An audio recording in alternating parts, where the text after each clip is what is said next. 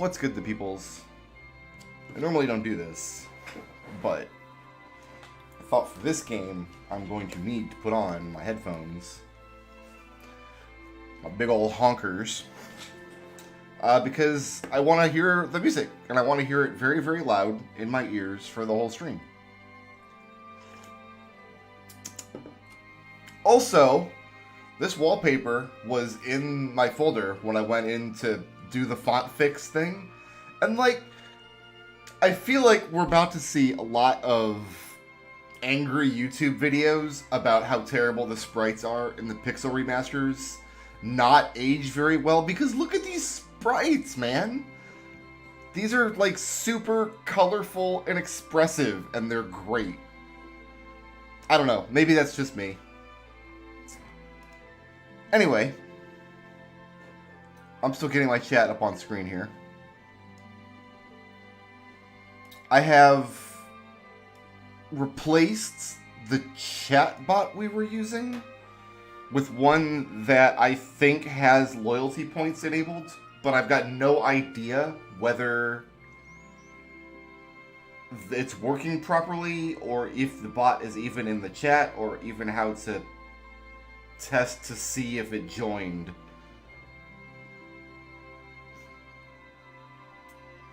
So that's the thing that we might have happening.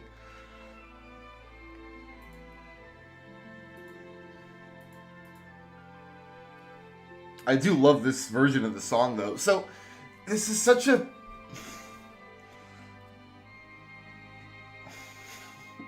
This is the first version of this song to have the string part. And the string part came to kind of dominate this song as it got added through the games. But Final Fantasy 4 and 5 have a snapshot of this song. Like, there's a part, like Final Fantasy 6, the string section starts to get even more, like, high-pitched, and it plays with the notes a lot. Whereas this one, the strings are, like, more reserved. In the actual original version of the song in Final Fantasy IV, the strings were more of a background element, whereas here they're more in the foreground. But, yeah, there we go. The bot's in the chat. McLean's random crap, you have 0 brick shavings.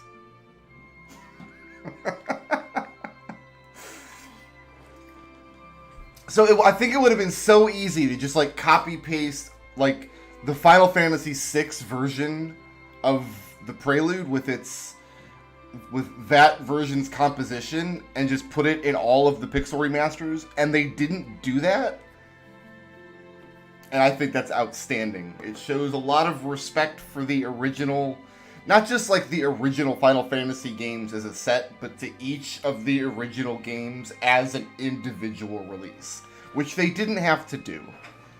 They didn't have to do that at all. They could have just taken like the Record Keeper sprites and plugged them into a game and ported them all over with like slapdash emulation, and they would have made $700 million, and they didn't go that route, and I'm astonished.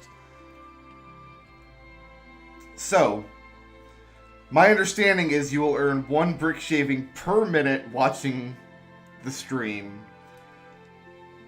I think that's how I have it set up. And then I'm gonna have to think about what we can actually spend them on and stuff. So the loyalty should be working now. Good. You guys will have dumb chat games and stuff to play. Oh, I'm ready to play this game. I haven't played Final Fantasy IV in so long. It's been like 15 hours.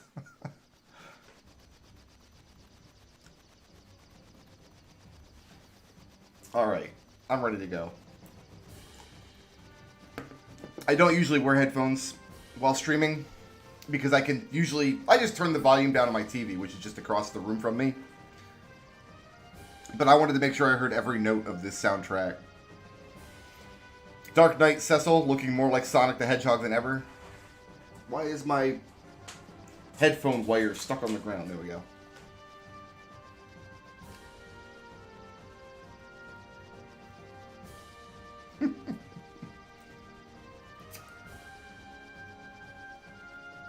The point system should work. The loyalty points, the brick shaving, should work for all viewers, whether they're members or not. Members earn more points quicker, I think. And I haven't turned on this bot's, like I haven't plugged it into the donation bar yet. But you should be able to earn points for watching the chat, or subscribing to the channel, or super chatting. I don't know, you guys will have to play with it and let me know.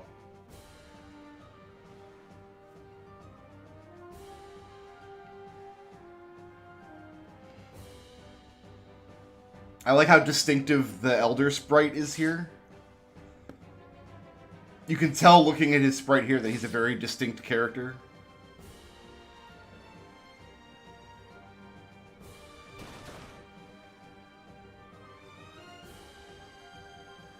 Yeah, this song is amazing.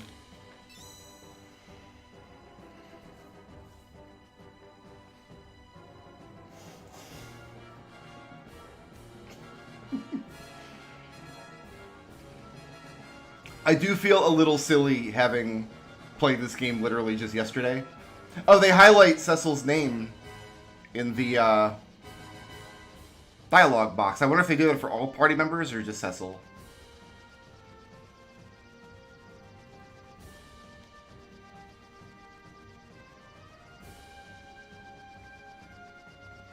Is this the Game Boy Advance localization, or is this new? I'm not familiar enough with the GBA text in this game. It's definitely not the SNES text.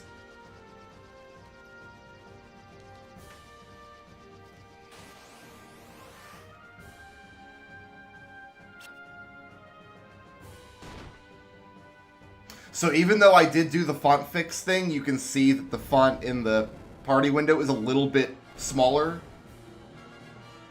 than in Final Fantasy 1 and 3, but that's just because it needs space for 5 party members. Damnation!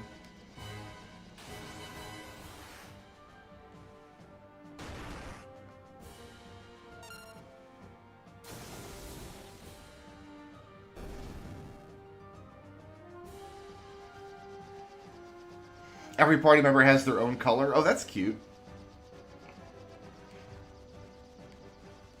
I'm not sure that I would have picked, like, bright cyan for Cecil. I mean, like, pale yellow is what I would pick for Cecil. That's the color I most associate with him. As a paladin, not as a dark knight. But he spends most of the game as a paladin, so...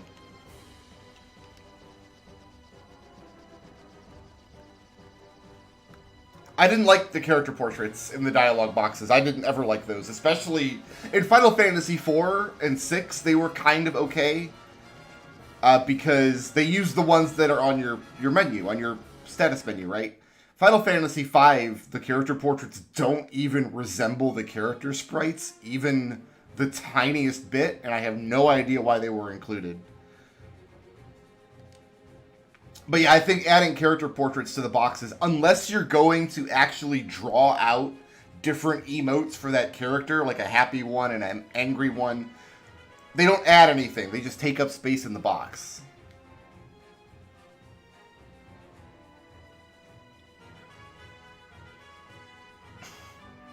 Just enjoying the Dwarven Castle music for a moment here. Oh, that's good. That's real good. Yeah, your points should accumulate across streams. The only thing to do with points right now is the thing, and I think it takes 100 points to click the thing. Here, I'll make a change to that real quick. Let me,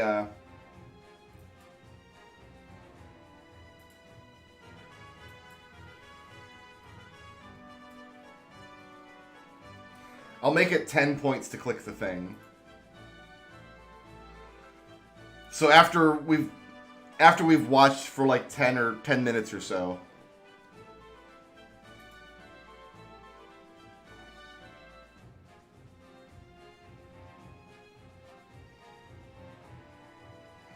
Oh, I actually have a page here where I could look and see how many points everybody has. I'm gonna give everybody 10 points. And the first person to click the thing wins.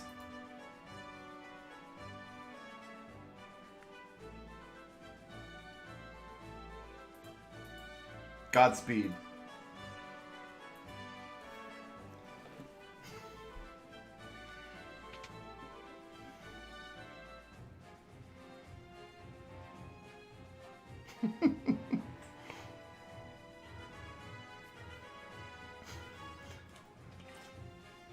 So back on Twitch, I used to have the thing for like 10 points, and then I had the thing for like 10,000.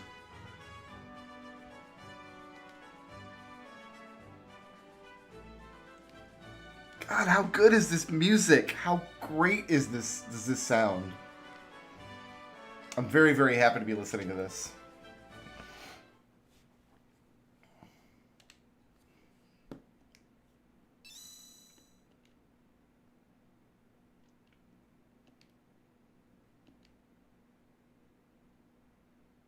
Like how Bacon's like, it looks genuine. Like, where's Cecil gonna get a fake crystal?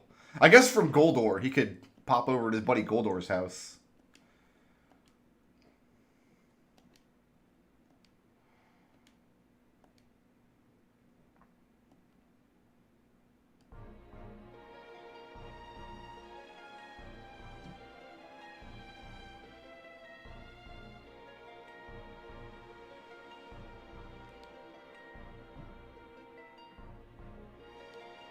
Maybe a little too heavy on the dum-dum, dum-dum in this song. Maybe a little bit.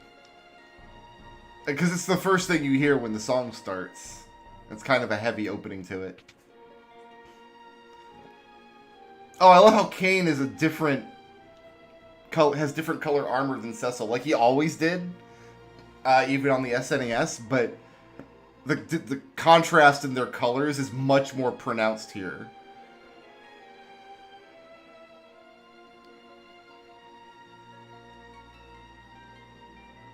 I always thought that on the SNES, Kain, when he was walking to the north, so you were looking at him from behind, just kind of looked like an ambiguous Mega Man spike. Like he had this amorphous mass in the center of his sprite, and then a bunch of spiky bits poking off the side. Whereas on this sprite, you can tell at a glance that it's the flourishes on his helmet, and then his shoulders, and then I guess he wears like a cape behind his armor of the same color. And it's clear what each individual element of his armor is meant to be on this sprite.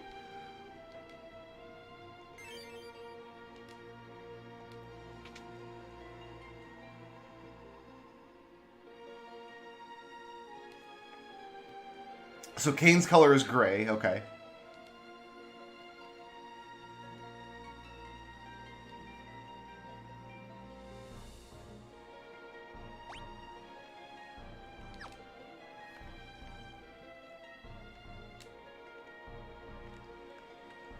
Okay, so we still have a dash button. Oh, nice. We can just change party order by pushing left and right. Oh, it's going to be such a shock when I go back to the 3D version and you have to, like, the menus are so much slower.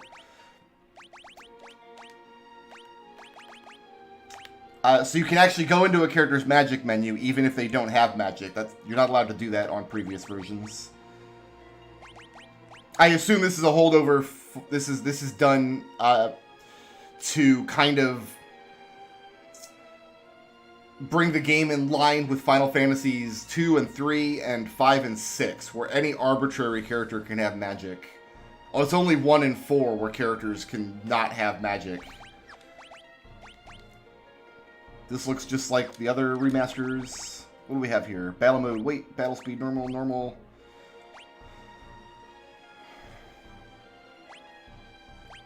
Oh, do we want to turn on garbage scanline mode? No, we don't.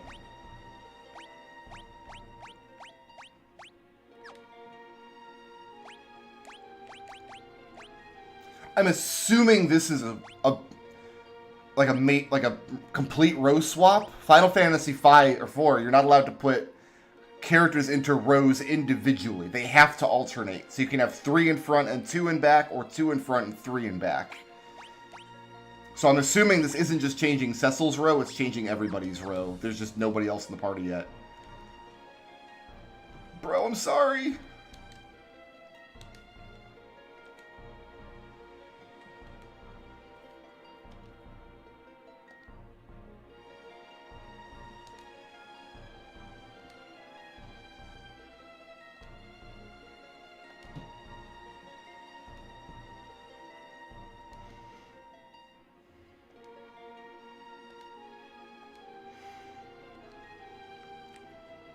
Yeah, I can't tell what script this is using. This might just be using the Game Boy Advance script, and I think the PSP script is the same thing. Can I just go get my airship now, please? No? Okay.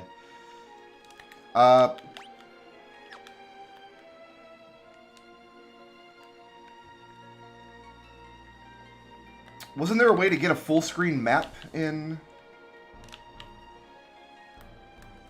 Final Fantasy 1 and 3? How do you do that? Maybe you can't in this game in some areas.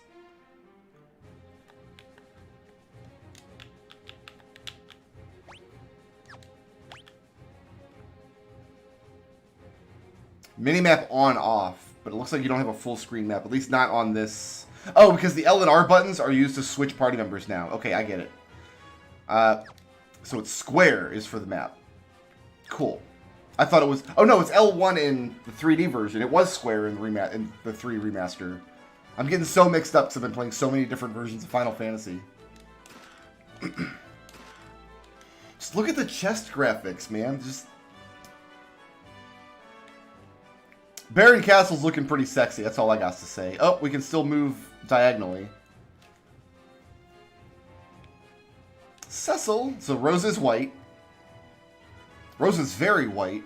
That's like she's essentially a platinum blonde. So on the SNES version, Rosa, her hair was always supposed to be light, like blonde, and it is in all of her artwork. But in the game, it's like brown almost. And that's something they did change for the Game Boy Advance remake, was they changed the color of her hair on her sprite in battle.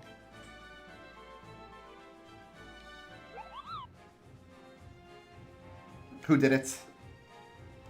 Superfly, thank you for the $10 Koopa chat. I'm pretty hype. I'm very excited to be playing this. I like the little color change on the characters' names. That's something that I would not have thought to do, but... seeing it in action, I do enjoy looking at it. Well, well, well. So Sid is like this puke orange color. Okay, maybe I should not speak so soon. Sid is almost entirely beard. That's as it should be. Like his beard goes all the way down to his knees on this sprite.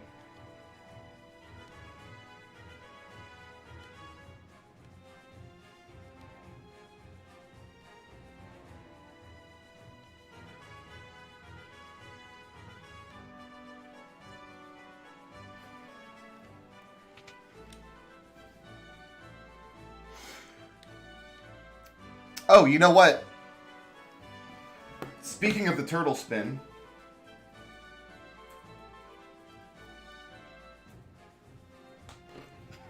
There you go. Enjoy that. I've changed your sheets, sir. You should really stop peeing in them.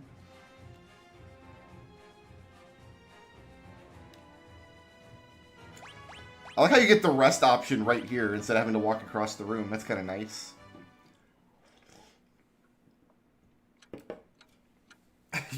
You cannot tell what that emoji is, and I can't imagine anybody who wasn't here for the 80 hours of watching the turtle spin will have any idea, but it's there now. We have one.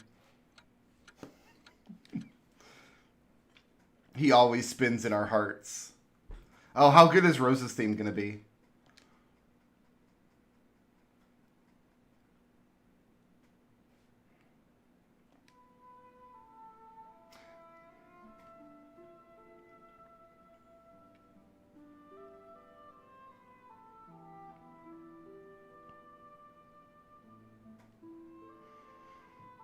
It's very simple, but I wonder if it's going to build to like a crescendo in the second loop.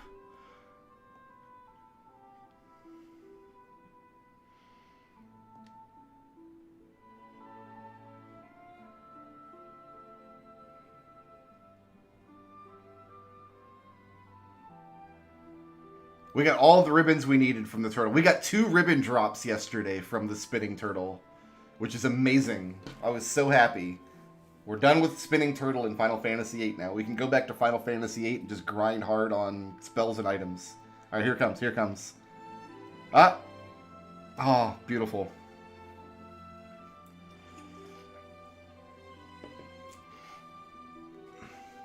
So there was a I guess like a concept soundtrack for this game long time ago. I had to import it from some weird Asian island I don't think anybody's ever heard of, but it was called Celtic Moon, and it was like the Final Fantasy IV soundtrack, or just like selected music from it, like 12 or 14 songs or whatever, reimagined as like Celtic music, and it was so beautiful. And we played the hell out of it. We must that CD made it into our like D&D music rotation for years.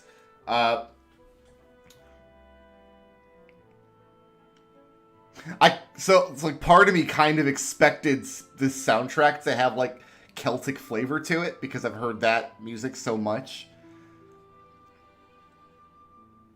I think they could have gone that direction. You know what? I think they could have just said, you know what, Final Fantasy IV, the remaster, we're doing all Celtic music. All Celtic all the time. They didn't. It's fine, though. It's still beautiful.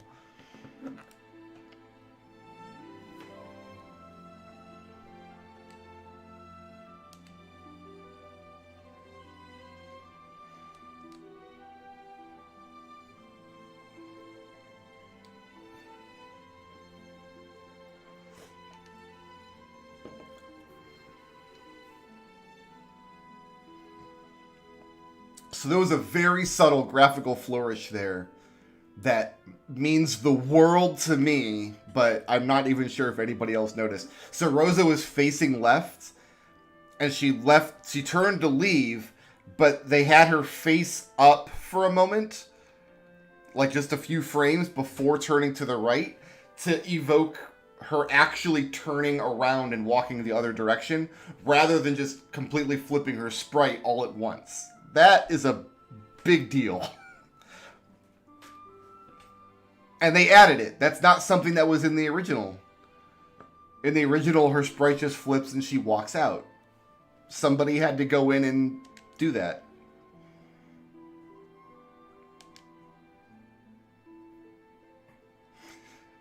Celtic Moon was credited to Enya on Napster. That doesn't surprise me. That's hilarious. That's really funny. It wasn't Enya, by the way. I don't think... Enya had the flagship song on Pure Moods, which was... like, it was another great CD, but it was filled with, like, new agey music, and Enya was on that. Look at that castle! That castle's awesome! It still doesn't look anything like Baron Castle does from the map, but...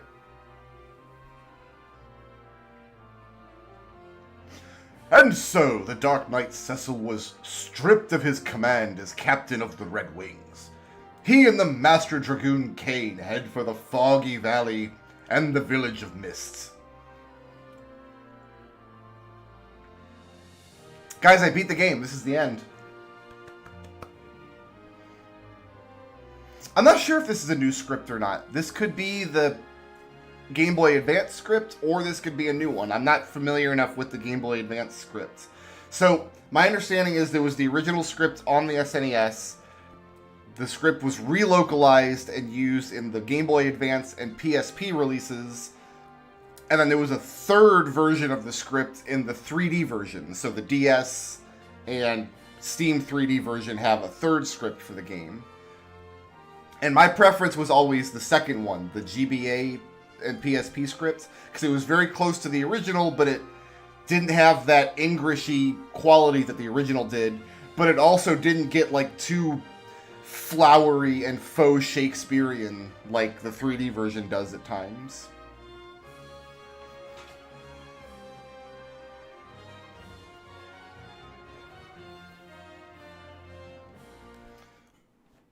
Okay. Here comes the main theme.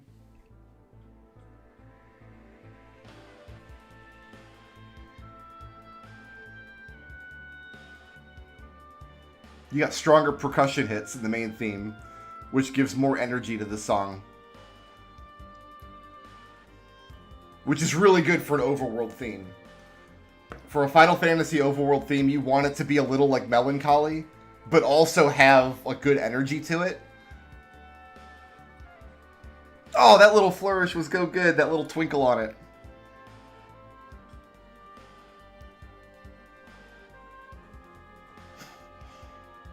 These forests are looking kind of bad, though.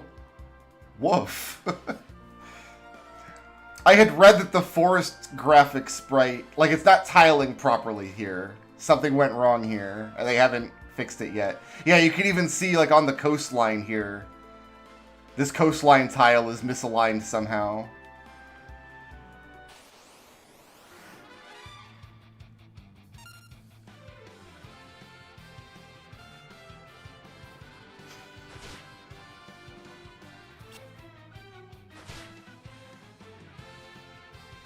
This is a great version of this track. I would not have guessed jazz ensemble, but now that I'm hearing it, I'm here for it. And this, like, this background, this is new. This background is awesome looking.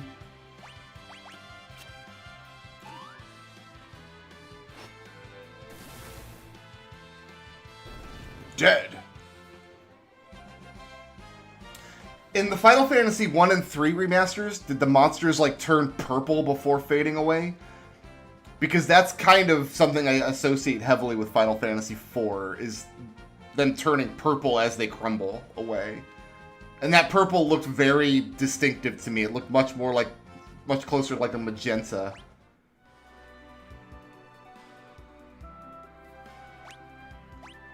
And yeah, we have to switch everybody's...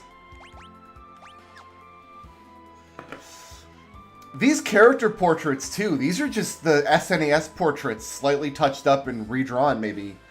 Because they did all different portraits for the GBA version. And this is not using the GBA version of the portraits. You can switch map men around. Oh my god, look at this big old hole in the world down there. Just like the giant sphincter of Earth. In the bottom left corner of the map.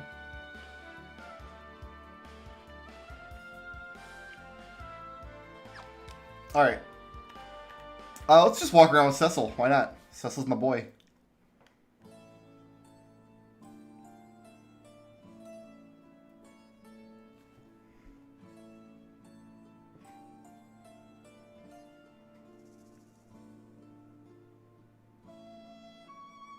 Okay.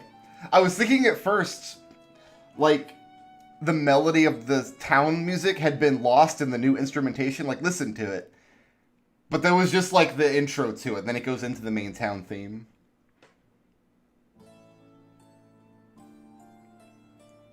Because like the main melody is there in that string part, but...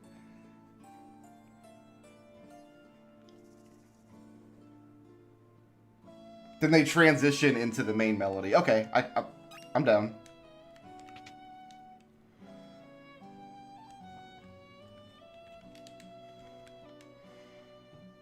Looking for limber, talented dancers. I would like to apply within. Where do I apply? I'm done being a Dark Knight. Oh, it's Dwarven bread. It's not Gnomish bread anymore. Well, that doesn't make sense, because this game has actual dwarves. Weird.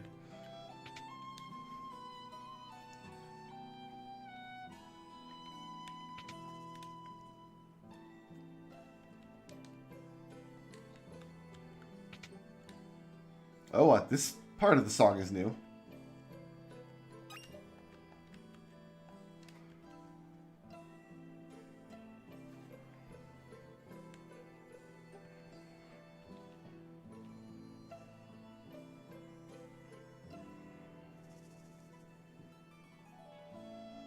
I like it a lot, but it makes the town theme... it makes it sound a little more sad. Oh, wait a minute. We have to, 3 out of 6 chests, 4 out of 8 items. I know where the other items are. The other chests must be inside the Waterway entrance. Oh, good. It is going to show me, like, what pots have stuff in it.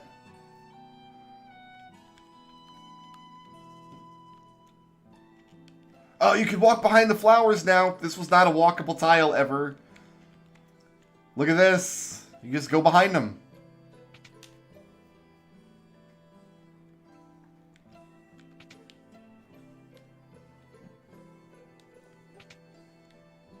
This is the Tower of Baron. It's just like a little. It's like a yurt.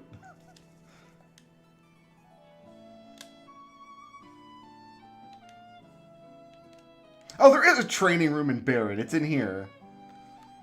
I had to talk to all these jerks in the 3D version to get an achievement. Is it the same achievement in this version?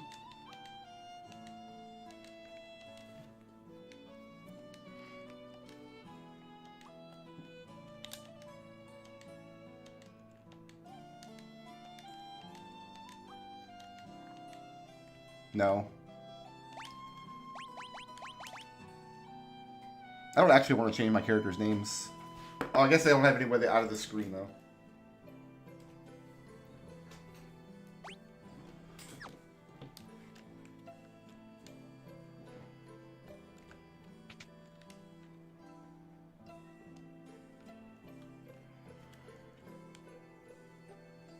God, look at these waterfalls, man.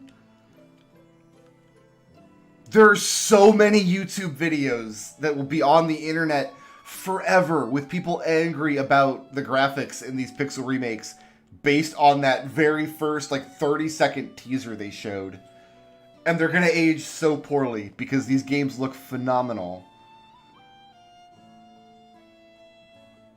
I didn't pay much attention to how it looked. I guess it kind of looks a little weird about how he's just walking down the wall, but...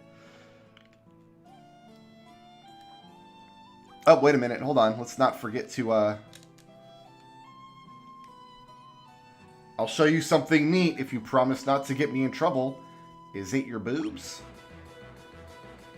Yes, it is.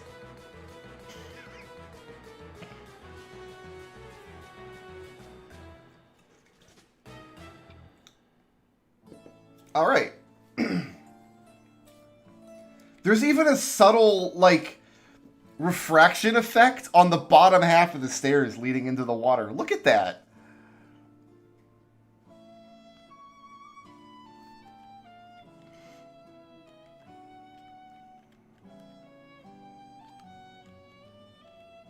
Oh, we don't get the actual full paths in this version. In Final Fantasy III, this would have turned the entire path on, and you could have seen where it went.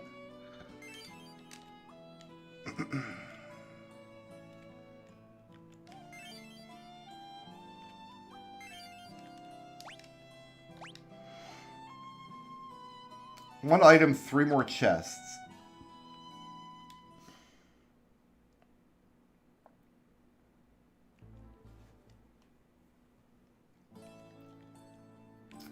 Three chests must be in here.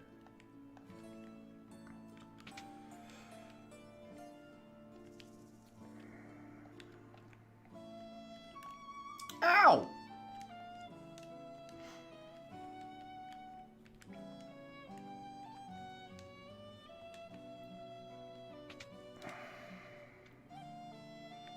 Does the character sprite also refract? Oh, I don't know. I want to go find out. I'm missing one more item somewhere. I must have missed one in the water. Yeah, it does.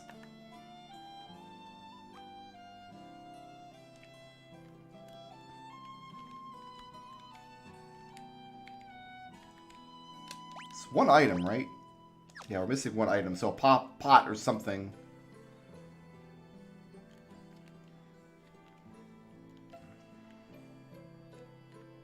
Oh, it's possible it's in... Oh, you know what? No, there's chests in here. There's 2 chests in here, and then there's a chest in here. And I couldn't swear as to where the last item is. I guess we'll worry about it once we find the key.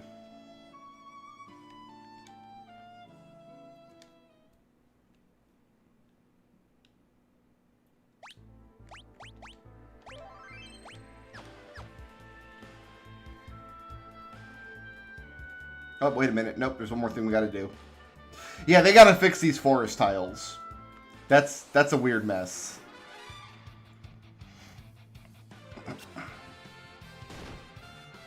Characters have evasion animations now.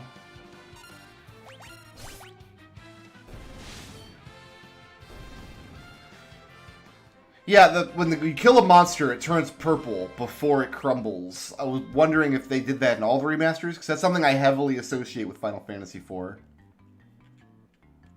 Oh, they tell me what area my Chocobo Forest is in. This is the barren area Chocobo Forest. And there's going to be a hidden Gissel Green in every single one, I bet.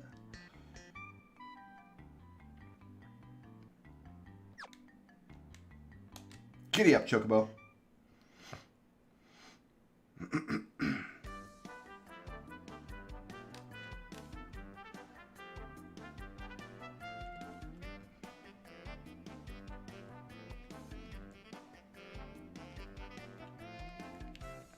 Now, Final Fantasy IV was the last Final Fantasy game before it became tradition to reimagine the Chocobo theme in a different style of music for every game. What is it for 5? I don't even remember now. But for 6, it was like Techno de Chocobo, then Ukulele de Chocobo, Mons de Chocobo. So this is a little jazzier than the standard FF4 Chocobo theme, but it's still like very reserved, and probably for that reason. Because starting with the 5 remaster, actually maybe starting with the Black Chocobo music in this game, like Chocobo's about to unlock and go crazy with the music.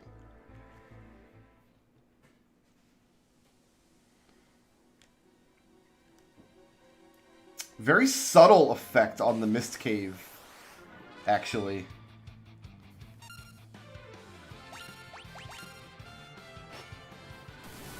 Five was Mambo de Chocobo, that's right. Oh, look at the little flash as darkness hits everything. I like that.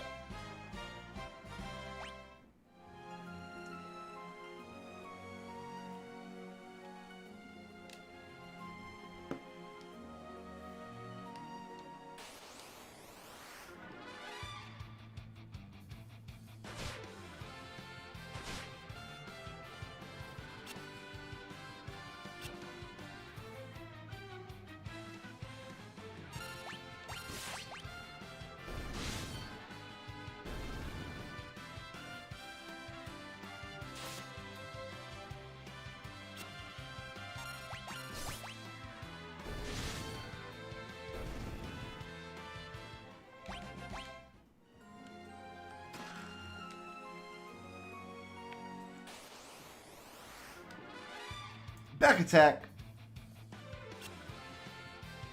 One nice thing about the back attack in this game is you can switch rows and everybody switches rows. As opposed to everybody having to waste their turn. Also, you can pass turns in this version. Nice quality of life thing.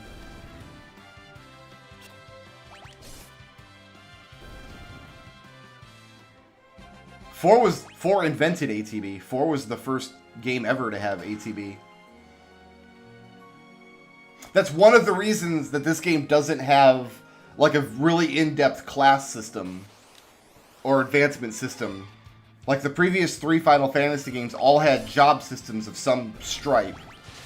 Whether it be like building your party of jobs or like leveling your characters up into jobs organically or just switching jobs on a menu. This game, every character is hard-coded. And I think it's because ATB is so different, and the battles were going to feel so different from the standard Dragon Quest Final Fantasy formula they'd done up to that point. They wanted people to focus on that element of the game and not so much their jobs. So Final Fantasy IV is kind of the least interesting game in the series from the standpoint of what you can, like how you can develop your characters mechanically. And I think it's because it was the first game to have ATB. I do miss just like the roiling mists down below in the hole here. And that's it for this dungeon, right? Yeah, 4 chests.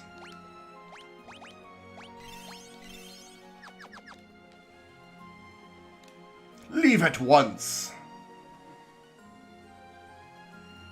Right, there was no ATB bar in the SNES version. I think 5 was the first game to add a bar.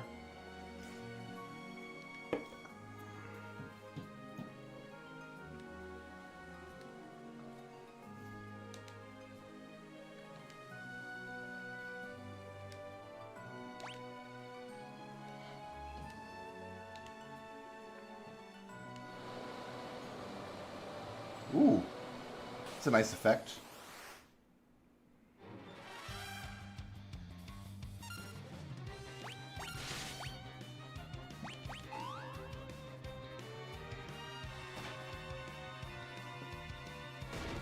This is the song everybody was waiting for. Oh, God, that's awesome. I'm sold immediately on this.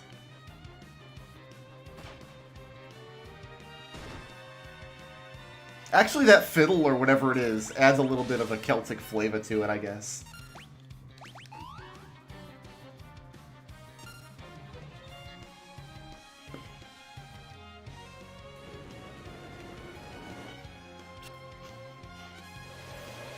Ooh, we counterattack and jump now. I don't think the dragon did that originally. No, there's no job system in this game. Each character is just whatever they are. And there's only one character that changes jobs, and he does it as part of the story, and you can't avoid doing it. You also can't pick which characters are in your party. Your characters are in your party based on where you are in the story, and that's all you get.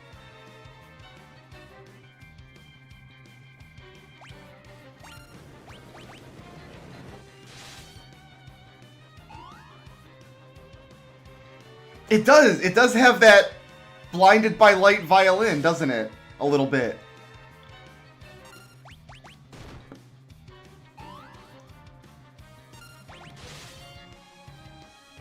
It really does.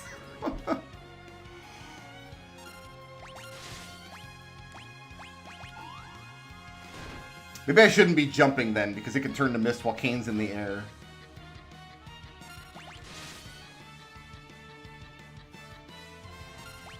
Yeah, I'm glad this thing can't cast friggin' Drain, right? We'd be soft-locked. No, it wouldn't, because Cecil's here. Only if we were doing a Kane solo.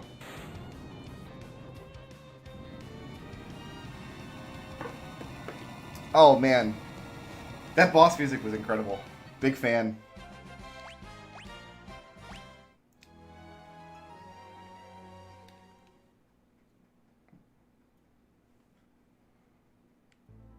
I haven't heard a, like, bad song in the soundtrack yet. Yeah, Cecil has his darkness ability. I just don't use it very often. Because it eats up his hit points.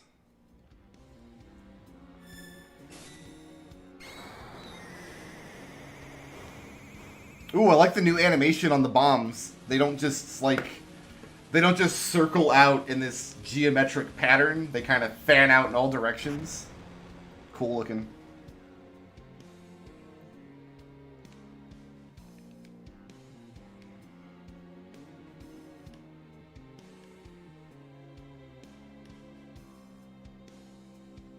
I like Rydia's little yellow cape. I think she was always had a yellow cape. It's just a lot harder to see on her original sprite. They made it very much more pronounced on this one.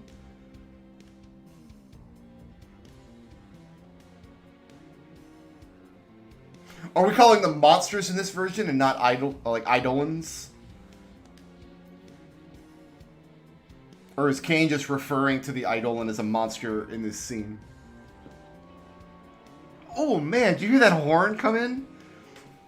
I felt like we Metal Gear there for a moment. Seriously, listen to the song and then picture like Solid Snake sneaking around the back of this burning inn.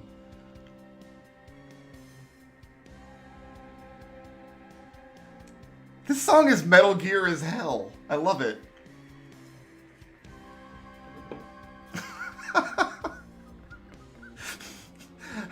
I expect like Liquid Cecil to pop up on the codec now. You didn't know that the king had manipulated you into carrying the bomb ring, did you, brother? There is a Liquid Cecil in this game. Golbez is totally Liquid Cecil. I'm having way too much fun right now.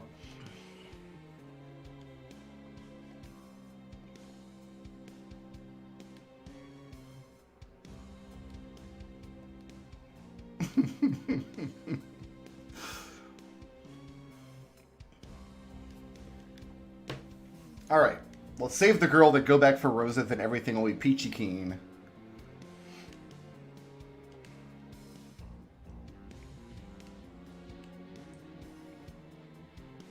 Ceridia doesn't have her, like, nameplate color yet.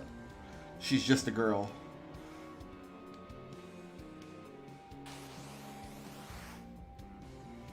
Oh, look this effect on the battle screen here. I like it. Go away!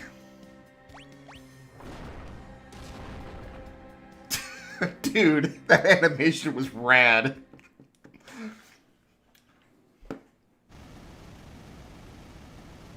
Titan just drops out of the sky. Oh, nice. We actually have rock graphics, like an avalanche graphic on the world map. Instead of just putting mountains in there.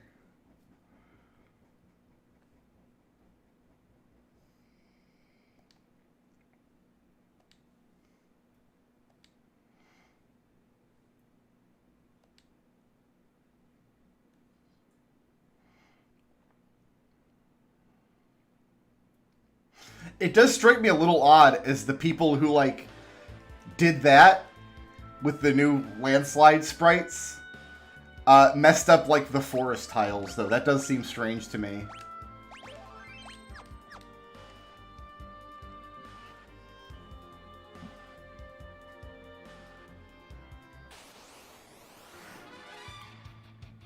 I can safely use darkness here.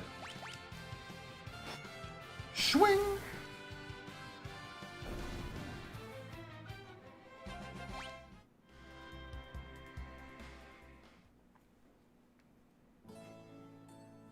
I was wondering if other villages would have a different version of the town theme than Baron. Like if Baron was going to have like a kind of sad, melancholy, like occupied town theme, and then other towns would have a happier theme. But it sounds like we've only got the one.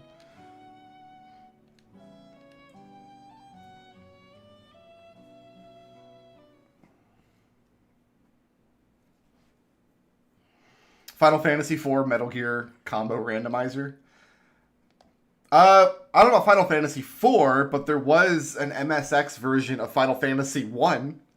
So if you really wanted to get stupid and develop something for the MSX emulator, which I don't even know what it's called, like Final Fantasy 1 Metal Gear combo randomizer, someday, please?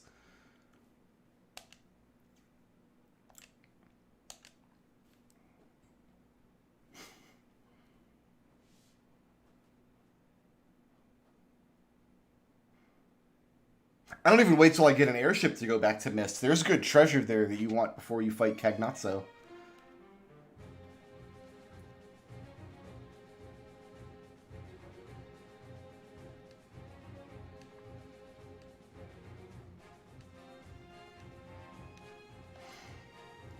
So I'm not sure how the math works in this version, but on the SNES, the only character that actually gets experience from this fight is Kain. Because any experience that Cecil gets early in the game just gets zeroed out eventually. But whenever you gain experience, all characters who have been in your party but aren't in your party right now do gain the experience as well. So when they rejoin your party later, they're higher level. But right now, the only character that qualifies is Kain. Nobody else has been in the party yet, and none of this experience goes to Cecil. He'll gain it, and he can gain levels right now, but it's all going to get zeroed out later. It's not going to matter. So only Kain gets this 471 experience.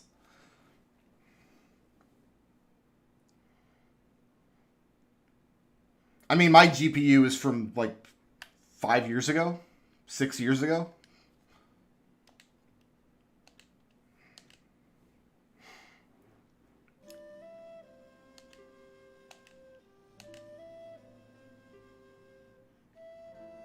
I should have listened to Rydia's theme music for a few moments. I kind of just... We'll have another opportunity later, I think in Damcyan.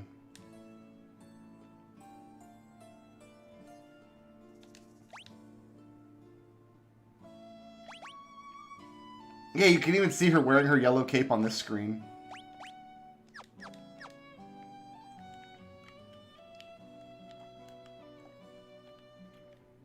Oh, yeah, you know what? You were right. I do have to kill the guy for the bestiary. Well, I guess I just don't care about the bestiary then, do I? We're just going to have to replay this game at some point.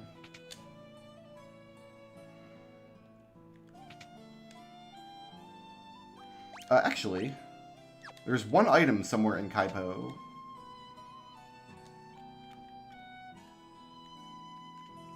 Where it be? There it is.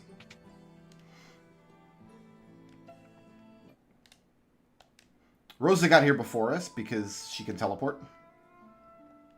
Canonically, she can teleport, but not until the Tower of Zot. If you don't come in here and talk to Rosa, you can't progress in the story. You get to the Waterway and Tella just won't let you pass.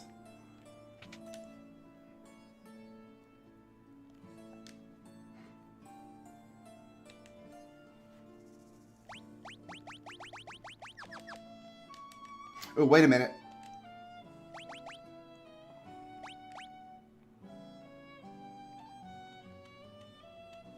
I'm gonna guess... Yeah, I'm gonna guess that there's no more ammunition. That once you get an arrow, you just have it forever. We won't know for sure until we get Rosa in the party and she starts launching arrows, because I'm not gonna give Rydia a bow.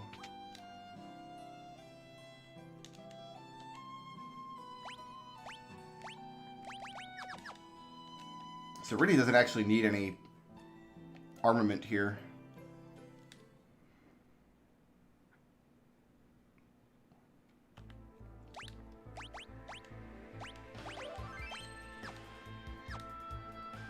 Switch to Rydia on the map for now, because we're not going to have her very long.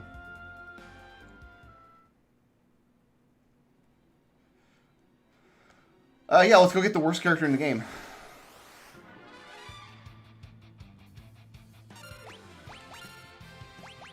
She has no magic yet. All she can do is summon a chocobo. No, she can do this.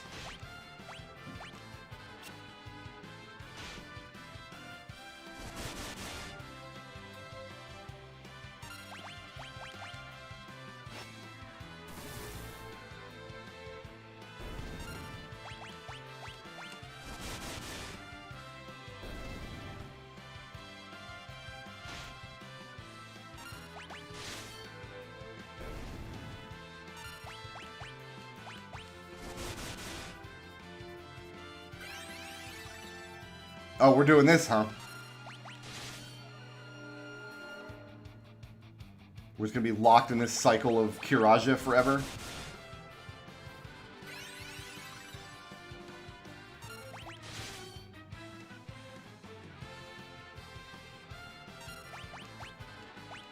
And it's gone. Now she's got Blizzard Cure in sight. She can't learn Fire, which is why we're gonna go over here and get Tella first. The Dark Sword! Dark Knight, I need your assistance. Now, something that didn't come across when this game came out in North America, because we had skipped 2 Final Fantasy games, is that the Dark Knight in Final Fantasy III is pretty badass. It's one of the best jobs in the game, and it's really strong. And, like, the whole, like, final 2 dungeons before you go into the actual final dungeon are based around having to use the Dark Knight, because he's the only one who's strong enough to be in there. So Final Fantasy IV, starting the game out with the Dark Knight as your character. And by the way, the game just switches your map man to whoever's talking, I guess. Because Rydia doesn't have lines here, but Cecil does. Which is a nice touch. But yeah, starting Cecil out as a Dark Knight would have been a good way to signal to players that he's like a veteran fighter. Like he's not a typical level 1 BS RPG hero like you'd see in Dragon Quest.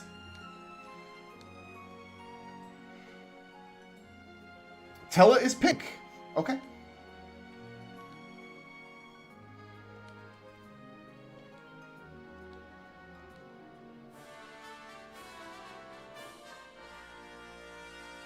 Nice little fanfare.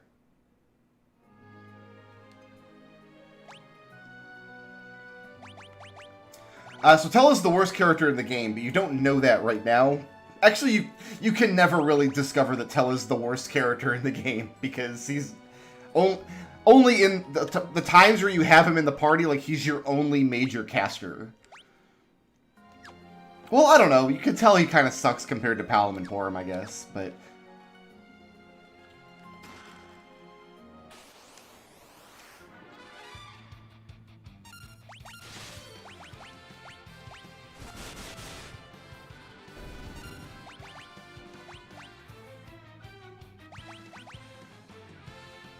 Did Final... Oh, I guess... This is the first time I'm seeing just the MP costs on this screen, and I guess there was no need in Final Fantasy 1 or 3 because they use spell charges. Alright, now that makes sense.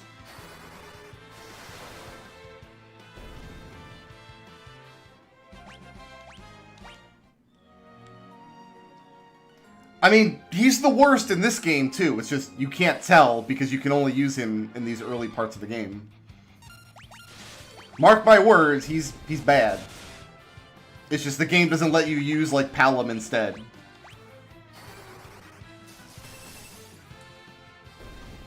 He's not even that good for the sections where you have him later on, because by when you get to, like, the Magnetic Cave and the Tower of Zot, like, he doesn't have enough magic. He doesn't have enough MP to kind of fuel him for the whole dungeon.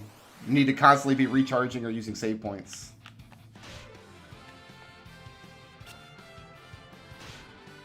I don't actually want to run. I don't want to lose gold, I guess.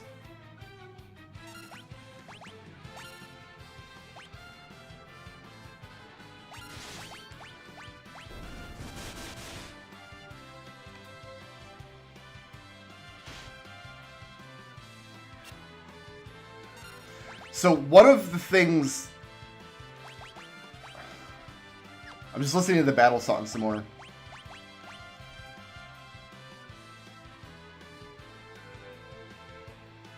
There are elements in the synth version of the SNES soundtrack on the chiptune version, I mean. Like, background elements in this song that stick out too much. Like, there's supposed to be background elements, but they just stand out too much in the melody. And in this version of the song, those elements are properly in the background.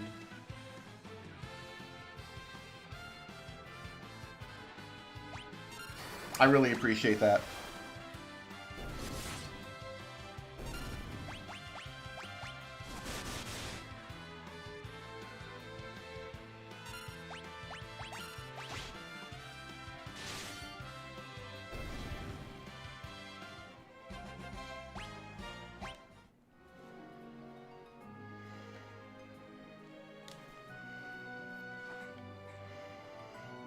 Oh, I didn't even notice what the ice spell had done. Ambushed? What?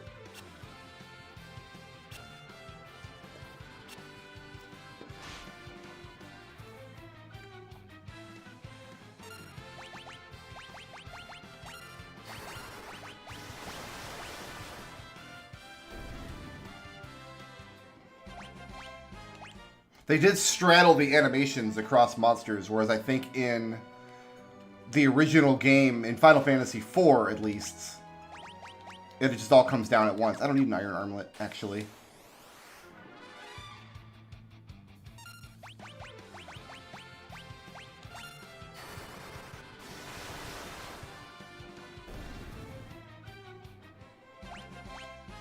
So one thing we can't see in this version that we saw in 1 and 3 was when you select a command, it appears on the combat menu, so you can tell, like, oh, if I auto battle, like, what commands is everybody going to use?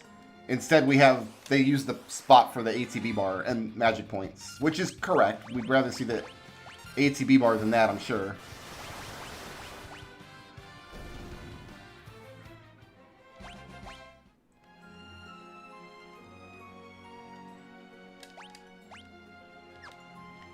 Seven out of 18 chests.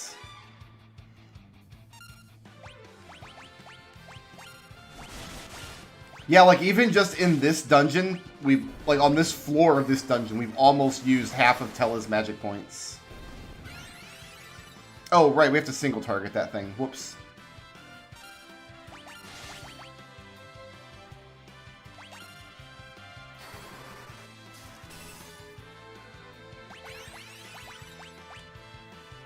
Yeah, I guess I did prefer the original ice animation. Where it was like a little snow flurry. Instead of icy spikes. The real test will be bio. Yeah, what are they going to do with bio?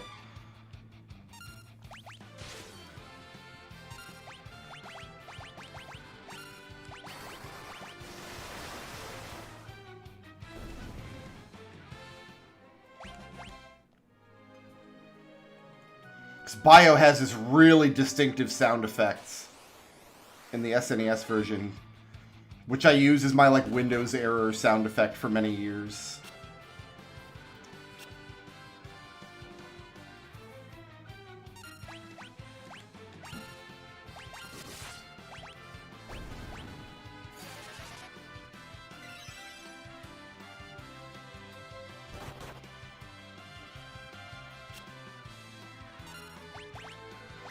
This game moves so fast compared to the 3D version I've been playing. Holy crap. It's like night and day.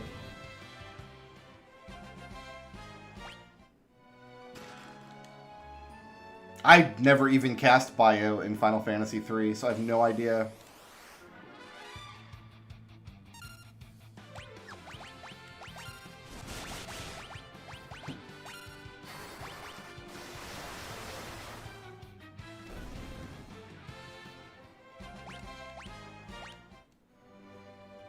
Note that Poison is not bio. Poison is a separate spell in 4, and I think in 3 as well.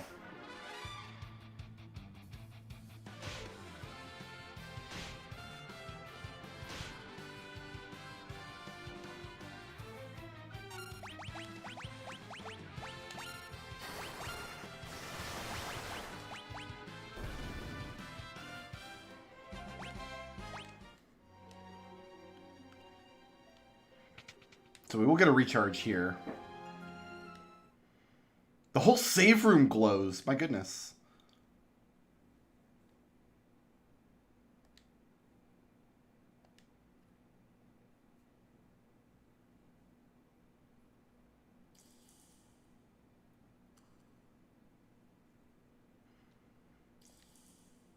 Little drippy noises in the background.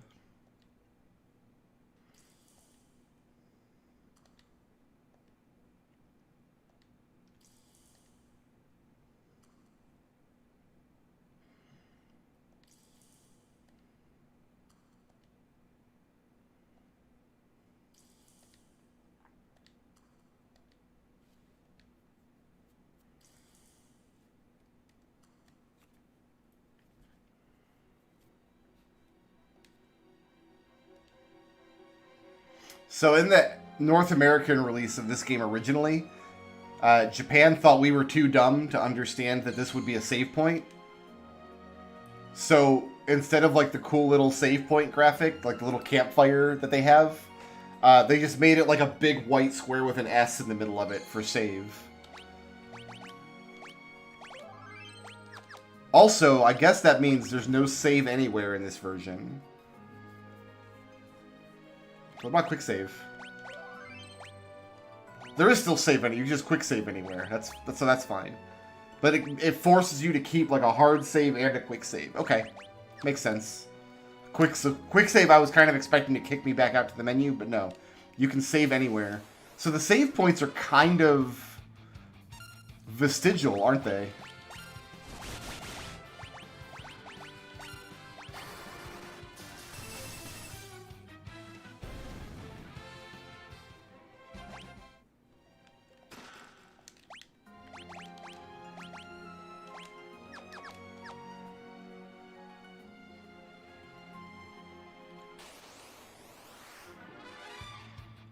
I love back attacks.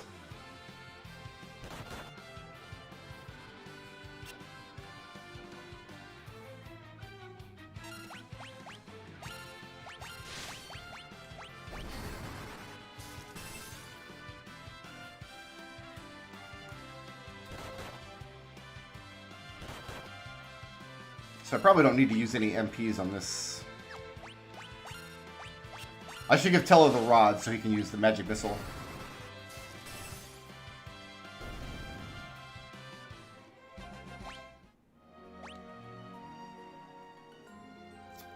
A dying in Final Fantasy 1 and 3 sends you back to the previous autosave. Not the previous hard save. Which is one of the things that makes Cloud of Darkness so easy in that version.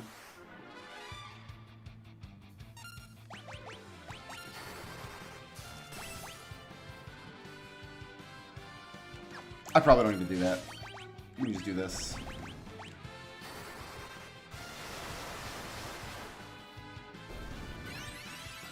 I'm wondering if we'll see new monster formations in this game too, like we did in Final Fantasy 1.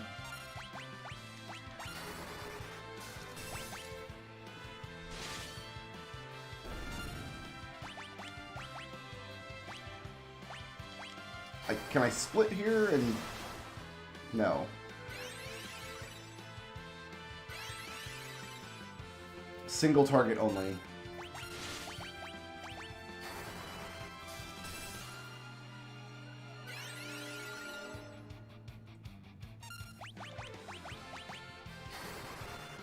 These things are so rude. I don't think Riddy is strong enough yet for her actual black magic to do the job. Ah, she got us there.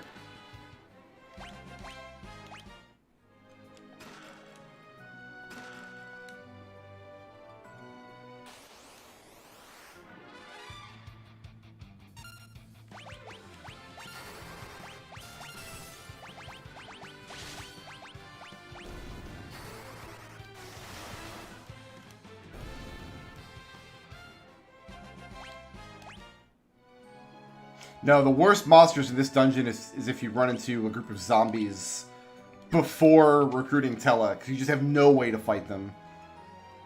Because Cecil's attacks always do like 1 damage to zombies, and Rydia can't learn fire.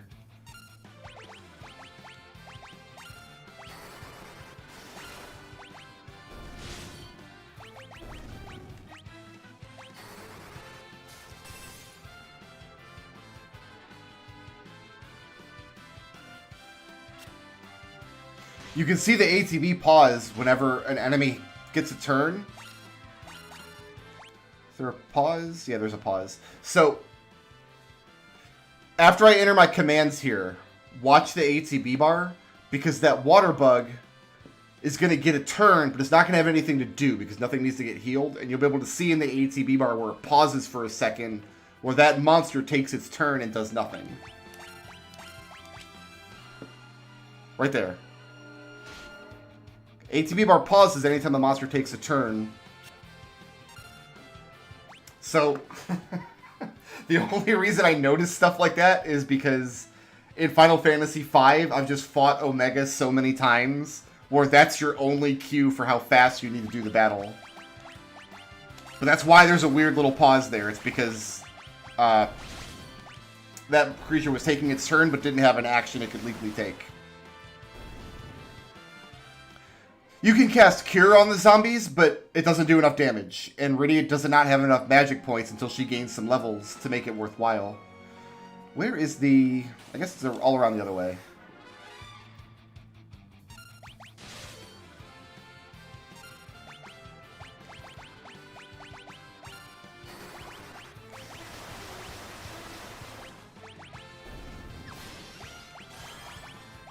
Oh, don't Osmos me, bro. Oh, the worst.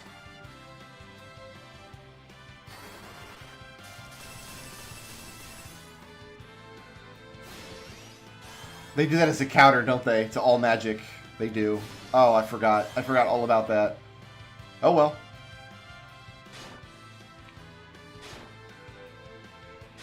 We are nickel and diming the rest of the way through this dungeon, then. I guess I could use darkness.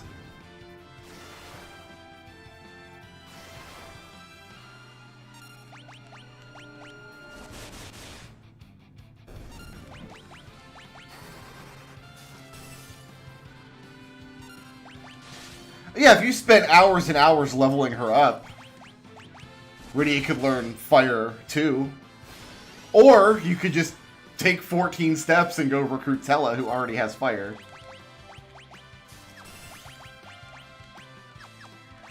You know what? You just need to defend then. I completely forgot these things countered magic with Osmos.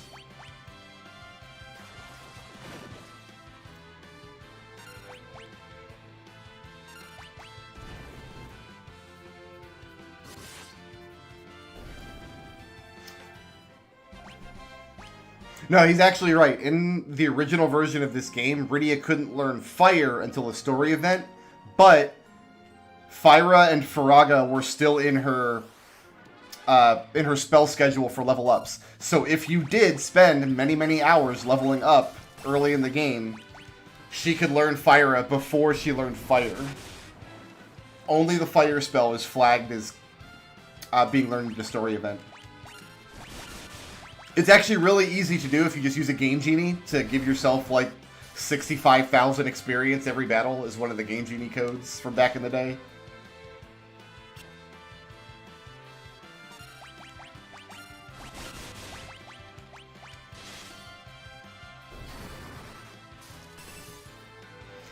So you could roll up into that event already knowing Fyra and Faraga, and then she's like, I hate fire, and then she learns fire, and it's all triumphant. It would take a lot of leveling, though. You probably have to go to...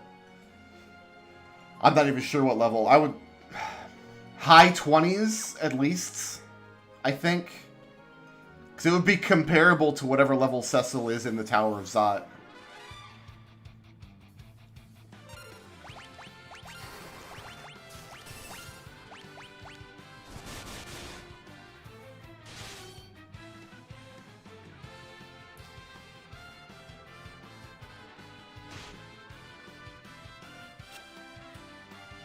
I guess Rydia has a few more thunder spells we can use here.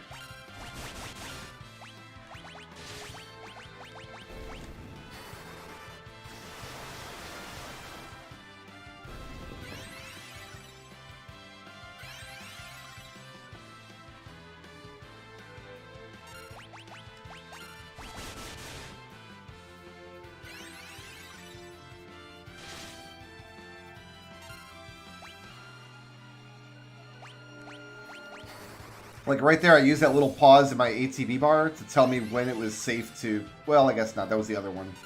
Let's wait for my bars to completely fill up. But now I can't tell when they get their turns.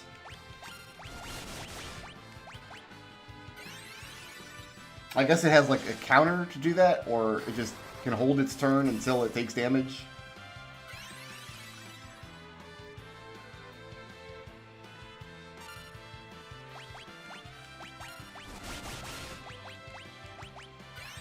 We can't kill this thing. We don't have the magic for it.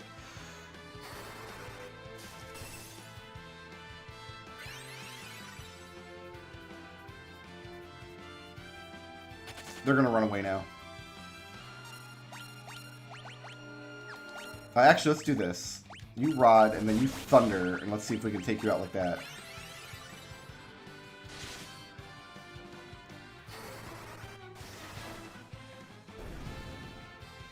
That's how we gotta do it, I guess.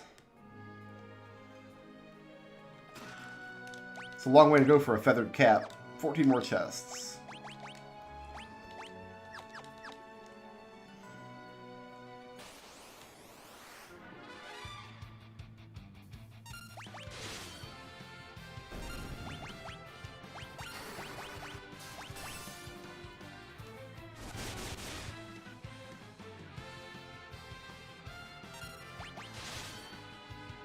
I mean, Tella has Osmos. It's just so few enemies actually have magic points in this game that...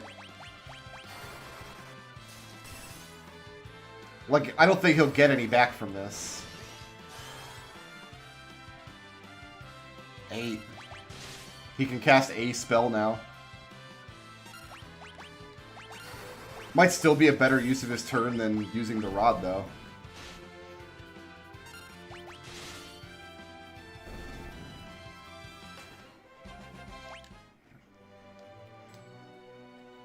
But it's just so few monsters in this game have magic points that you're spending like 2/3 of your turns casting Osmos.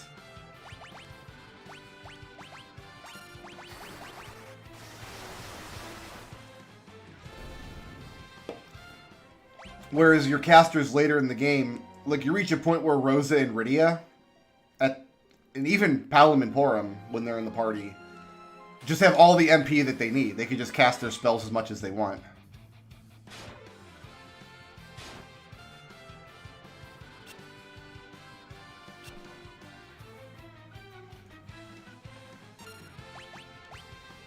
We did get enough for this fire spell, though.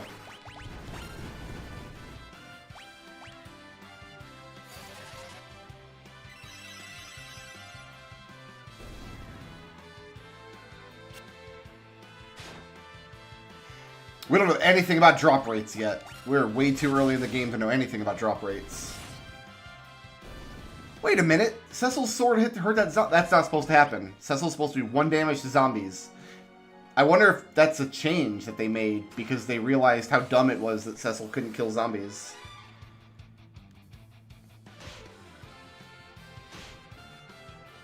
Okay, that might be a change in this game.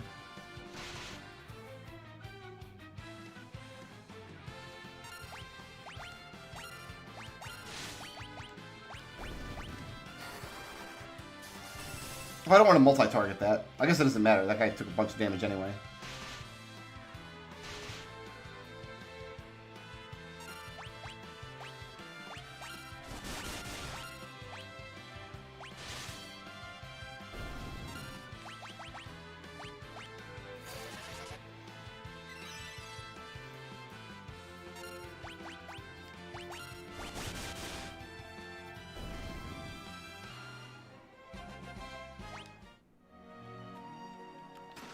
Because, yeah, Cecil has, like, the Sword of Darkness, right? So, the whole thing is he's not supposed to be able to attack creatures of darkness. That's actually a plot point later on, when you get to Mount Ordeals.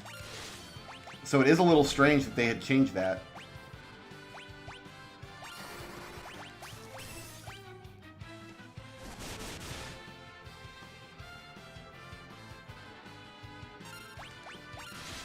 Maybe I had never tried it in the 3D version, because I'm so used to playing the Super Nintendo version.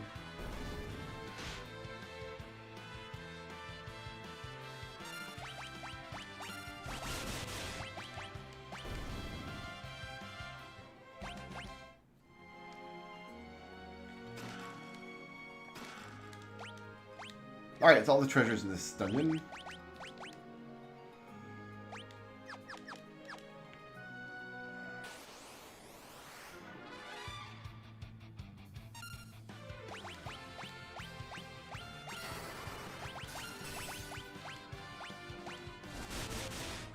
I love that arrow animation. Very happy with that. Not so happy with how little damage that did, my goodness. I thought we'd blast through these 2 fish. We almost did.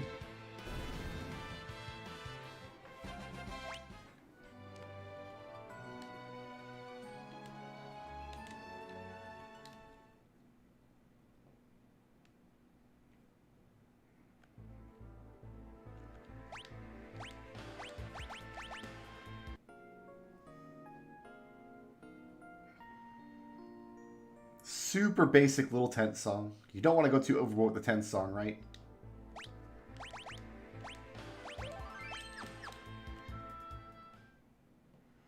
And there should be, I think, 3 chests here? 4. He's down there! Let's jump down the waterfall. This seems safe.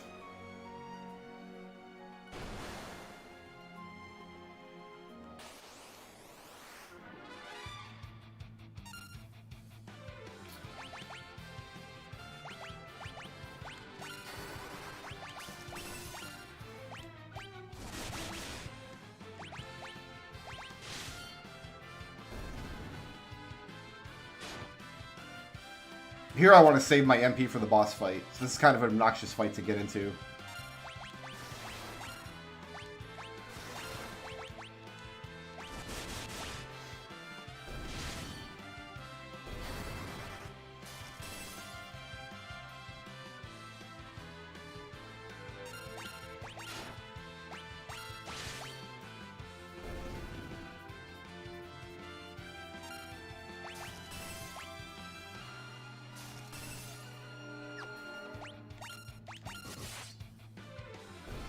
Yeah, Sissel can one-shot these.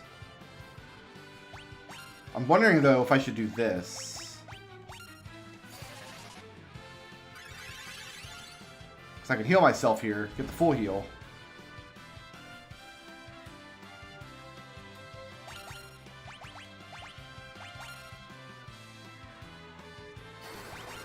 Alright, is he going to counter my Osmos with his own Osmos? We got nothing from it. Osmos just doesn't work. Cool. So, like, the one monster that's actually a spellcaster in this dungeon, Osmos doesn't even work on it.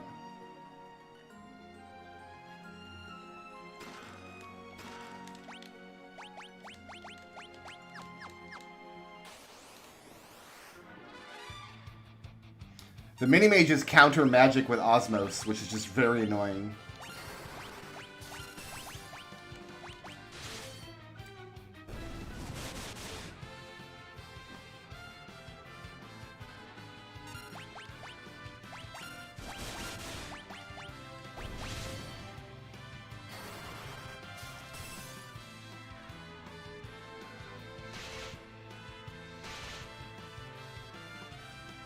Alligator double attack.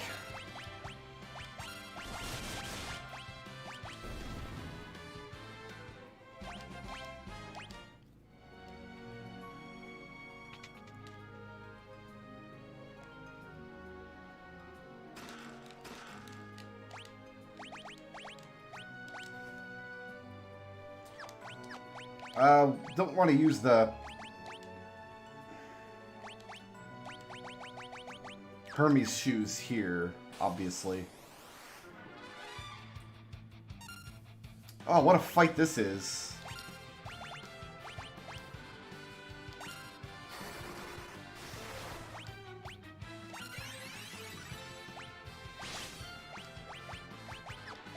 Wait, why did that thing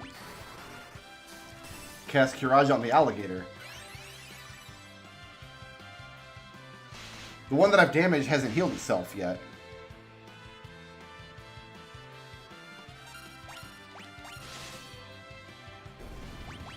Weird.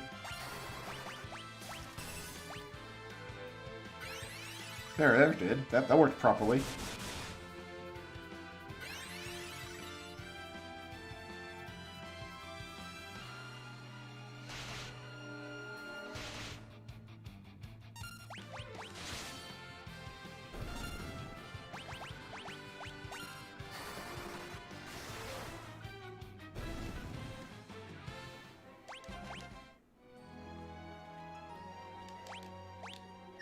All the chests from here. There he is!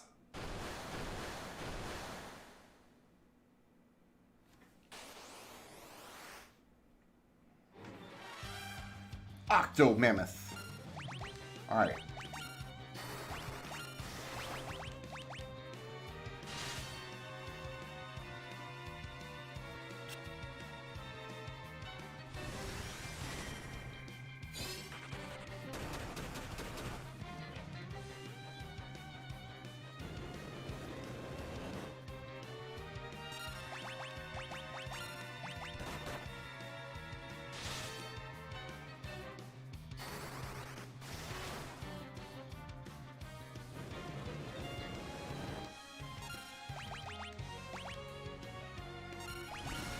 I feel like this Chocobo summon animation is a little underwhelming, but also isn't that kind of the point of the Chocobo summon?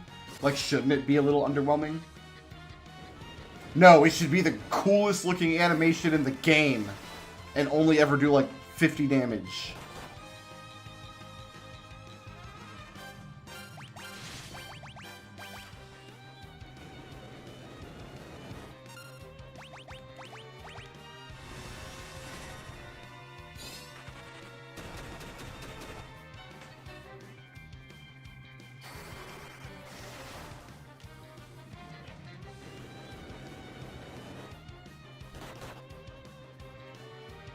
I'm pretty sure all of its tentacles are even in the proper positions when compared to its original sprite.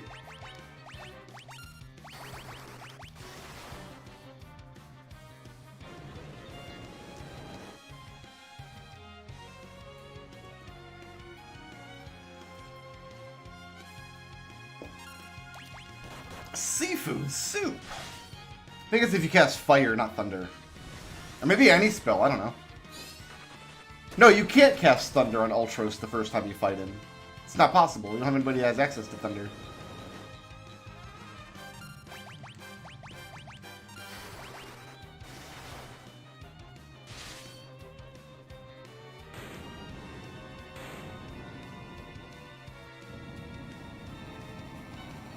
The Crumblies.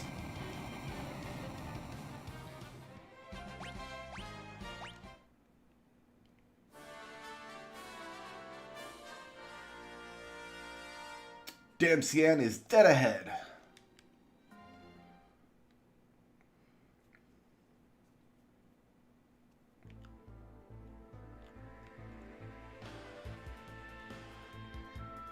This little cutscene started a little bit earlier than usual.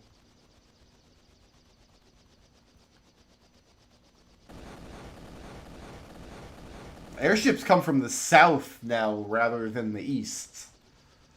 Which makes sense, because Baron is south of here, not east of here.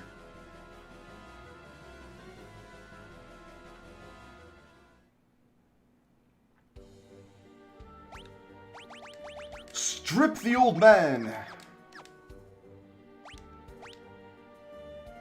10 chests, 3 items. I wonder if we'll find any, like, hidden chests that I never knew about. Oh, you can't use the button from the side anymore. You have to actually press the button. Oh, we got the passage here.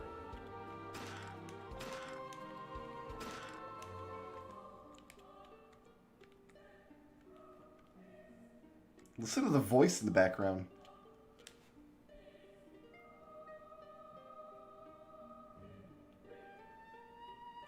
This is so good.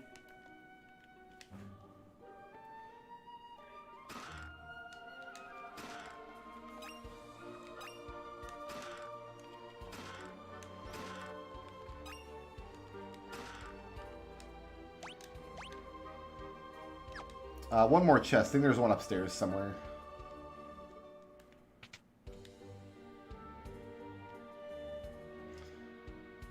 I like how they didn't go overboard with that voice. It's just like just enough to add some texture to the song in the second loop. But they didn't make it overbearing, which is something that a lot of these games will do sometimes.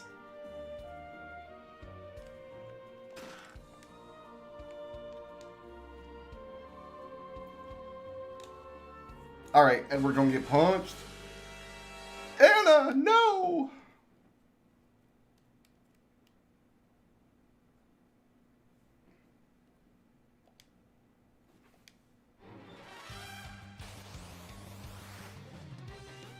Edward's a lot more colorful.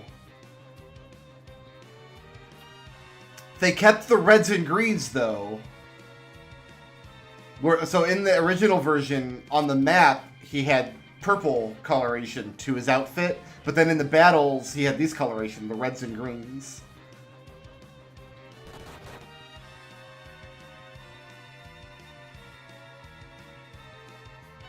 So I need to pay attention to his map sprite and see if they kept him purple or if they changed him to match this.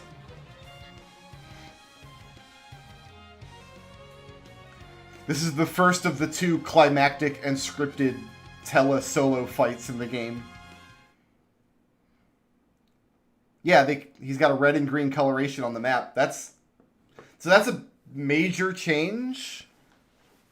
Because on the SNES, he had like purple, like a purple cape.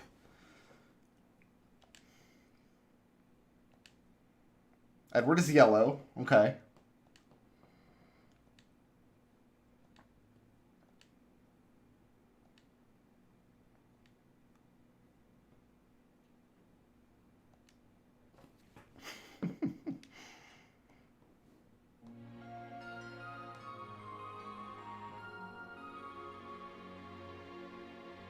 Dead.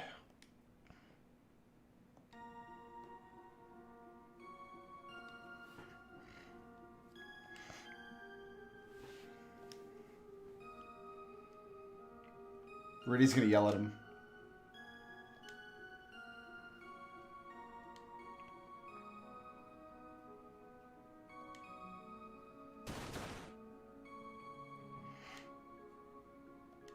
Tella's so mad.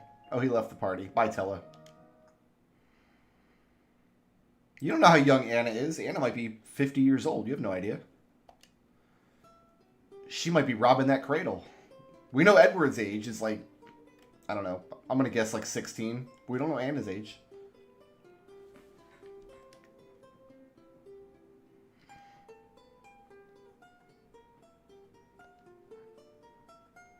I'm surprised that Rydia's color isn't just like a straight green. It's like an aqua kind of shade. Not on the map, Treble. On the map, his cape is purple. If I'm wrong about this, I'm going to move to the mountains and become a monk. I'm going to go to Spriter's Resource right now and look. If I've misremembered this, his map sprite after playing the game for 10,000 years. No, it's purple. He has white hair and a purple cape on the SNES. On the map. In battle, he has the red and green coloration that we see here.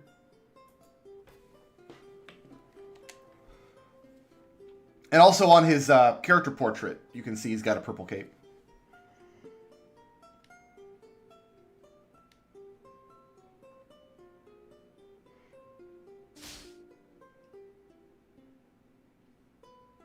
I noticed that they didn't do anything else to this song. They left the melody of lute alone, which I think is the correct choice. Like, they could do all kinds of little flourishes to this song, but in the game, like in the actual story, this is supposed to be Edward playing this song. And so that's why it's only one instrument. It's such a basic song, because it's his song and he plays it alone. And he has his own little separate special animation for when he plays it. So I'm glad that they didn't take this song and do anything crazy with it. They left this one alone.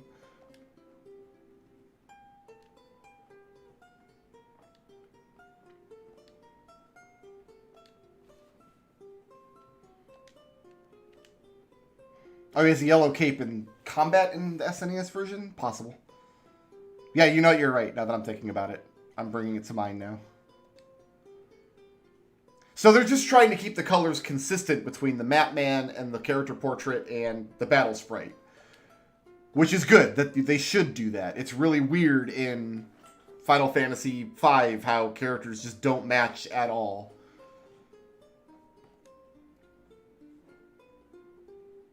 In Final Fantasy VI, I think some characters change hair color between their portrait and their map sprite.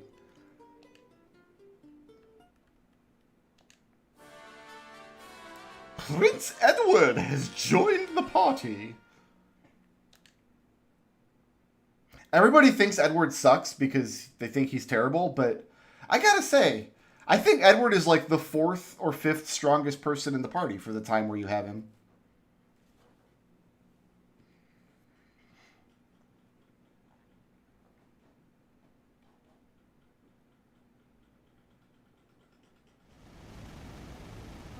I wonder if they changed his song command at all. No, his song command is going to be tied to his heart. Okay. So yeah, this is the same portrait, just with different coloration. Oh, and characters do have dominant hands, I'm noticing now in this game. Fair enough.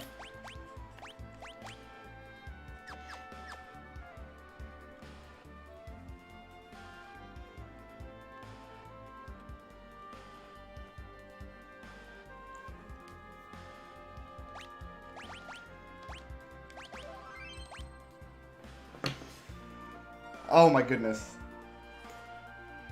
Playing this game is doing my heart a lot of good, you guys.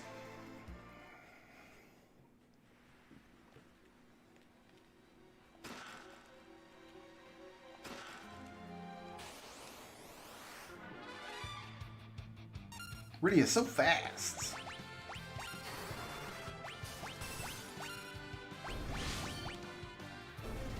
We just had to fight in this dungeon for like 15 minutes yesterday looking for one of those basilisks. We found it first battle here.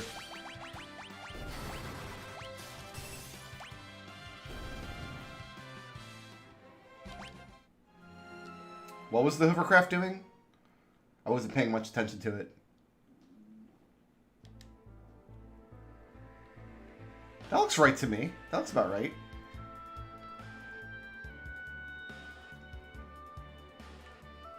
It's like floating off of the ground about its own height.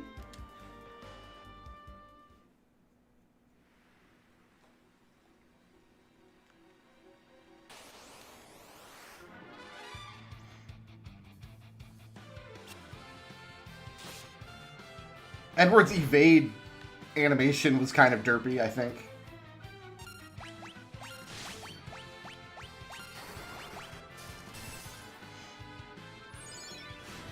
Oh, that animation was sick.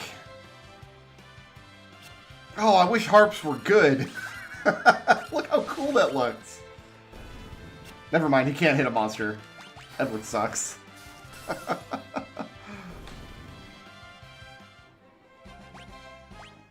Oh, I've completed the Game Boy Advance version of this many times. So in the Game Boy Advance re-release, when you get to the end of the game, it lets you take anybody you want in the party. So you can put Edward back into the party for the end game, and they gave him end game equipment. Same thing with Sid and Yang and the twins. So that they're end game viable. And Edward's harp in particular does extra damage to dragons and certain other types of monsters, and he does beast mode the final dungeon in a lot of ways.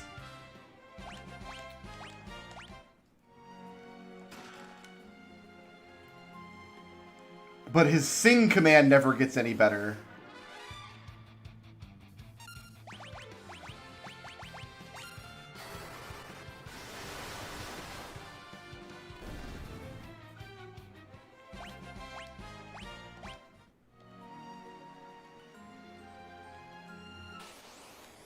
Oh, I missed a box down there.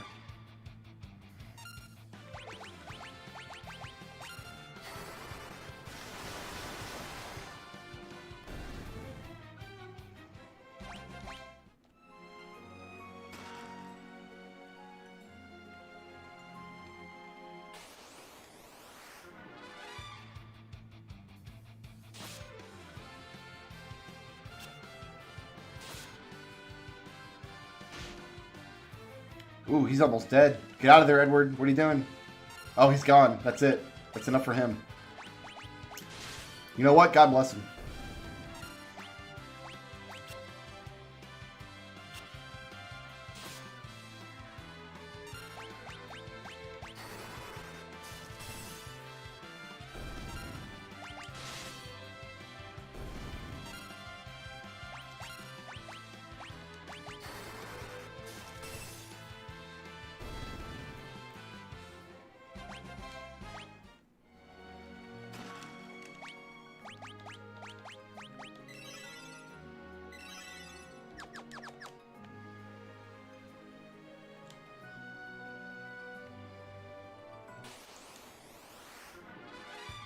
Hey, it's Leshy.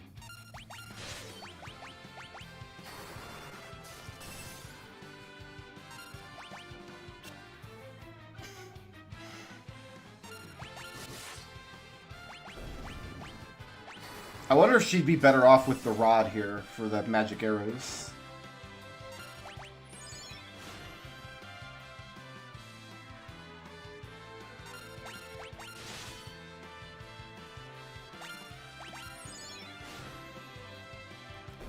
That was something that free enterprise players, like, wanted for a long time. Like, Edward should be able to equip the spoon. Because in that version of the game, in the randomizer, he doesn't have access to his, like, powerful harps that he can get in the GBA version. So, like, Edward needs an endgame weapon that isn't just, like, the same bow and arrow that everybody else can use.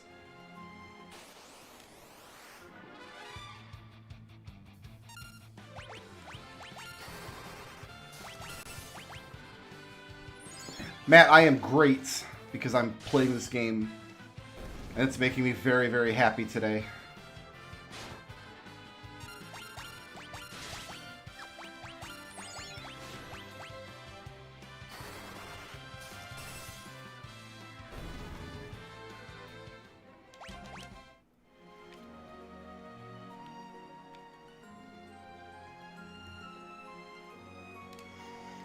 I'm going to have to use a tent up here.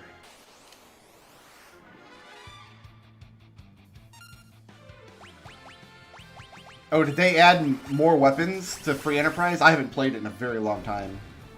Wow, those things only have 6 hit points, huh?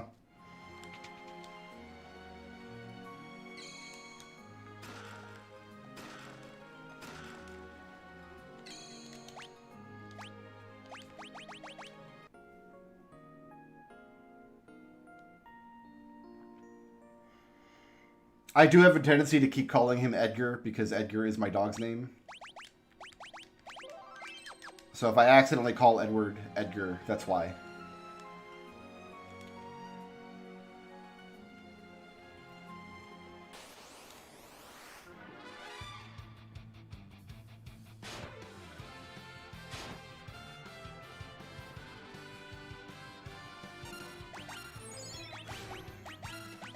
So we really need Rydia's magic points here because she's the only person that can do damage to this boss we're fighting in a couple minutes.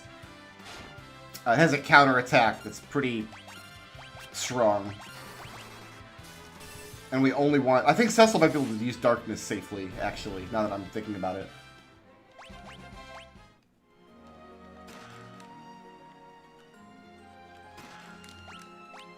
That's all the chests. We're going to use Thunder to win this fight, though. Remember, kids, when you fight blobs in Final Fantasy IV, match their color to the spell you use. Yellow blobs like yellow thunder.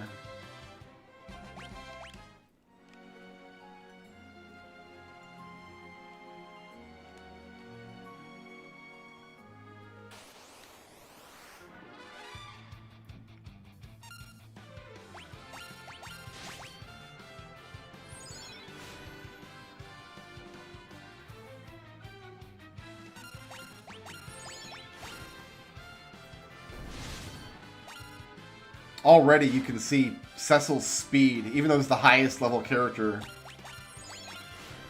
Edward and Rydia are both faster than him.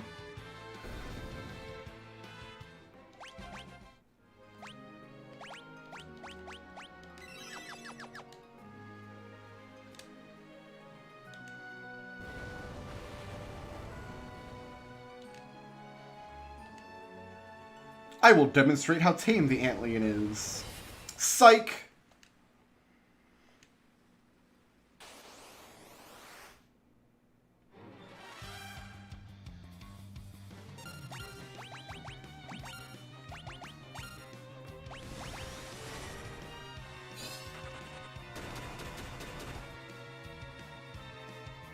So if you hit this in with a physical attack, it counterattacks against you.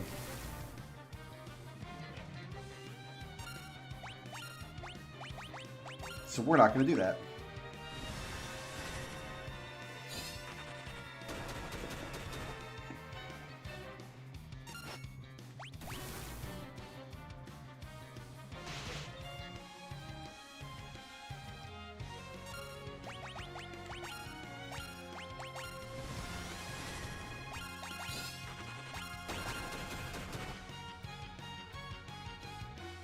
That Chocobo spell did more damage. Like, I got a critical hit with my Chocobo.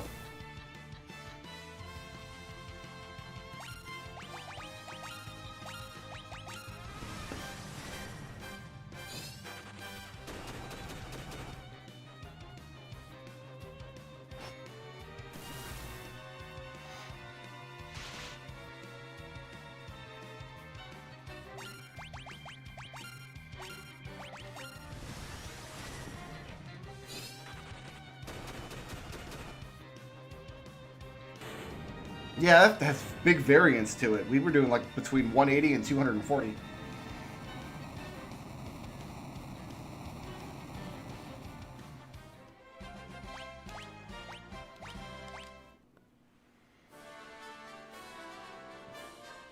Got the sand, Rubby.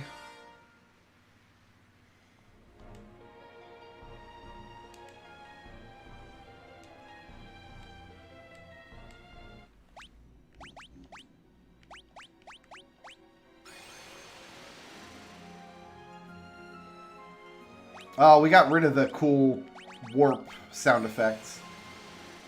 Just kind of a generic teleport animation now.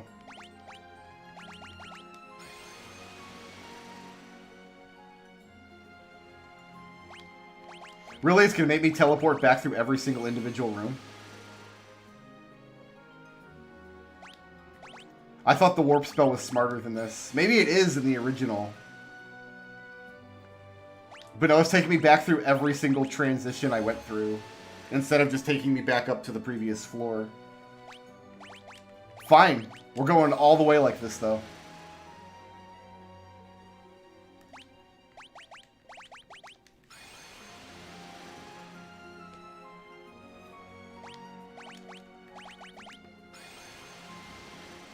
Would have probably been faster to walk.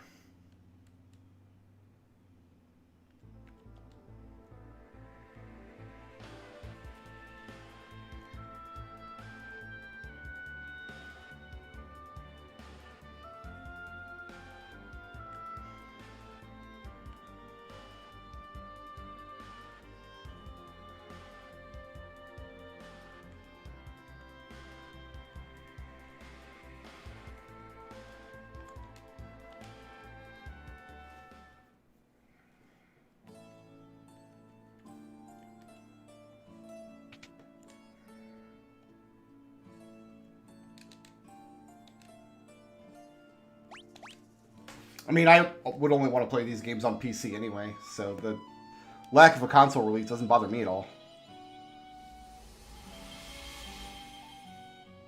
I think the people who are like get really angry that these aren't on console, like the kind of people who would go online, like Metacritic, and like review bomb the games, like rating this 0 out of 5 until they put it on Switch. Like people who get really upset about it, I don't understand, because if you can go to Metacritic and like give a game you haven't played a bad review, it means you either have a PC or you have a cell phone.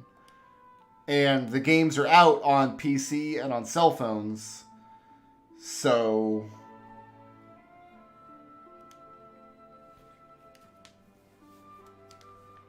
I can understand being disappointed, like if you just like a particular console a lot and wish that all of your games were on that console. I get that, but some people get so mad about it.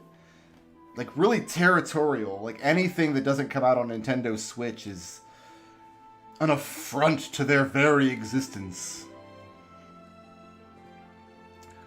It doesn't matter to me personally because I hook all of my stuff up to the exact same TV anyway. I'm playing this game on PC and I'm playing it on the exact same TV that I would if it was on Switch or PS4 or whatever. And I don't play games, I don't play handhelds. So it makes zero difference to me, except for when PC games crash more often than console games. Quite often. We've been having that problem with the 3D version of Final Fantasy IV. It crashes every, like, once an hour or so.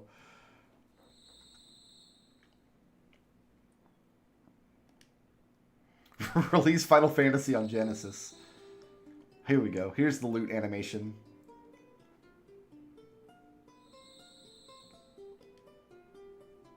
I've seen people, I think I saw this on one of the subreddits, but I saw people, like, upset. Like, I have to buy this game now, and then I just have to buy it again later when it comes out on the Switch. Like, no, you don't. You know, like, if you don't want to, just wait for it to come out on Switch, or just don't buy it a second time. Like, they're not scamming you by releasing it on PC first. People are silly sometimes. Silly and weird. I was fighting. That's what I was gonna do.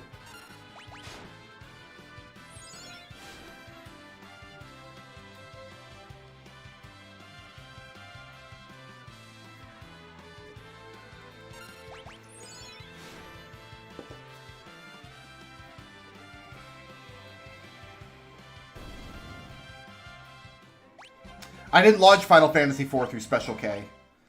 I had Special K disabled for Final Fantasy IV. I've always had problems with that version of Final Fantasy IV crashing. Like, even when it first came out. Like, the first time I streamed it, it, like, hard crashed right after I beat Zeromus. Like, right before the ending, and I didn't get to watch the ending. Like, it's just that version of the game and my system don't get along. But it auto-saves constantly, so it's like you don't really lose any state as long as we're just going through the game. Yeah, the only Final Fantasy game I have on Switch is like the weird chibi edition of 15, and I haven't actually played it yet. Oh, look at that Rosa portrait. So that's her SNES portrait all the way, redrawn. That's not using the Game Boy Advance portrait as a base. Oh, she's so pretty.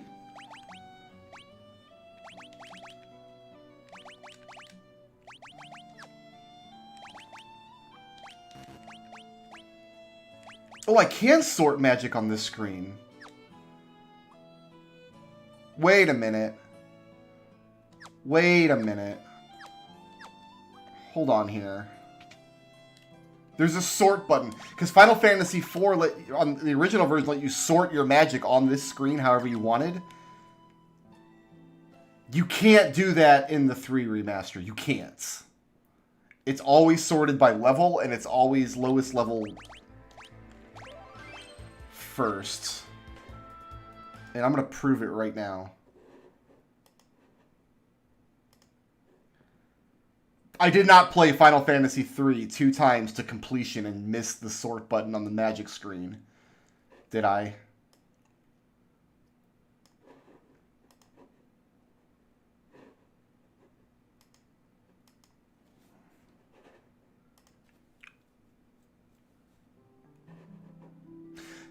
If they do like a physical release for console for like PS5 or Switch or something, with all 6 games, I would probably rebuy it to have a physical release of it. I think I would do that.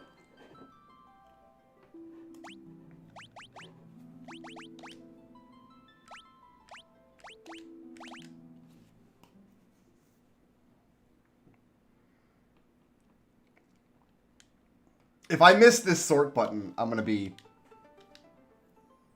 really weirded out. No sort button. Okay, I'm not crazy. It's always lowest level on top. Cool. Alright, I didn't just miss that. I'm not a big dummy stupid face. I mean, maybe I am. It's really not my decision to make, is it?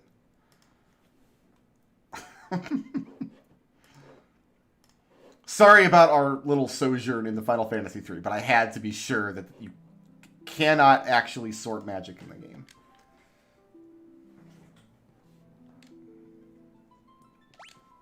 Well, in the Famicom version of Final Fantasy III, in battle, it put your highest level spells on the top and your lowest level spells on the bottom. But it doesn't do that in the Pixel Remaster, which is upsetting. Oh, it's called Scan and not Libra in this version. That's kind of strange.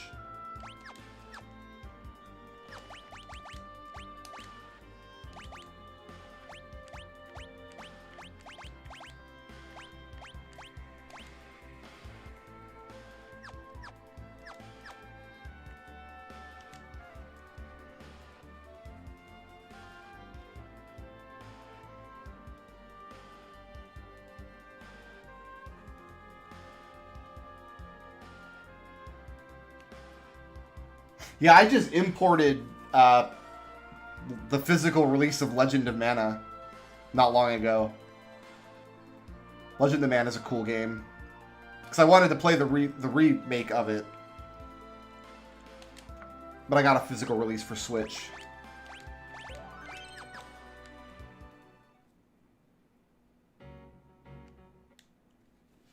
I like how it's a big chunk of ice now. Like, that's awesome. Like, not only did they draw just a big chunk of ice instead of just having, like, 5 ice tiles in the way, but look, you can also see the ice has, like, frozen to the walls and the floor of the canyon. And we've got the subtle cloud effects floating overhead. I like it. I think the games look awesome. I think these Pixel Remasters look great. Everybody lost their minds after that 30-second teaser that we saw. and was convinced that it was ugly, when in reality they actually look great. Oh, we gotta listen to this song for a little bit. Because I skipped it too quickly last time.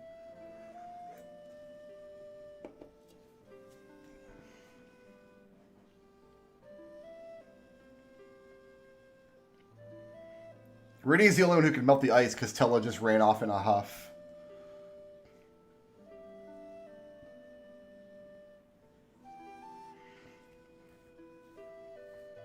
I assume the ice barrier is here to try to prevent people from like moving between Damcyan and Fabul.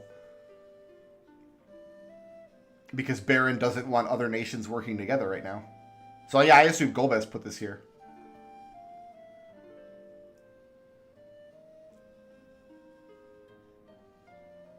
I want to see if they do anything in a second loop here.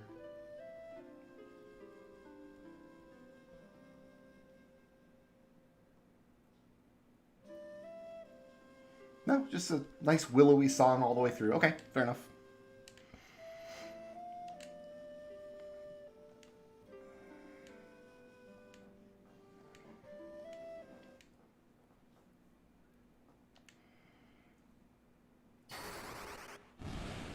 How funny would it be if she screamed fire and then, like, opened fire with a Tommy gun. Like rat-a-tat-tat all over the ice wall. Also, that melting animation was slick. I liked that.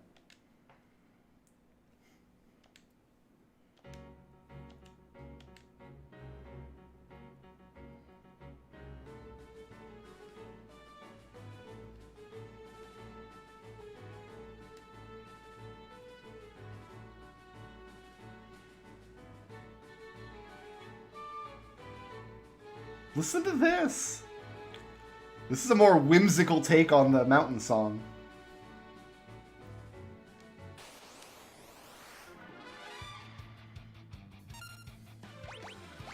Oh, the flying monsters aren't floating and they don't have shadows. I wonder why.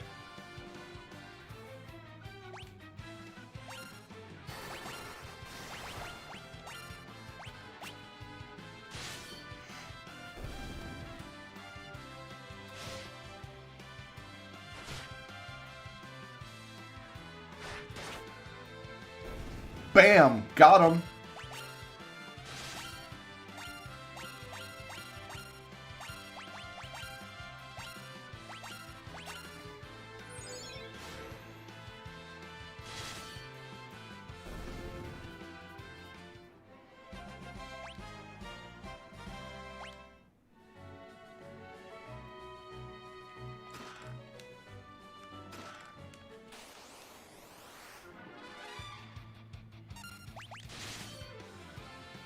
Yeah, it's weird to me that Cecil can damage skeletons in this game.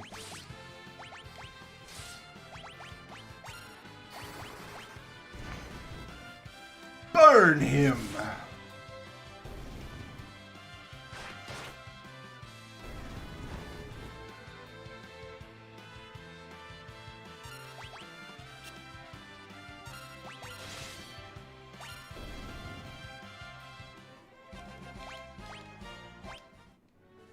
Ooh, that's kind of... It's called life, not raise. That's strange. The naming conventions on these two spells is a little weird.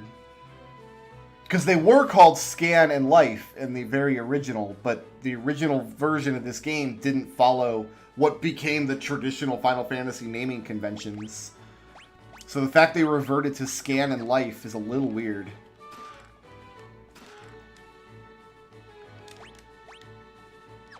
One more chest. Is there? I guess there must be.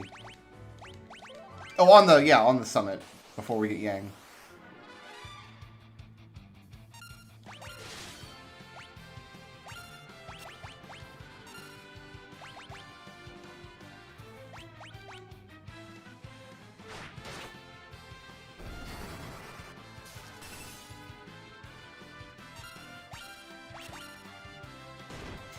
Yeah, because the convention, like one convention goes life, auto life, no, life, full life, auto life. The other one goes raise, arise, re-raise.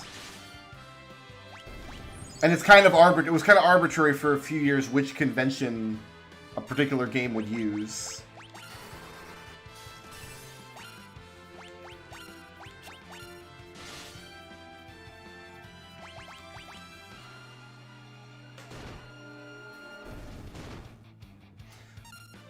No, it uses, like, Tela had Kira instead of Cure 2. So that convention was intact at least. If this is a modified version of the SNES translation, it's an extremely modified version. Like, it doesn't resemble the SNES translation at all.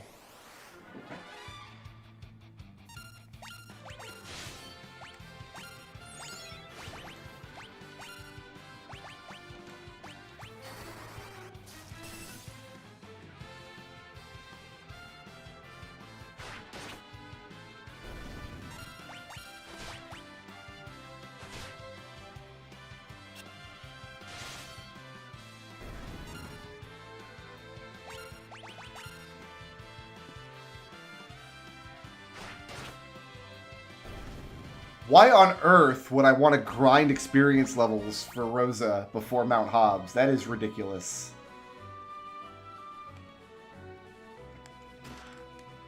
I know about Kira because Tela has it.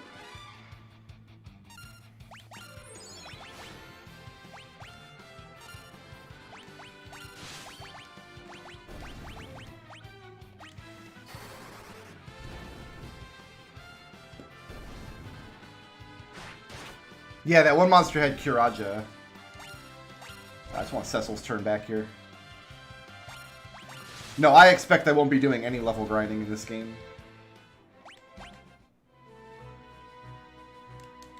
Life is too short to grind in RPGs, says the man who just topped 100 hours in Final Fantasy X.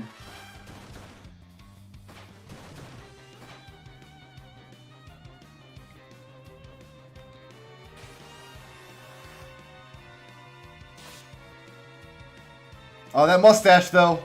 That mustache looking pretty hot. Hell yeah.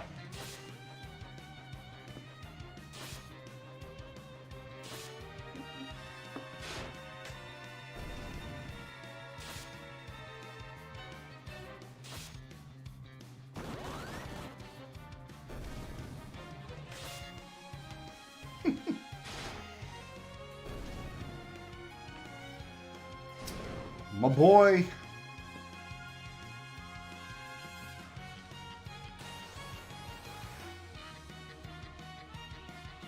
The Mom Bomb. Alright, let's get to it. Oh, they gave Yang a heal here. Nice.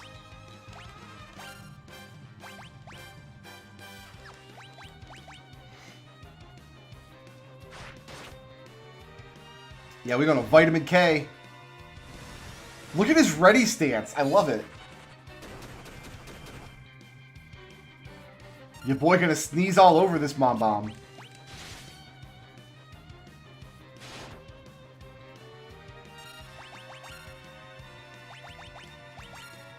Who do I need to heal? Just Rosa, I think.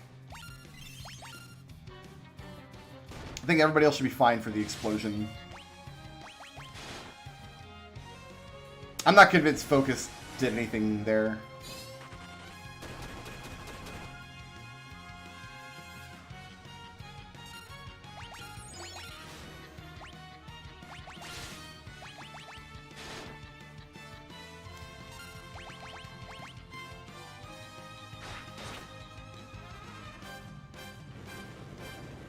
Oh, the killer tomato is here. I guess we will use Focus.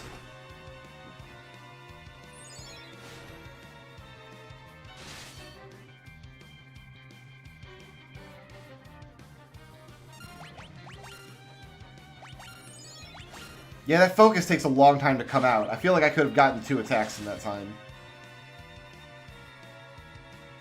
Oh, I'm gonna blow! It's gonna explode! We're gonna get ketchup all over the place!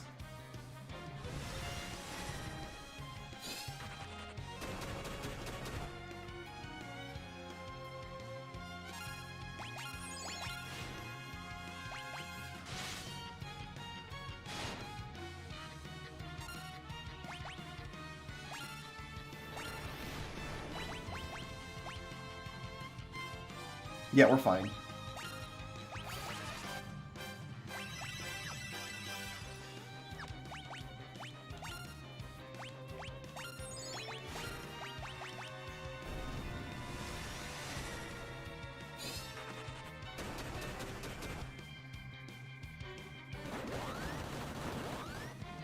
That was a lot of sound effects for that kick. My goodness.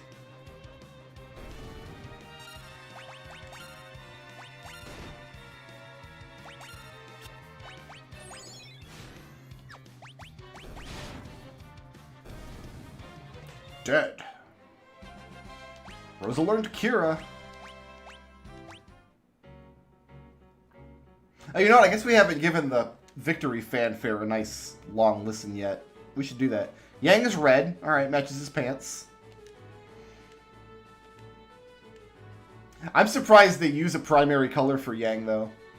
I would expect, like, white, black, red, green, blue to be reserved for, like, the final party.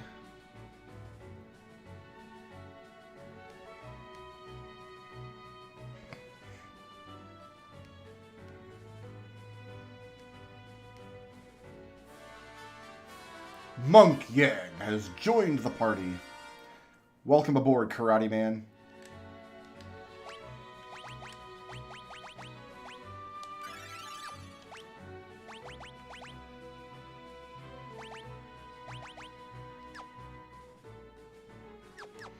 Like, yeah, eventually we're just going to want to customize her spell list so all the good stuff's on top, but just wait till later.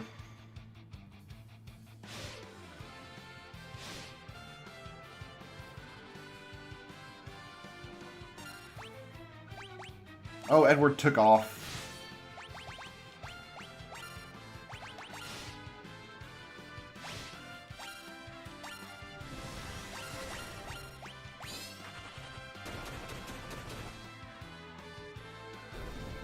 I don't think that Wonder Swan remake ever got released. I think somebody had mentioned when I played it, played the Pixel Remaster, because I mentioned I thought there was a Wonder Swan version. But apparently, no, it had never got released in any region.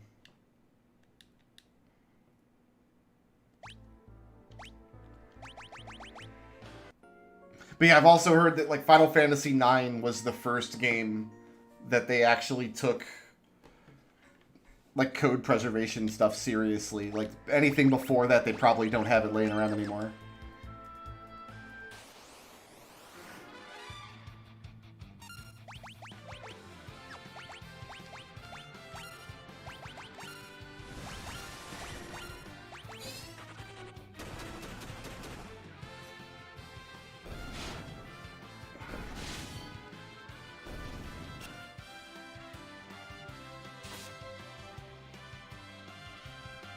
Yeah, I would say Edward's definitely in the top 5 in this party, for sure. Like, everybody always says how terrible he is, but top 5 in this particular party at this point in the game, for sure.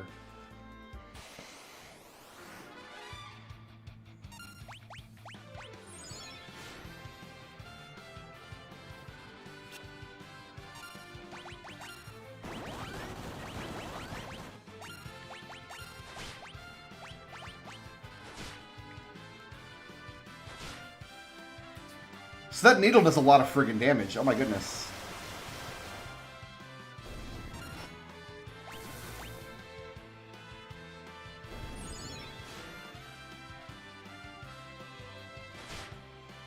Oh, sorry I forced you to commit suicide, my man. Edward did one really good thing in that fight, guys. Come on.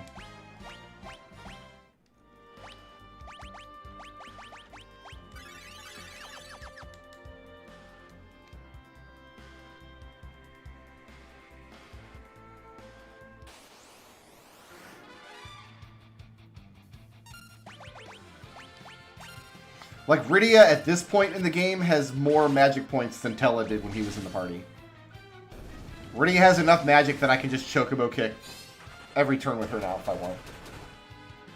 Not that there's much more for her to do. She's about to leave the party for a very long time.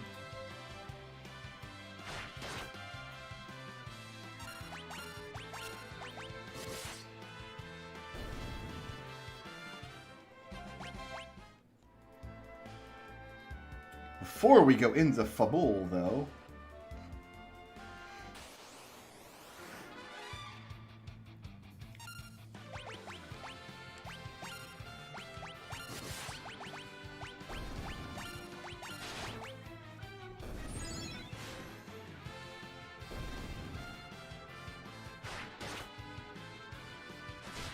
Yeah, as much as I like the 3D version of Final Fantasy III, and I do like it a lot, but I'm glad that we finally have a version of it that's more faithful to the Famicom original. Like, that made me really happy to get. We got the greens.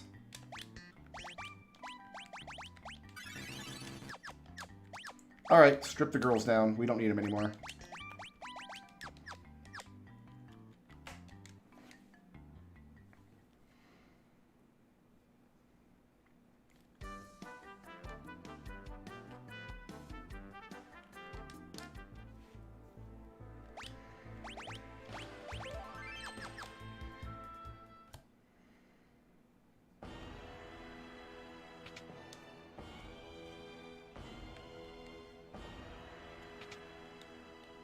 I like the gong sound there.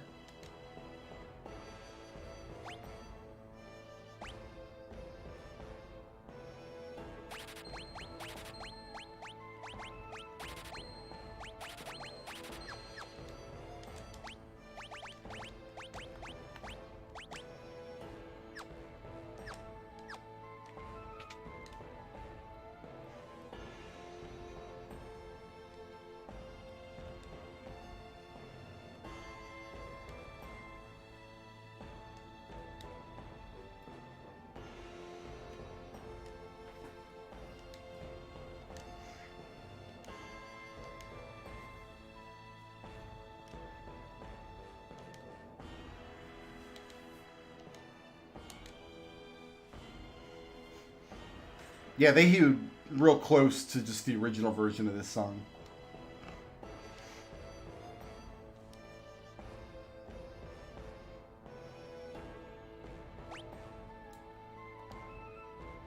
Women aren't allowed to fight in battle.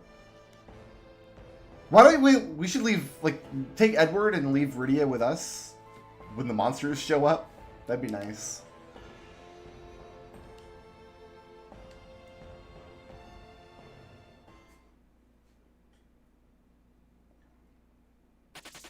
Everybody's animated on this screen except for Cecil. Cecil alone stands stoically.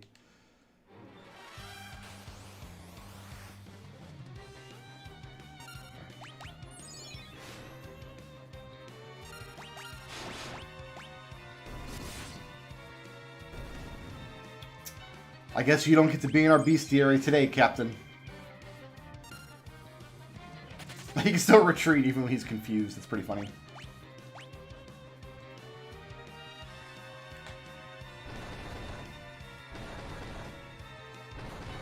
This castle's pretty well fortified if the walls can take explosions like that and not even break. Like, these walls still look pristine.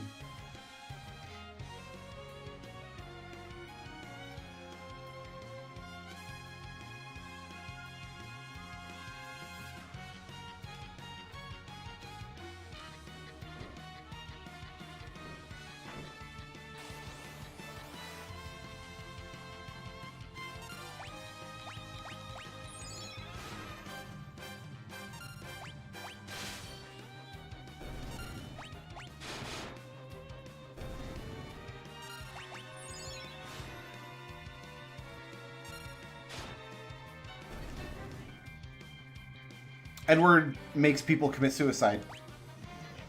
This is what he likes to do. You would not guess it from his demeanor and mannerisms, but he has a dark heart.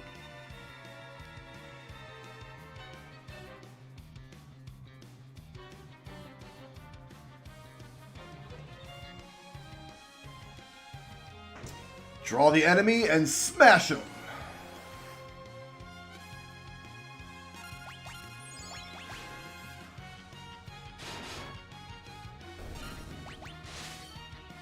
I don't know about the claw sound effects. I think the claw sound effect is a little off.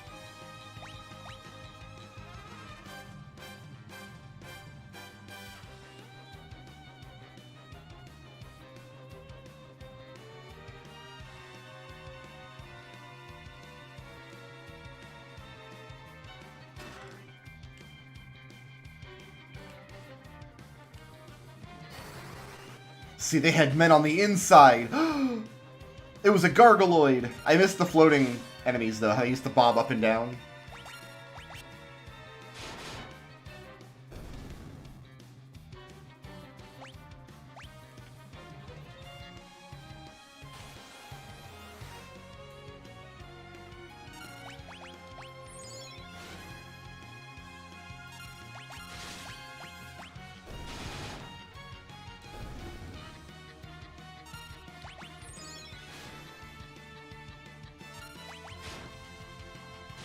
I should have just let that Leshy attack itself and break its confusion rather than throw Edward at it again. And now Edward's just going to trip and fall.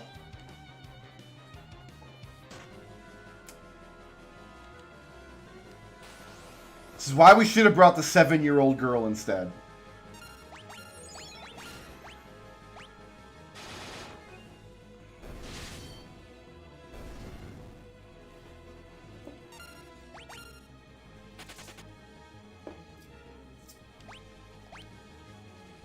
If you have the choice between bringing a 7-year-old girl or a grown man with a feather in his hat to a war,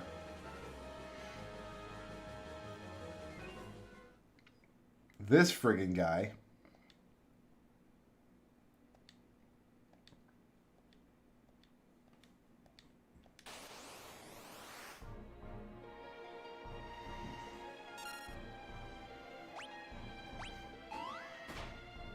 Ow! That was my face!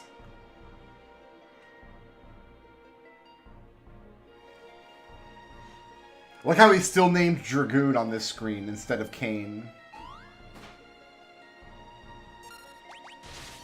Ostensibly because you can rename him whatever you want. And the game would have no way to know that for his enemy version.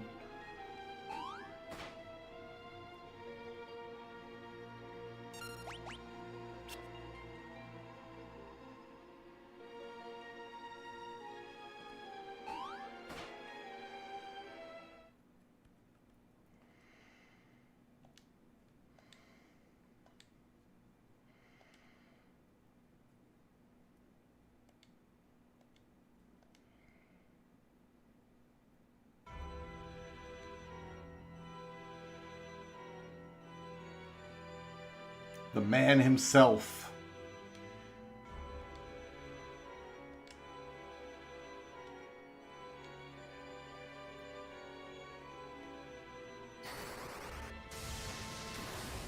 Ooh.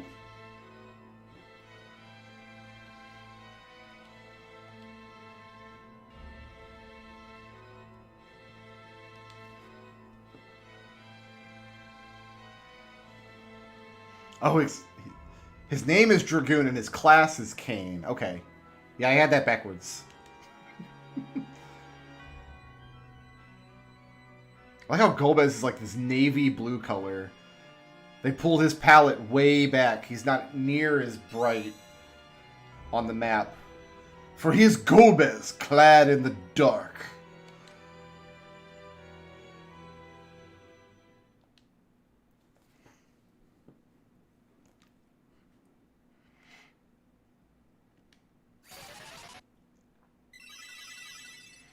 I like the little spell animations on the map are the same as the spell animations in battle, where the white magic are all the little white squares, and the black magic was the flashing green orb. I think it's a really cool little touch. In the original, the screen just kind of flashed the color.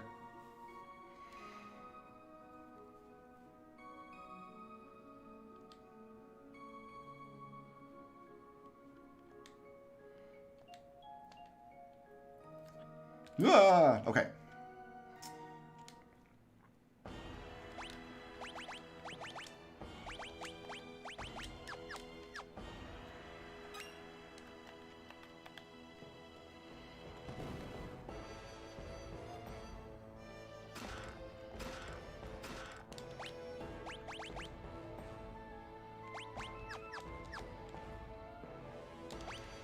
What are we looking at here? 4 more chests, 2 more items.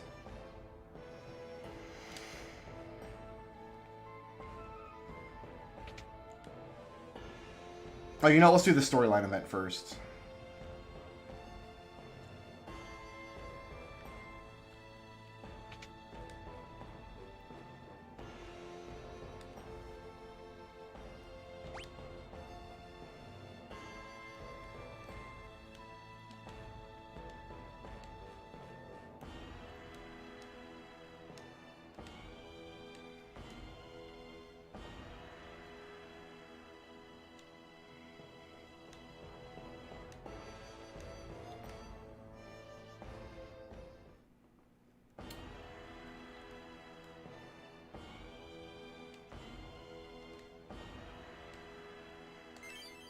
I wonder if that counts as one of my items, actually.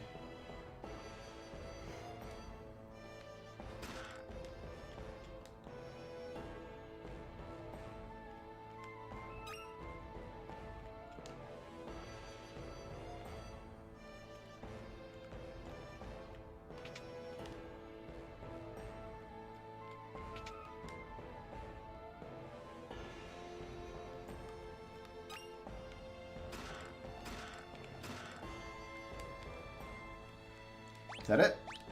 Yeah, we're good here. I'm not even going to say goodbye to Mrs. Yang.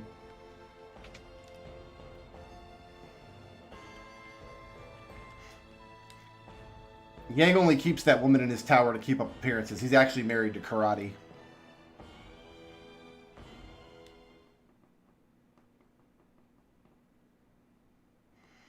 Actually, in the after years, you get to play as Yang's daughter, and she's like the only one of the new characters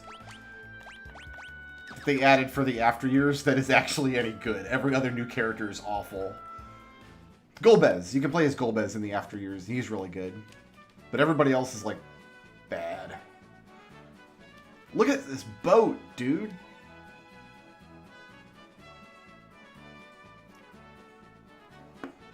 This is the first time we get to hear Hey Sid.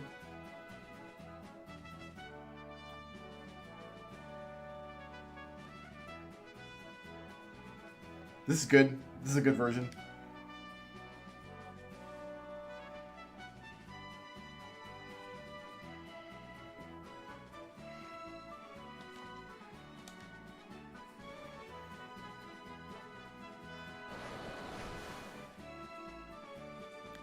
Theodore is only good because they make Cecil bad, though. And then later Cecil becomes good again, and then you don't need Theodore anymore. Don't worry, we'll be leveling all those garbage characters to 99. Actually, some of the characters do get good if you level them, like, way up.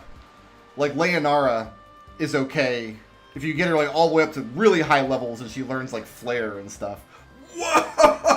Whoa! Dude!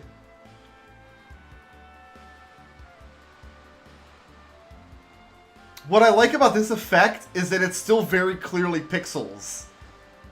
Like, it's... I mean, it's obviously generated somehow. Like, it's obviously like a transparent After Effect kind of thing that they've added. But it does... You can still see the pixelation in the breaking wake here. It's not just like a cloud effect that they've added over top the pixels of the water. Love it.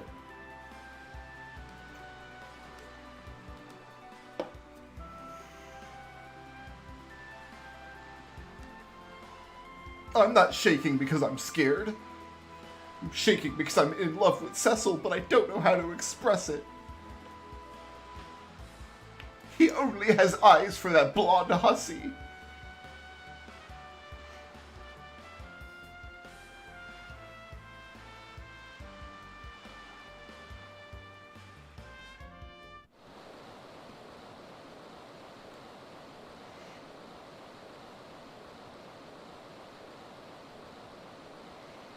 Uh-oh.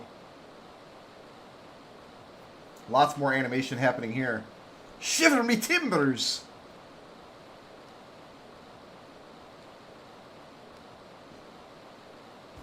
It's Leviathan.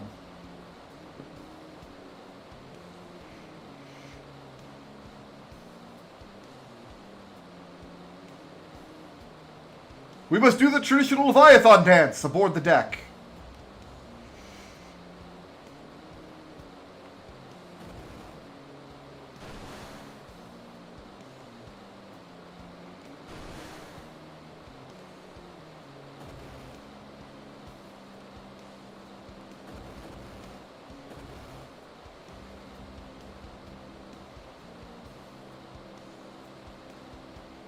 Like, again, they could have gone overboard and made this scene, like, a lot more impressive graphically, but they stuck very close to what it originally looked like on the SNES. There are little starfish on the beach! Starfish and twigs and, like, little shells and other detritus laying on the shore. That starfish is my new favorite tile in this game.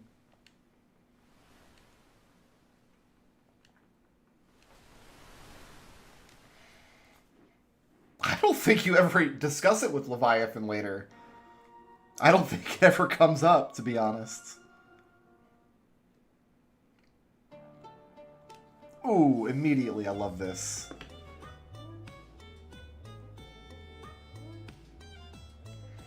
Yeah, you know what? This is has like a very Celtic flavor to it.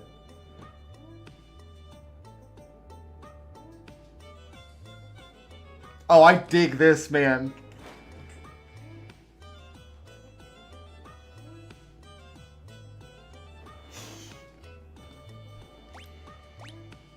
No chests, no items. Don't go searching around this town because the NPCs turn you into like frogs and stuff.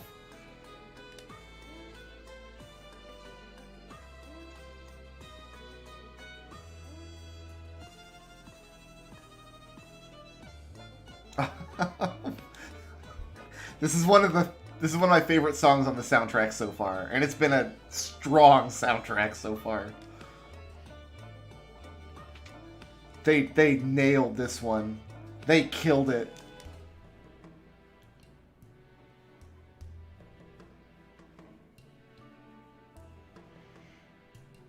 Yeah, you can see the direct lineage between that song and the Black Mage Village in 9. This is really good too.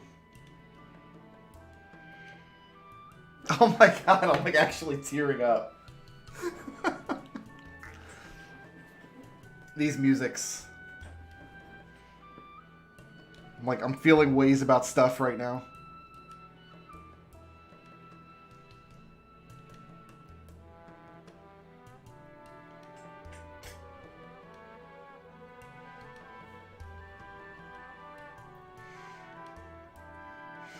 In order to tell whether you're trustworthy, I will impart upon you 2 children that I have no further use for. This is a really strong version of this song, too. This song is really understated in the original soundtrack. You only hear it in a couple of places.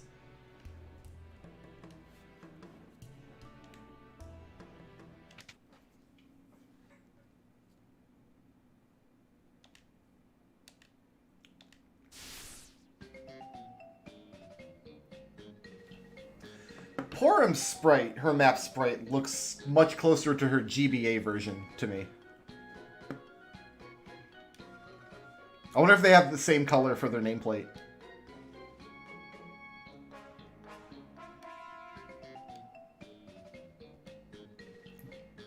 That's the color I would expect for Rydia.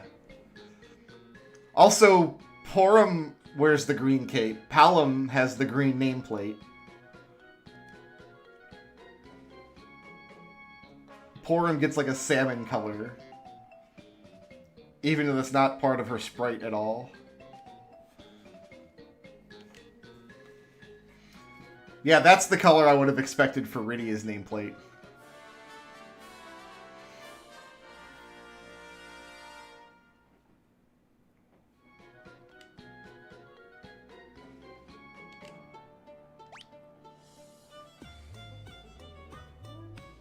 And their portraits look adorable. And again, they're very in line with the SNES version. Just their hair looks a little messier, and their hair is more distinctive on the map.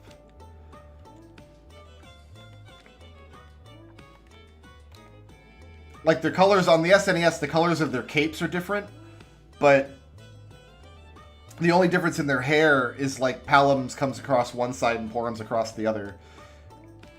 In this one, Palom has his rat tail, and Porum has a little ponytail.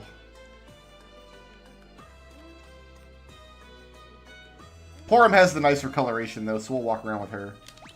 Alright, what spells we got? Just nothing good. We're going to learn spells that we level up.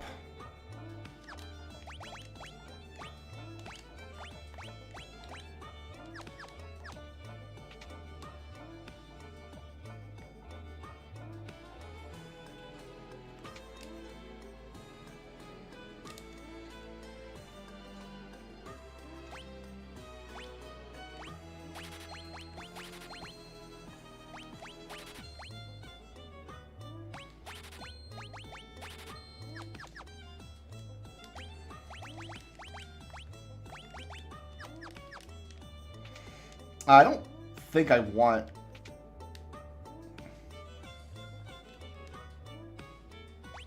I could buy this, but I don't really want it that much. What I can do in this version, though... Oh, it even tells you which hand is their favorite hand. Nice.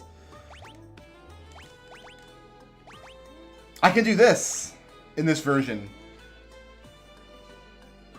This is not something I would typically do because you don't have holy arrows really at this point. But because ammunition counts don't matter, I can give her some holy arrows.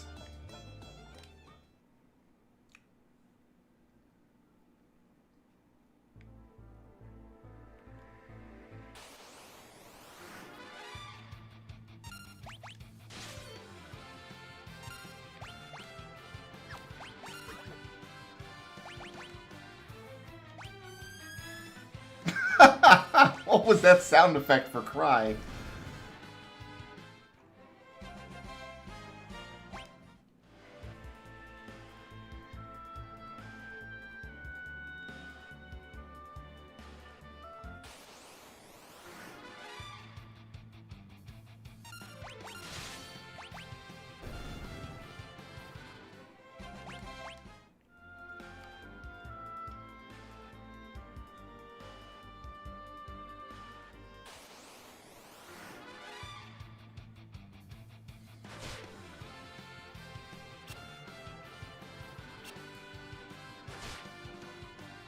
Ow.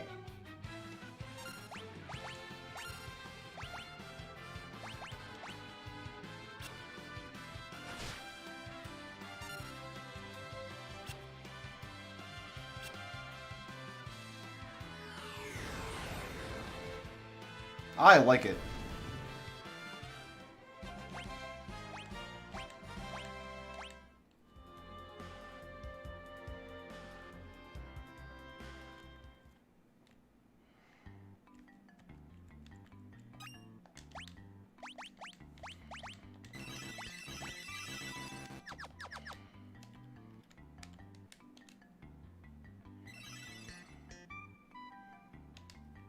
So this is just for storing items, even though we don't have inventory limits in this game.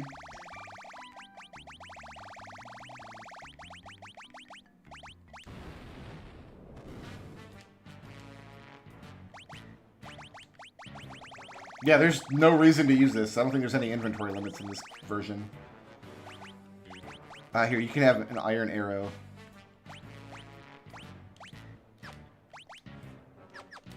Swallow that arrow for me, please.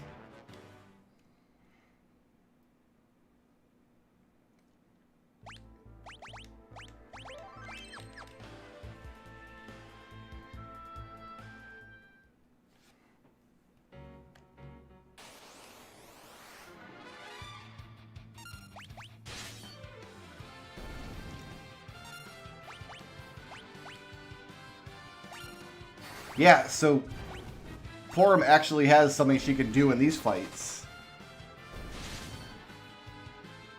Like, the holy arrows were always good on this mountain, it's just you would run out of them.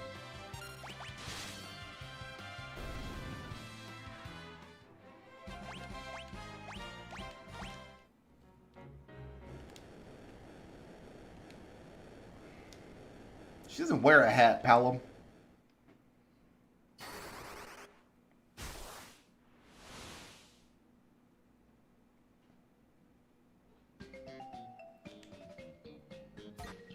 Whack. It's important to have a good whack sound effect there.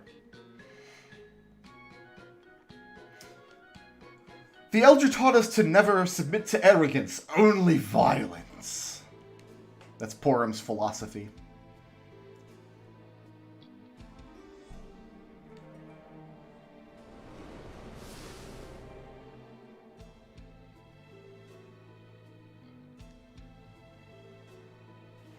Tower of Zot's looking pretty sexy.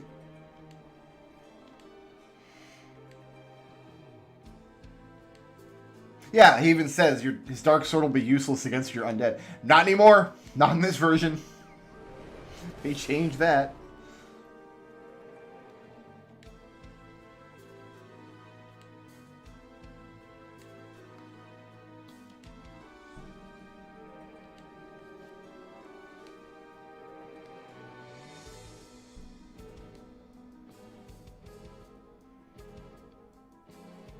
This is like a second phase of Golbez's theme.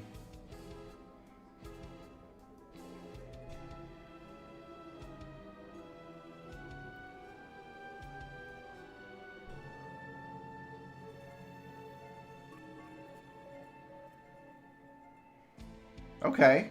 Okay, there's like a whole extra phase at the end there, before the loop. It didn't sound very Golbez-y to me. It sounded more... I don't know, let's listen to it again. Let's listen to it go through. Like, this is the standard portion.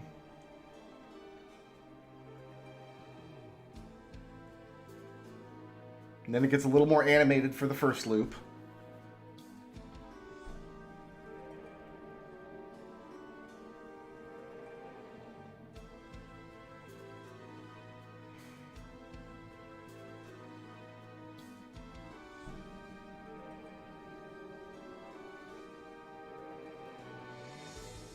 And there's this part.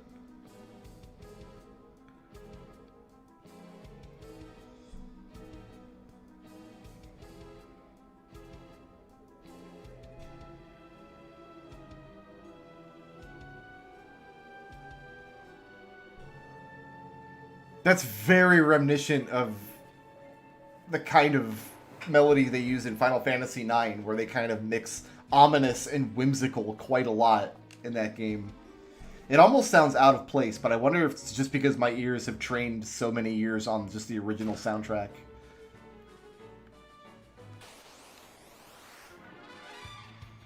I fear not the Skellingmans any longer.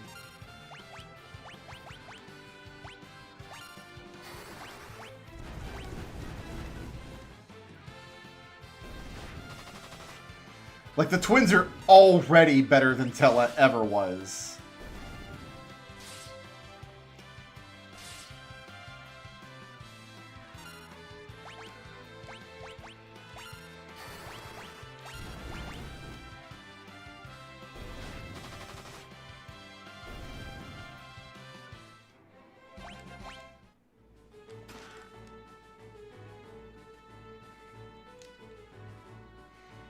How many goodies are here? Oh, only 2 more chests. Okay. Such a short dungeon. I wish there was like a longer mountain dungeon later in the game.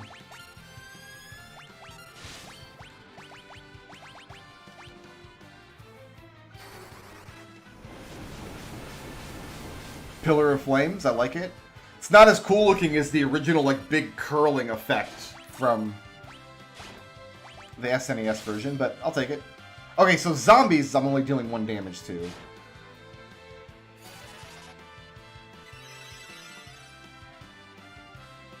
Oh, they're gonna patch the flying enemies. Okay, good.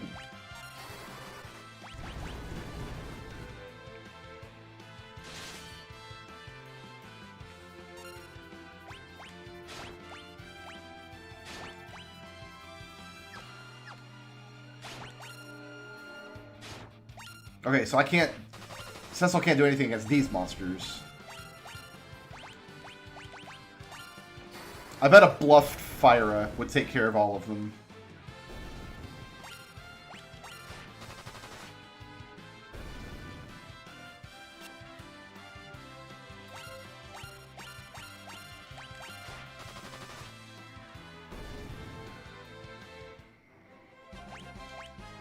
We have Cura now, too. And now we have a second Cura.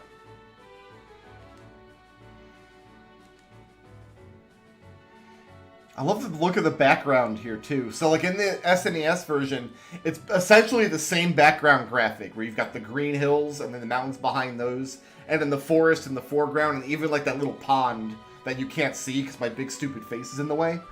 But the colors on it were very stark, whereas this, like, you can see through, it's like you're looking through a long distance. They're faded, they're more muted, less saturated as they fade. You can tell it's part of the background, they're very far away. They look gorgeous.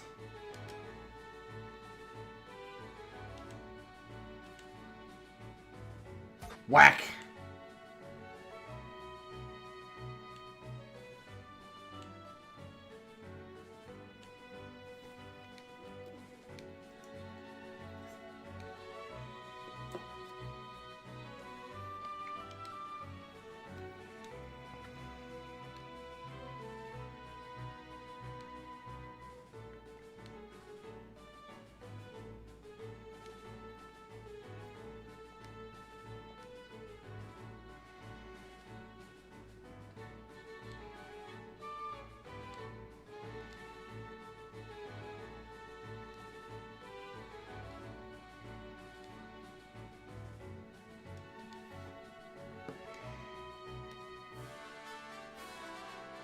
Like, why did Tella leave the party in the first place if he was just going to come here anyway?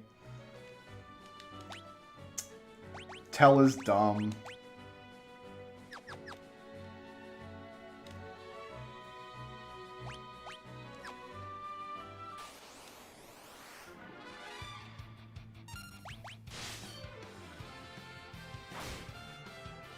Slapped.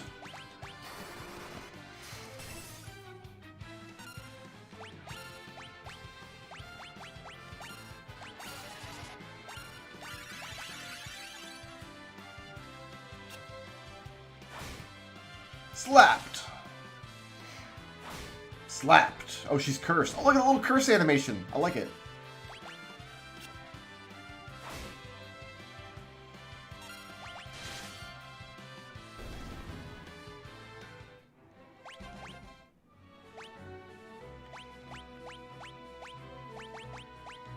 Unfortunately, the silence sticks, doesn't it? Do I have... No, I haven't bought any healing items yet. Cool. I'm awesome at this game. Oh, what I can do, though, is this.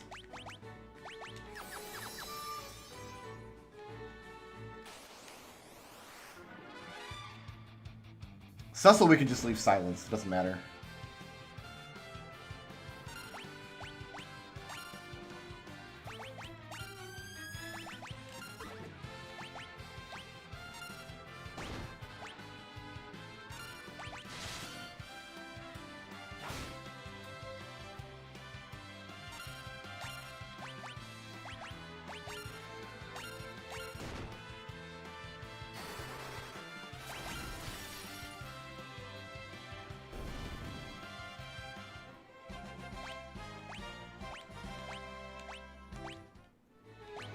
Level ups for everybody.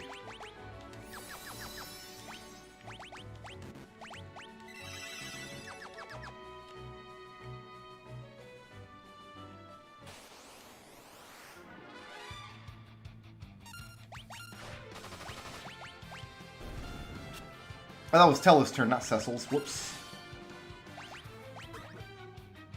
I don't know why I did that. Paladin doesn't have any magic to use.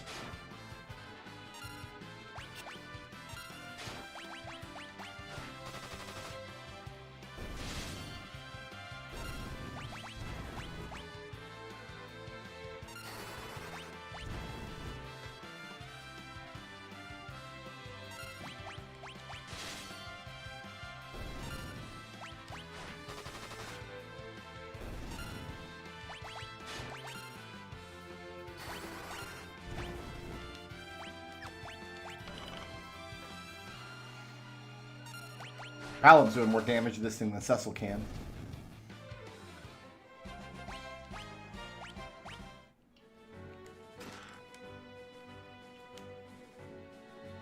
Paladin, stop making those noises.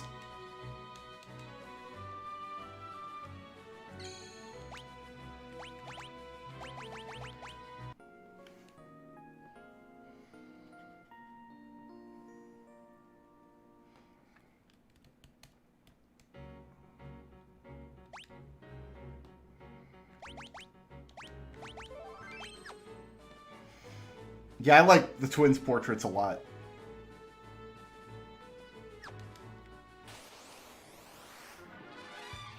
I don't want to spend the resources in this fight, I don't think.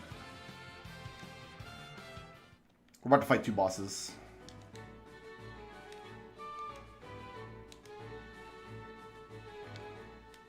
You can actually see the, like, holy paladin light seeping out of the monument here.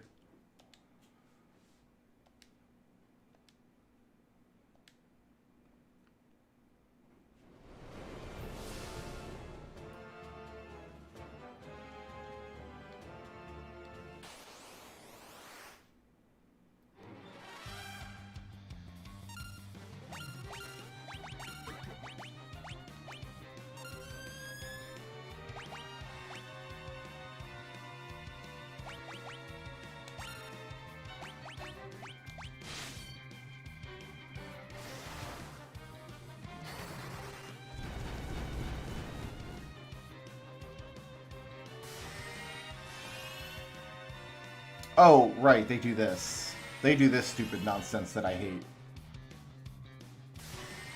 It's not that bad, though. 15 apiece, 19 here and there. Cecil's got the hit points to spare.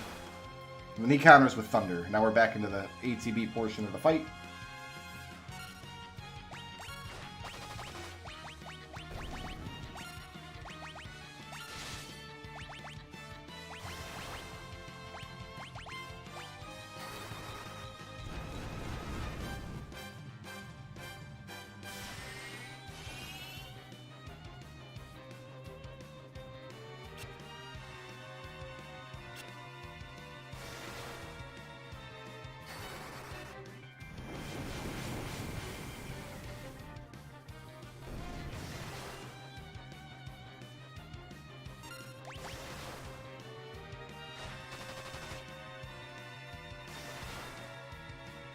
Alright, we should probably just stick to Cecil here.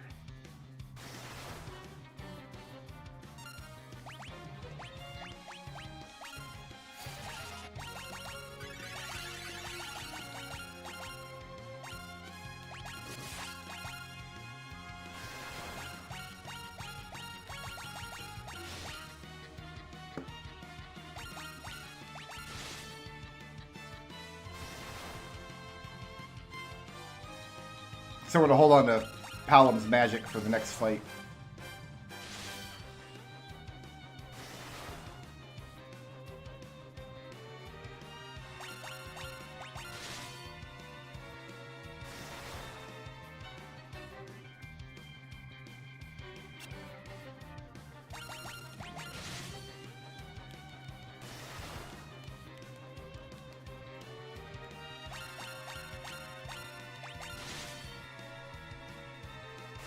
Does seem to have a lot of hit points. Alright, throw some fire spells at him.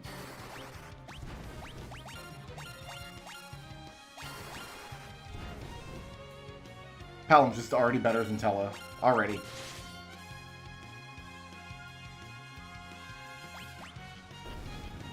Finally.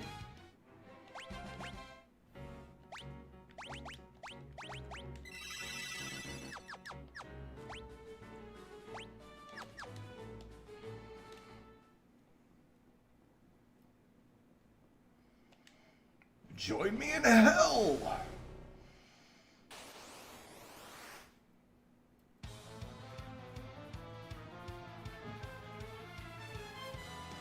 This is the song everybody wanted to hear.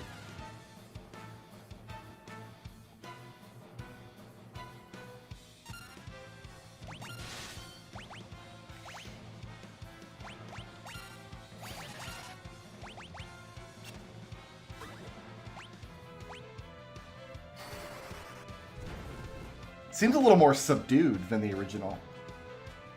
Maybe it's building. Maybe it's building something.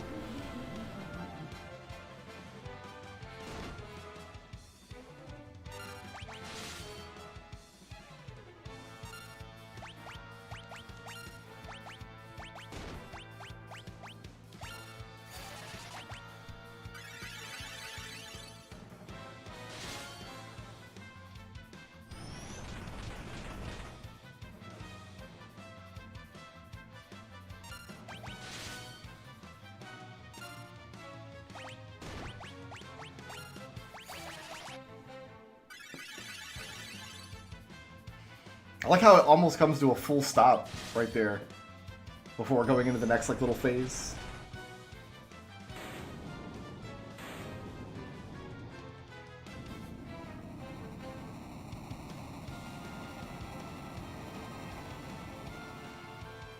I like it, but it's not as frantic as the original. It's like they pulled it back in a little bit, and it kind of builds more off of the other boss, like the more common boss theme.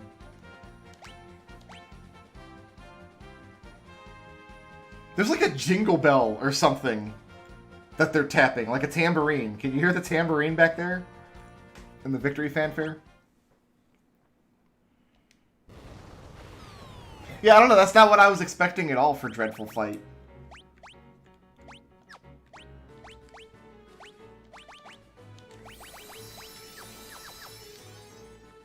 Oh, you know what? We better strip the knight. My son. So is Cecil that dumb? You called me my son. Who are you? Who could it be?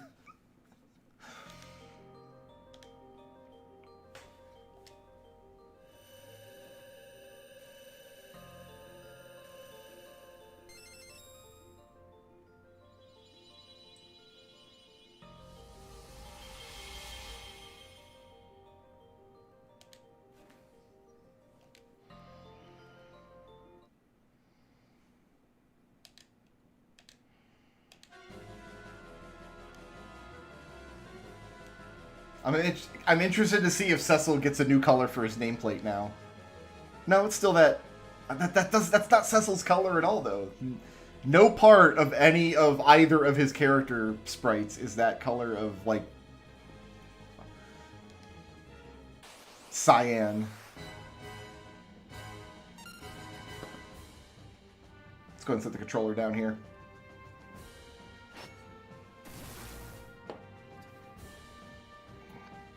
Let the Dick Knight wear himself out.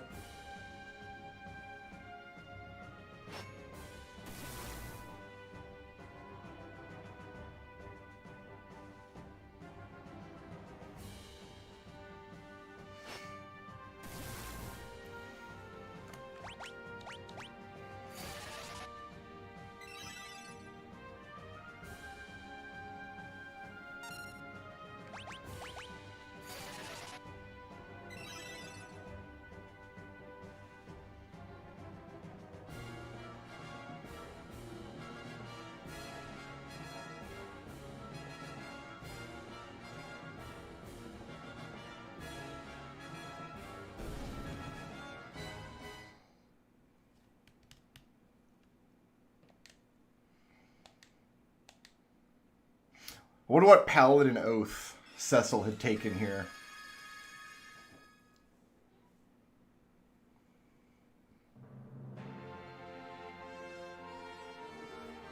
This sounds suitably victorious.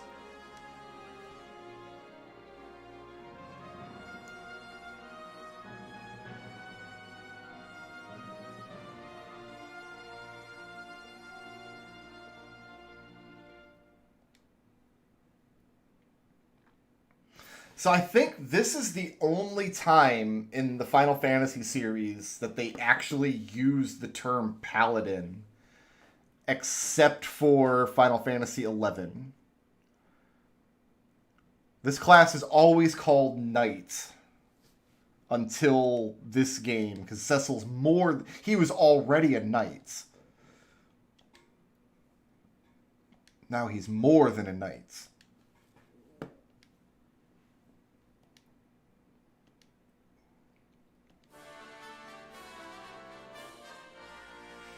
Oh, I can't wait to hear what the light sword sound effect is, because the light sword sound effect is one of the most iconic things about Final Fantasy IV. Upgrading from your standard dark sword up to the light sword is a fantastic jump, just in terms of game feel, because of the graphics they use and because of the extremely distinctive sound effect. So let's see if they nail it. Oath of Redemption? Yeah, that's probably correct. I was going to guess, like, Oath of Hair Gel.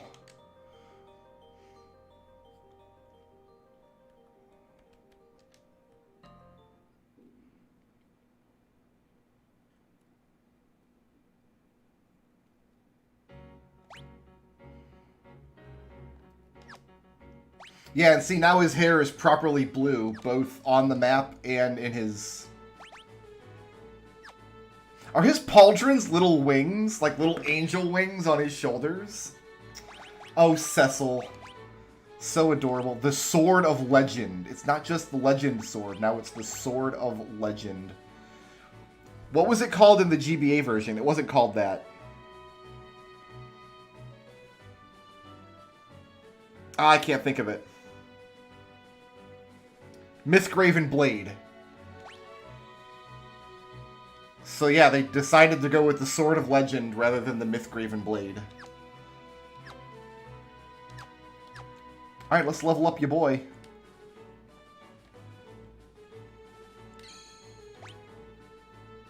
Oh, we didn't get MP refill. Oh, it doesn't matter, though.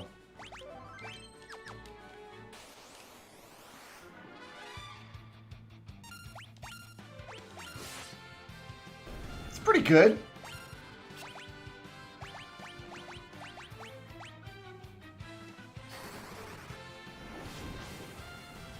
Pretty good sound effects.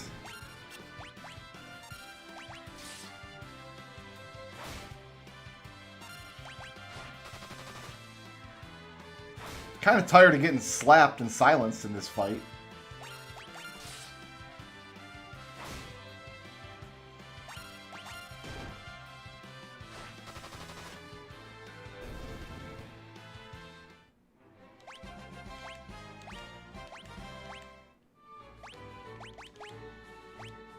And she doesn't have Esuna yet.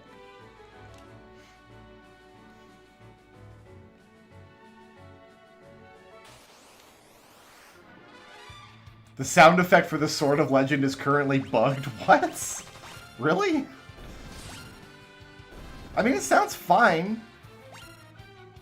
I mean, it's 1 strike instead of 2. In the SNES version, it's 2 strikes. So what, they're going to patch in a new sound effect for it? It's kind of strange. Okay, then I look forward to hearing what it becomes, I guess.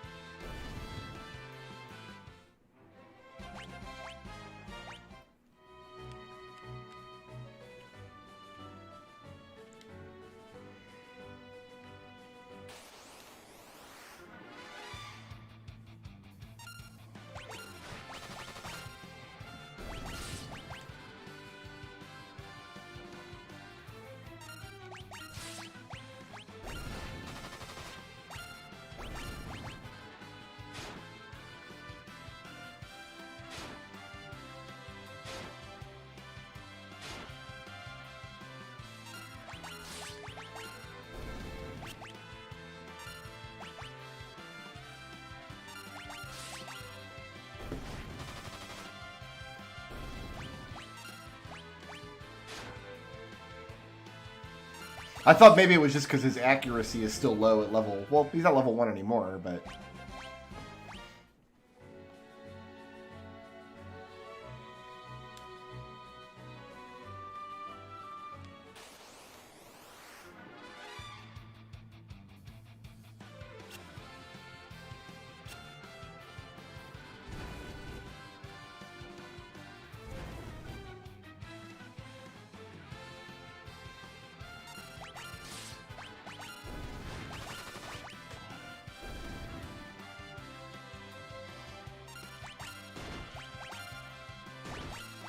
So they just have like a list of known issues. I'm going to have to peruse that later tonight after I'm done streaming. Oh, Paladin learned Bio. Should probably cast Bio at some point.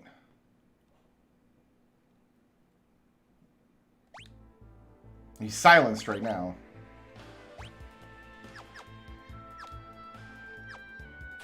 Tella's not silenced though, so I can Esuna down here.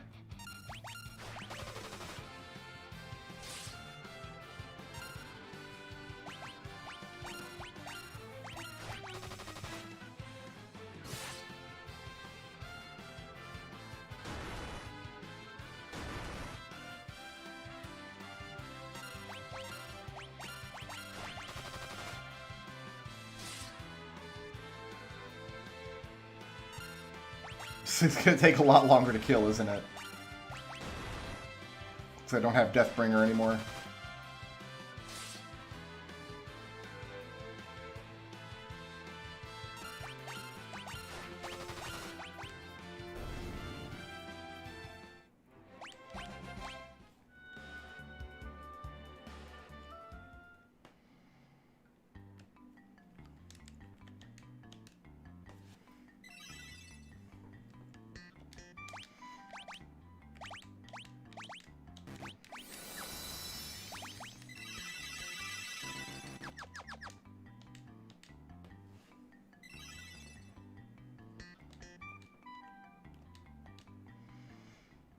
Tella could cast Bio, but why would I cast Bio with Tella when Palom just learned it?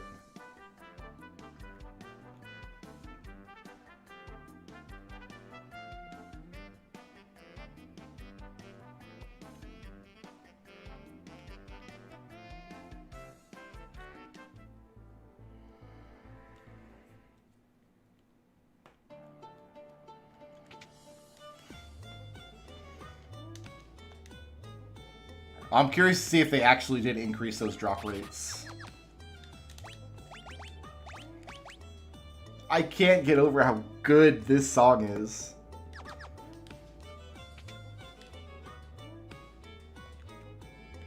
This might be the most improved song in the soundtrack we've heard so far.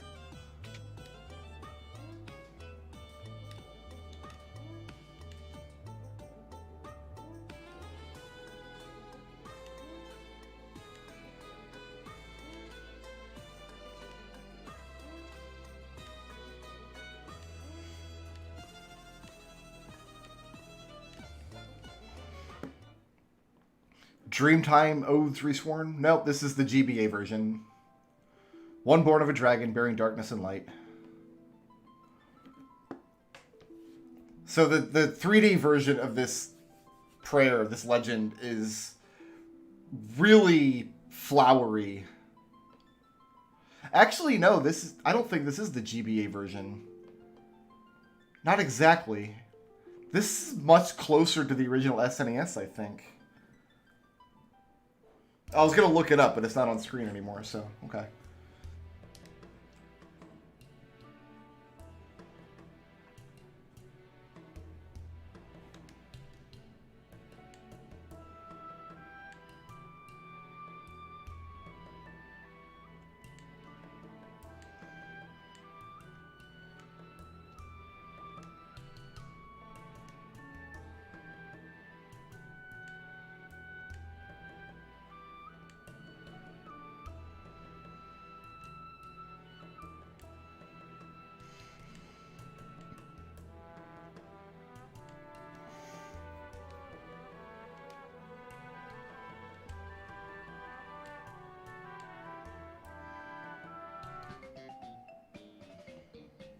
Oh, thank goodness, the kids are coming.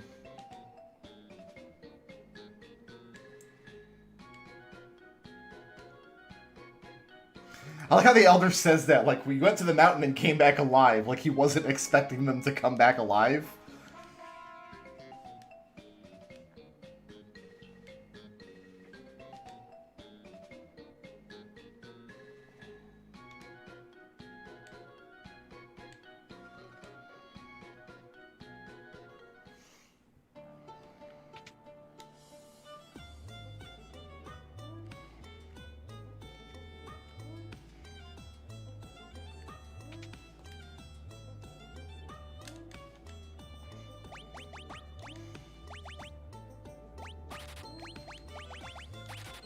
Buy a few of these.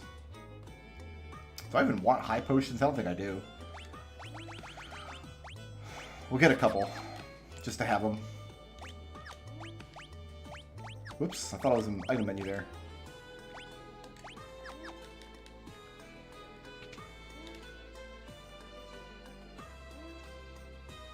I always thought that the version of the dungeon in the after years was just like you're going through a dungeon here, but you don't actually see the dungeon.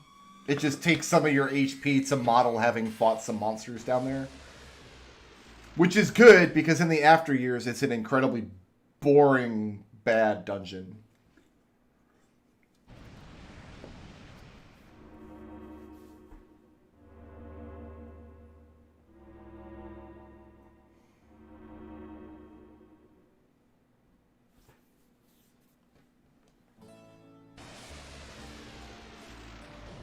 I like the little animation when we show back up, though. Actually, I thought the Devil's Road was supposed to damage us. It didn't. Maybe that's just a thing that doesn't happen now.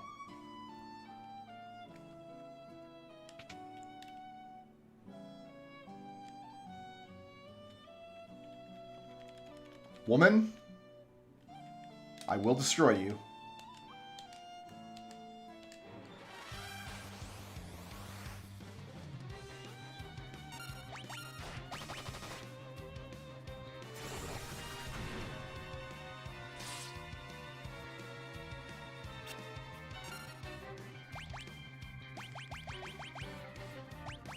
It's mini instead of size.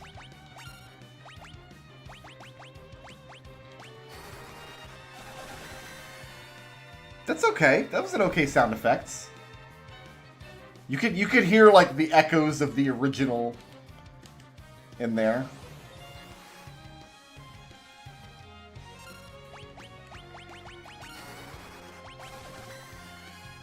Yeah, I'm down with that.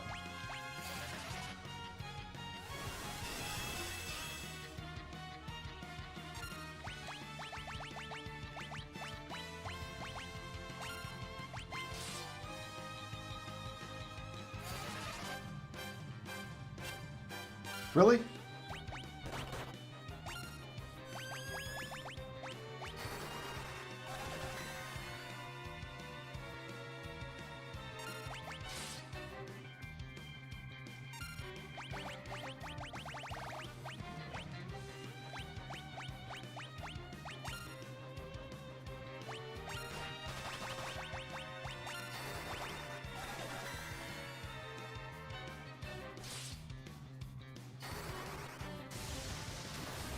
I think only Cecil's hits here can actually trigger the end of the fight.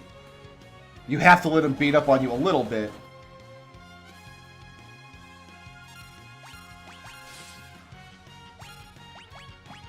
Really like to fix Palom there.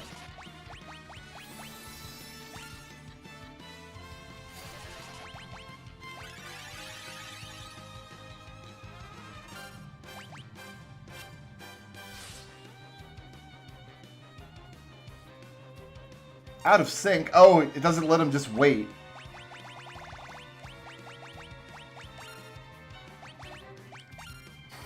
You have to wait till both of their ATB bars are filled up, I guess.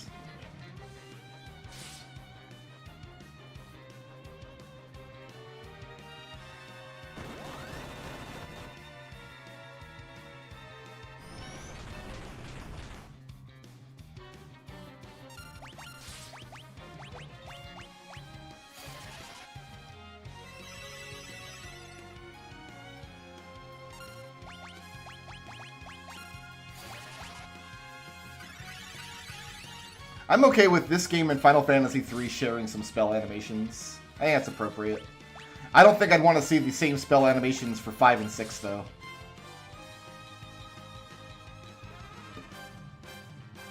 Especially not 6. Like, I want them to be very, very,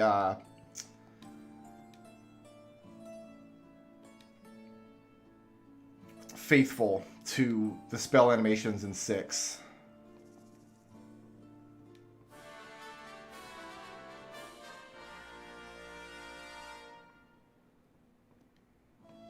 So the sword is just bugged, and he's not landing all the hits he's supposed to be landing, which is why his damage against Yang was so bad. Is it every Paladin sword, or is it just the Sword of Legend? Because we're going to get a second one here in an upcoming dungeon.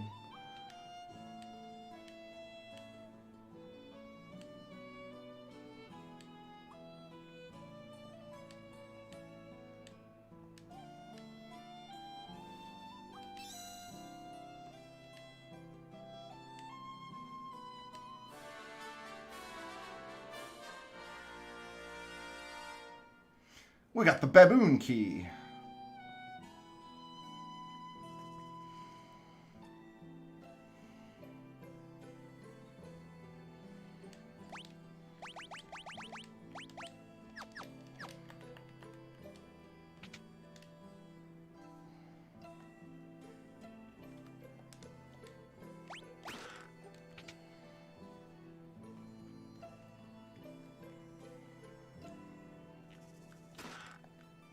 Yeah, now we can get the rest of the boxes here. One more chest, one more item. There's one more item somewhere.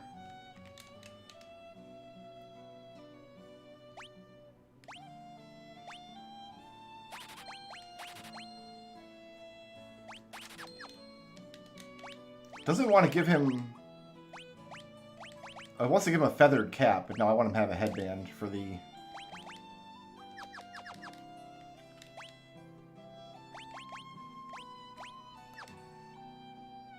Oh, I was trying to figure out why Yang had a boundary around his face there, but it's because I'm using him as my map man for the moment. Okay.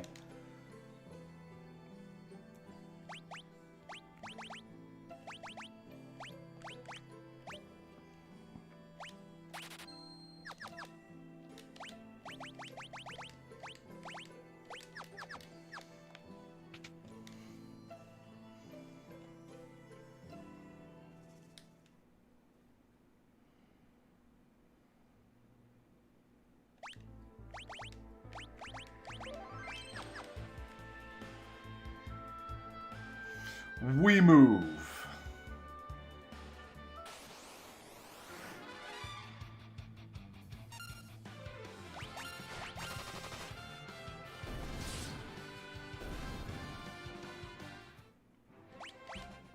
Is it reflected on his stats screen, I wonder? Yeah, he's supposed to be getting 2 hits. And he's not.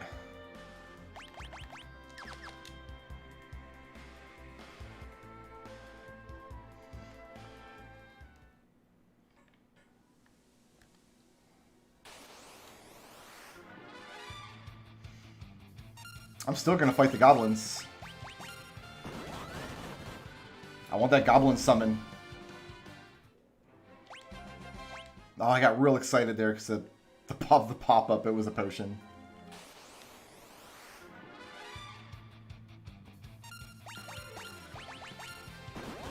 Should just be able to Yang all the way through this place, right?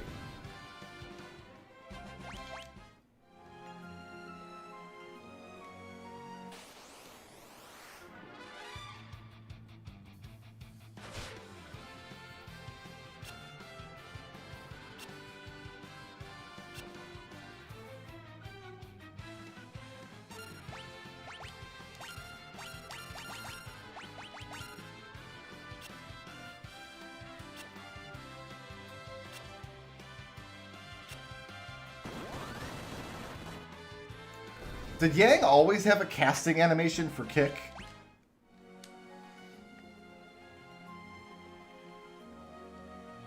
I would swear that Yang did not used to have a casting animation.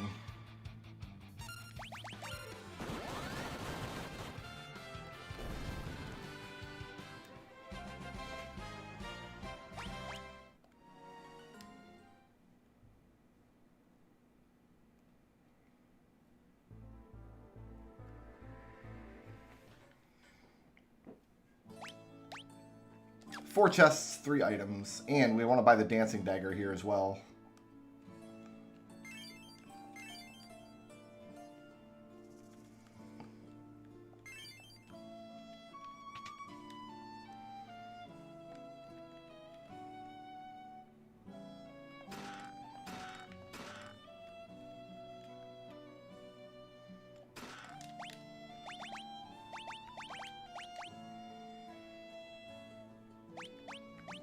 You know, I want you to keep the arrows, actually.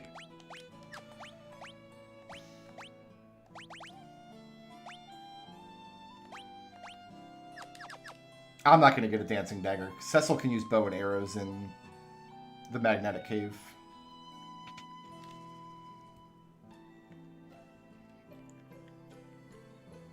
So I don't need to buy anything in the shops here, I don't think.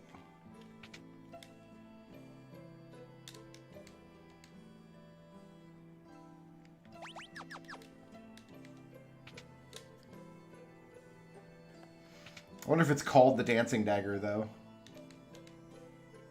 Yeah, sure is.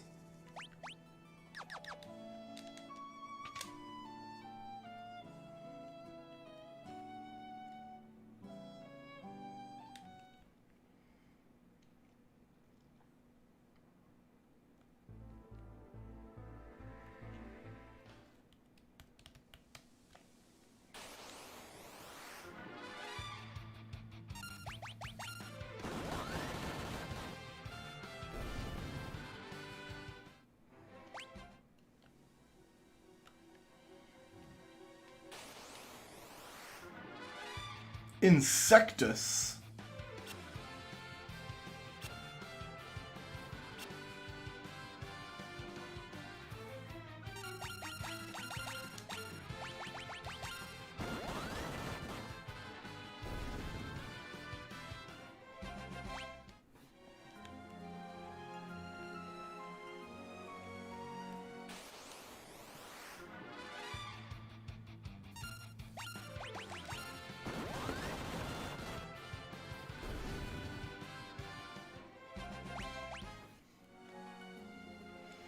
looking for that goblin spell. That's all I want out of life.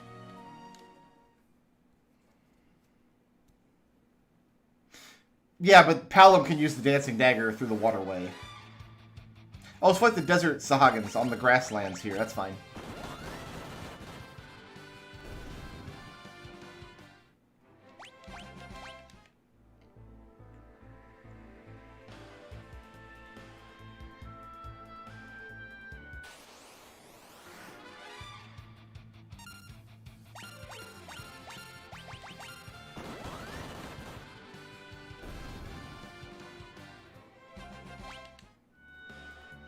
It's a good use item for Palom in the waterway, but I'm just gonna have him cast.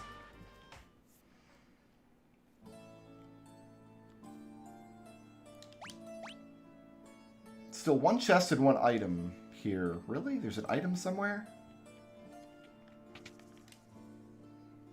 Does she tell you that her dad's taken prisoner? No, just she doesn't know where he is.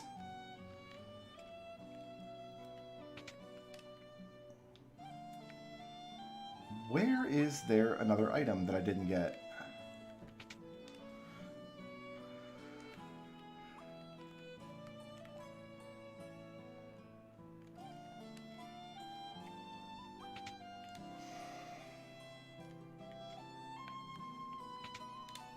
Downstairs here, maybe?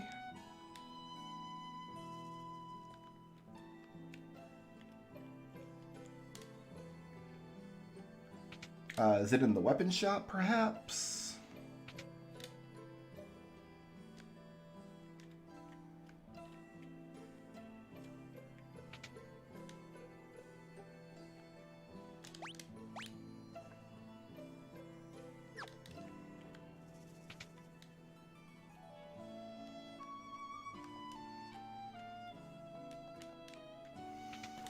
We had the same problem in Final Fantasy III. We wandered around looking for the one item I didn't get.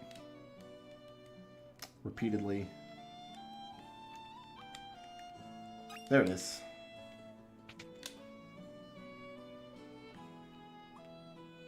Yeah, the chest is in here. But I had one loose item to look for.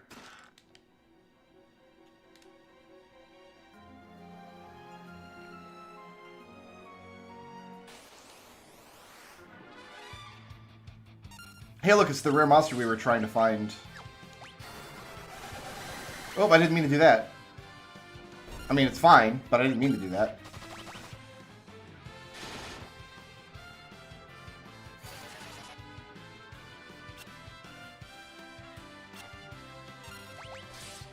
I meant to pass the turn there.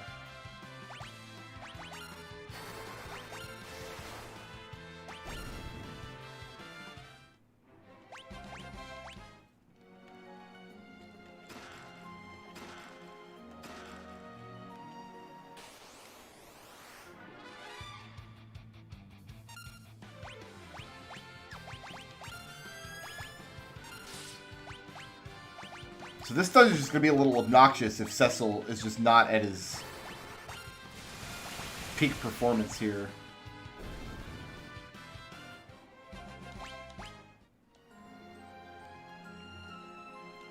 It's going to mostly come down to Tella and Porum, isn't it?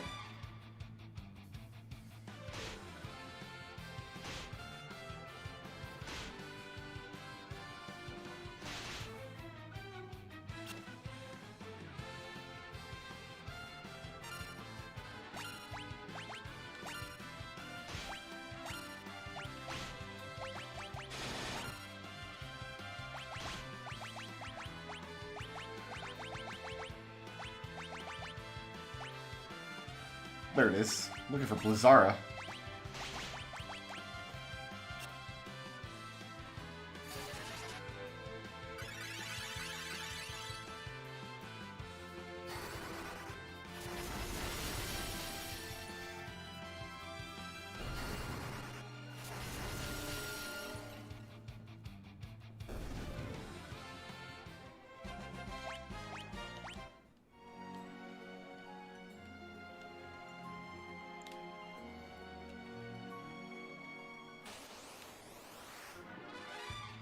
Wow.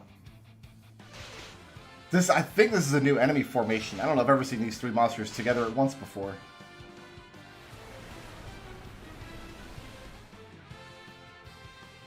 Yikes! We should just bail on this fight.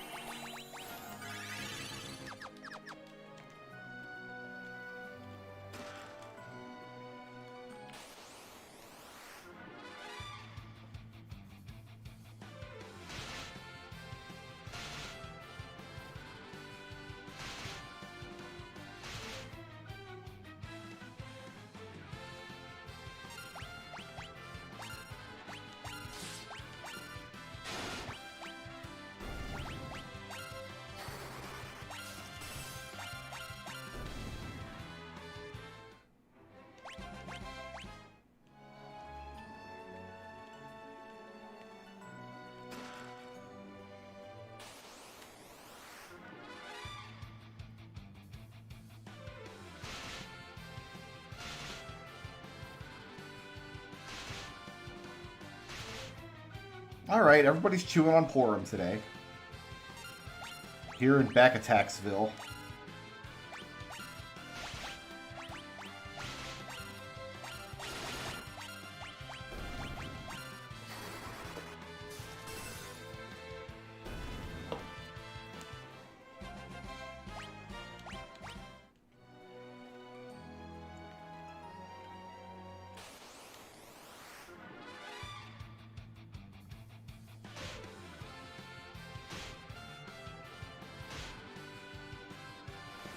I am seeing a lot of these floodworms, kids. And I'm not super happy about it.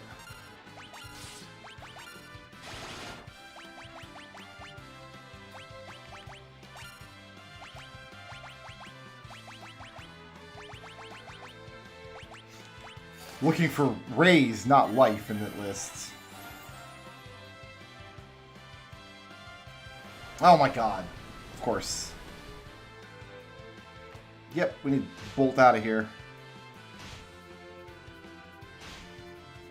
This is supposed to be a slightly rarer monster, I do believe.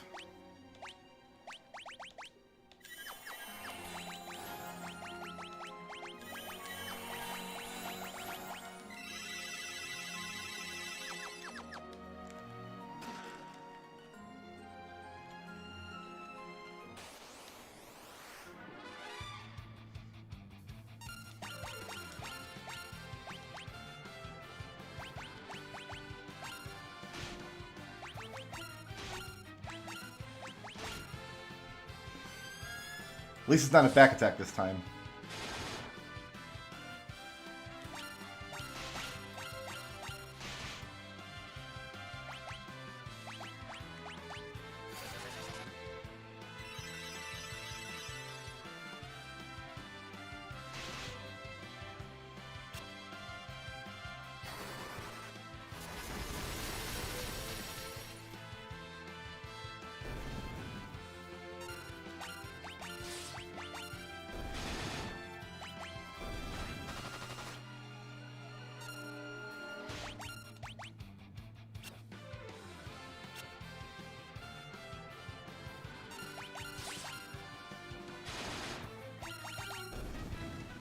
I wonder what Death Shell tastes like.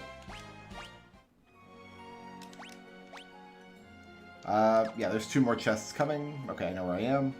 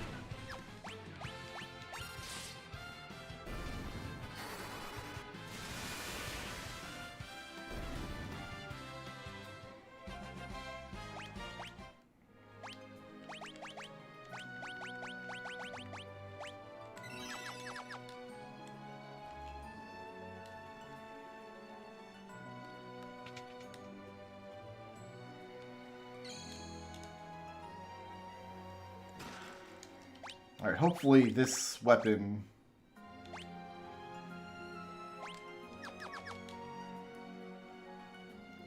sets his accuracy properly.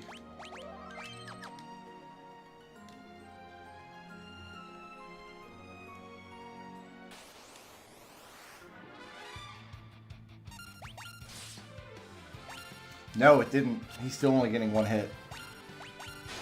Oh, that's upsetting.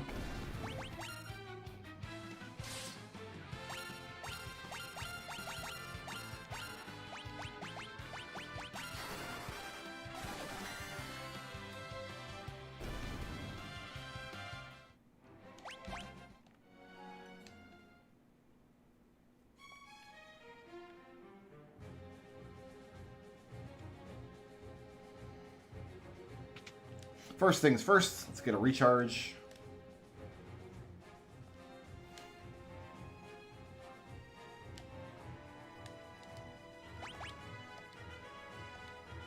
Guys, I'm going to take a 2-minute break. I'll be right back.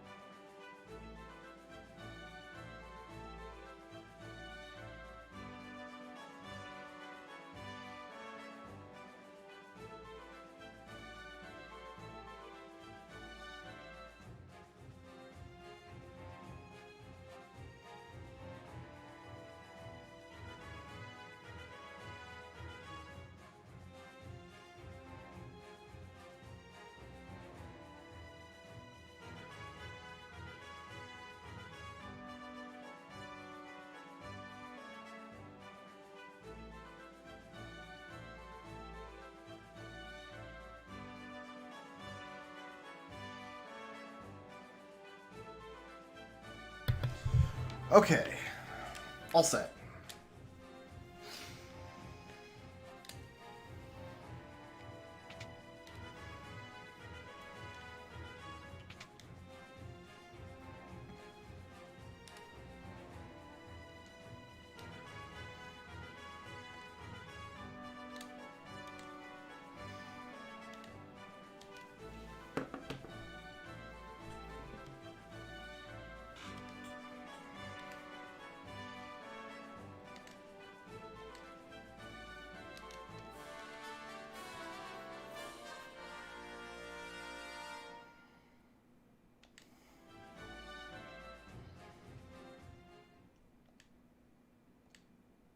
Wonder if I can get a bluffed bio off on Bagan. Because I think he casts Reflect, but only as a counter to Black Magic.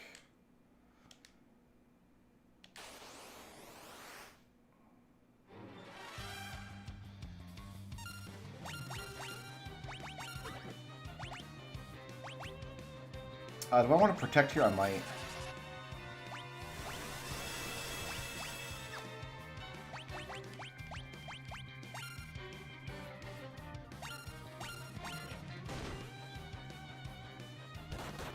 Yeah, we want to get Protect up for sure.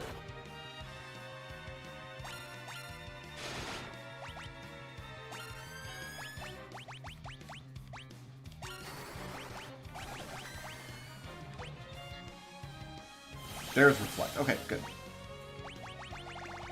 Oh, Kira is up top for Tella. That's right.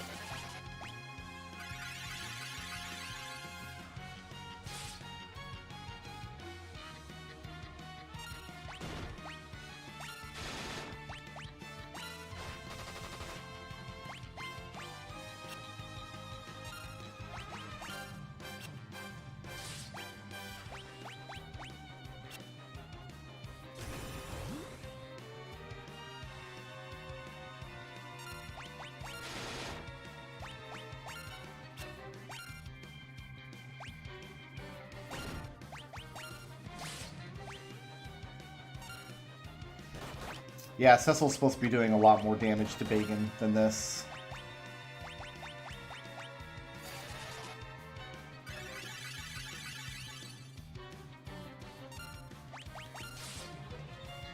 Wow, that's a terrible bug to have in the game at launch.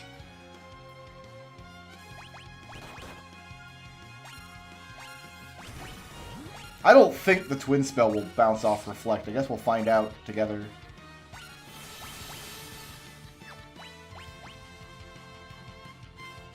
Well, that answers that question.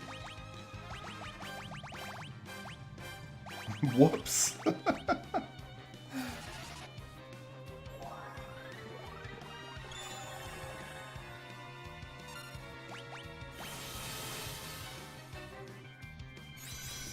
We're all getting all hasted now. That's good.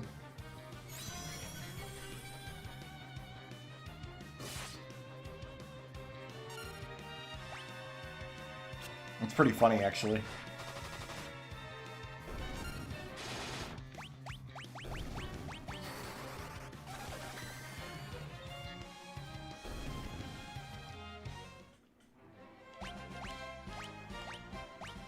We need to get Tella's MIPS back.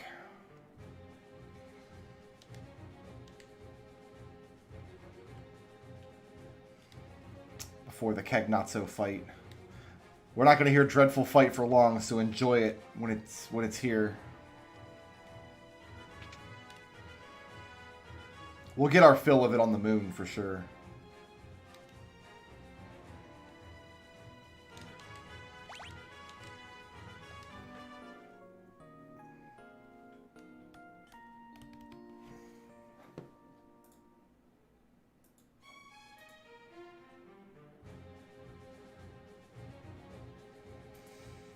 Just refreshing something on the laptop for a moment.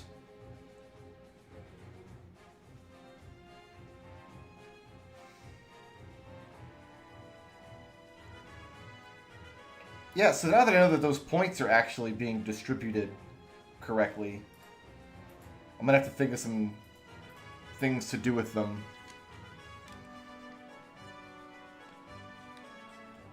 I will look into it tonight.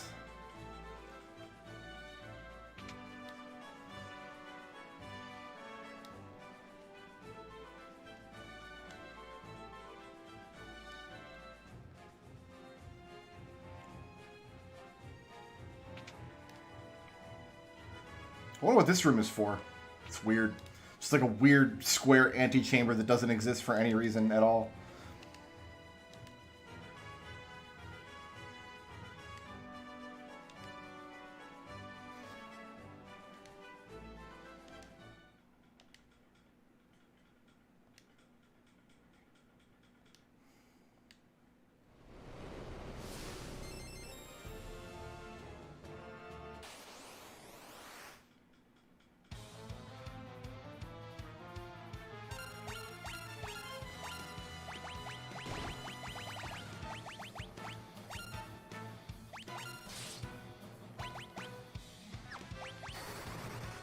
Oh yeah, we'll cry. Why not?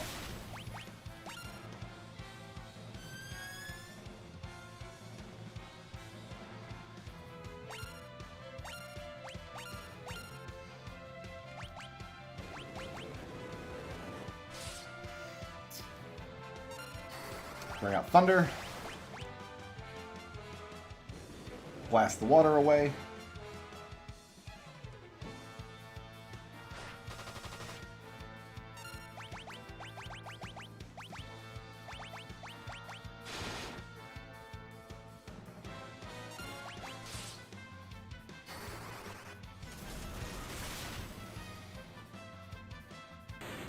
He's already dead. Oh no!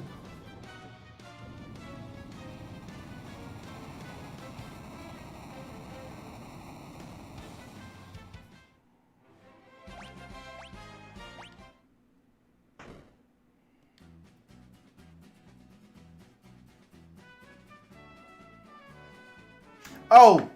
Snap. We have to redo that. I forgot to unequip the twins. And I want that gold hairpin for sure. Whoops. I know what I'm doing. I've played this game before.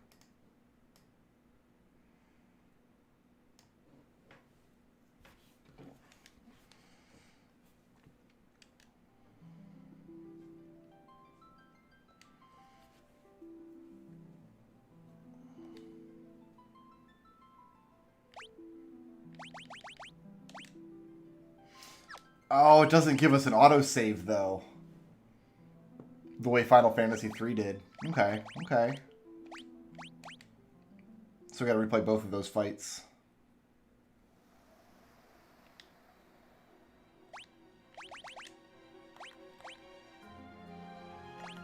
Yeah, because I want to pull that gold hairpin off of her. And that Rod of Change, I guess.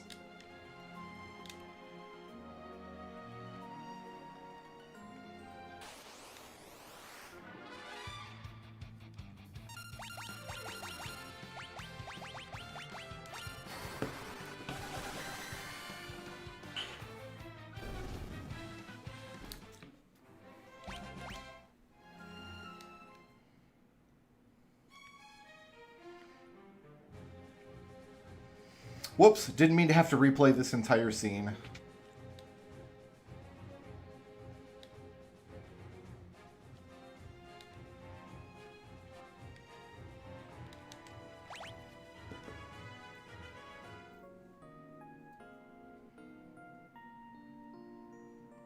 Does it auto unequip? I wouldn't know because I've been unequipping everybody manually so far.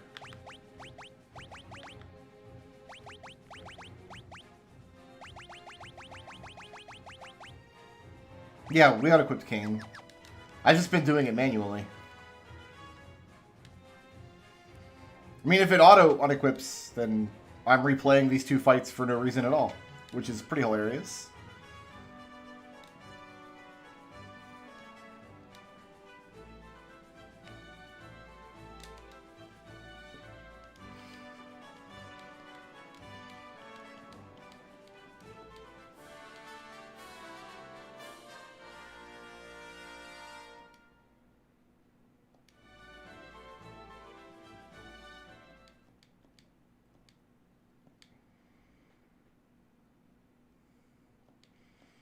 Yeah, instead of just flipping his sprite back and forth to look at those staircases, they actually have him turning around in place, which is nice.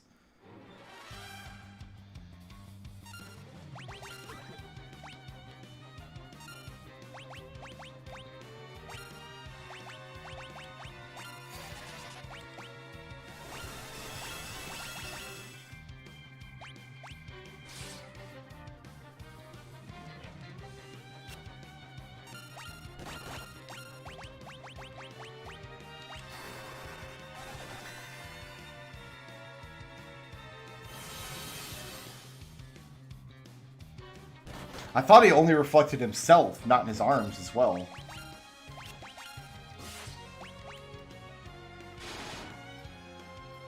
This is where the Dancing Dagger could do some work for us if we had it. So then Paladin would be able to damage this boss during the phase when he's got Reflect up.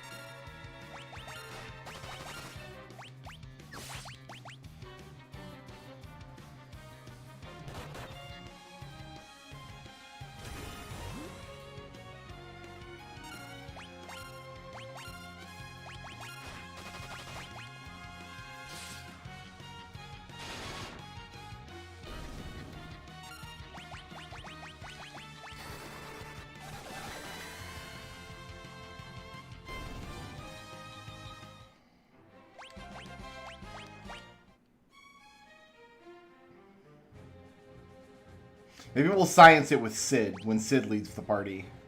Because we never needed his equipment again, so we can just let it go.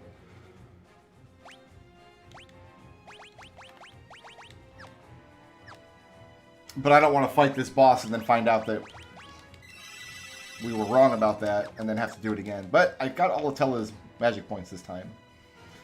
So once again, walking through the little rectangular antechamber that doesn't really need to exist. Like, they could just take me directly into the throne room. That little room has no use whatsoever.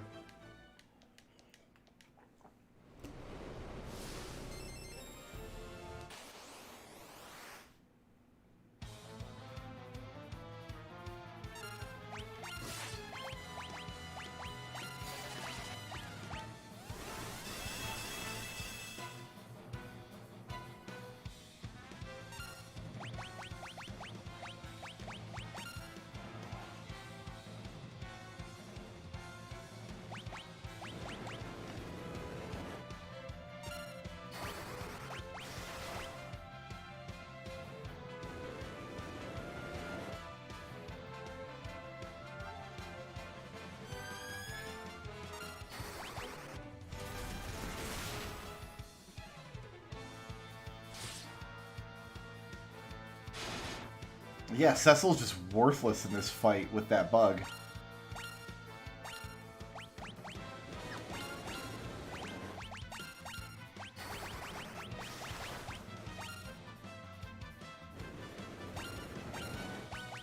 It's really nice that I'm able to hold turns in this fight, though.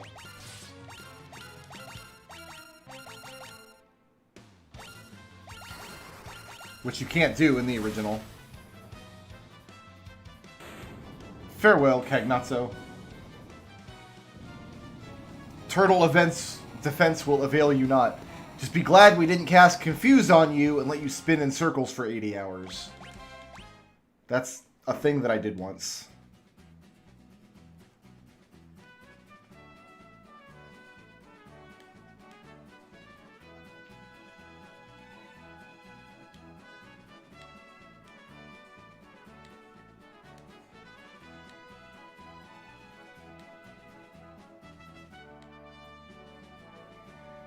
The snippy octogenarian? Sid's not an octogenarian. Come on, Tella.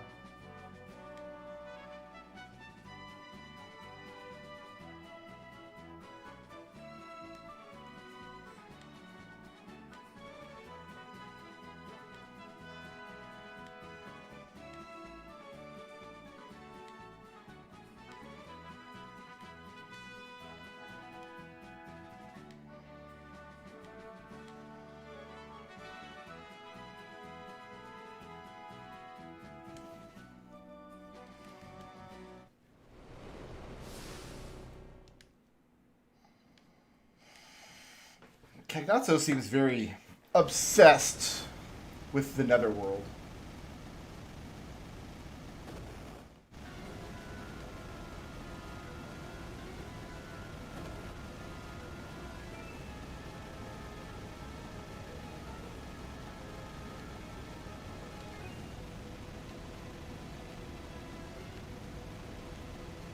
Did Tella really teach them anything, I have to wonder?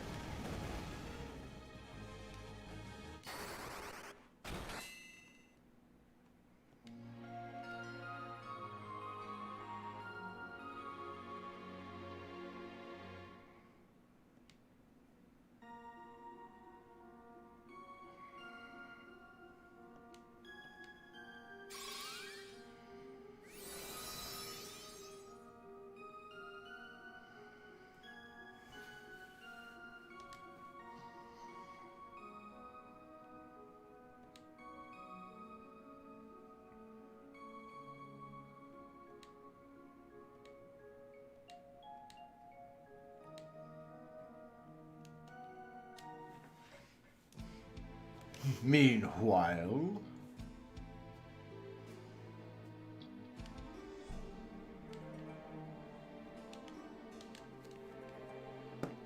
Did we check to see if we could change the window color yet?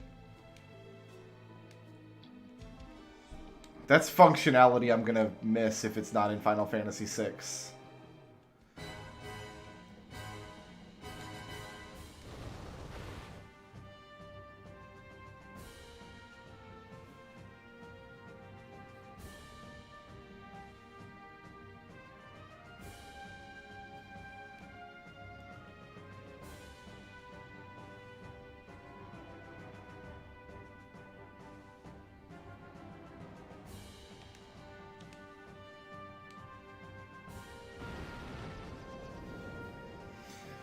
New airship. So now I guess it's time to fly around the world and visit all the chocobo forests.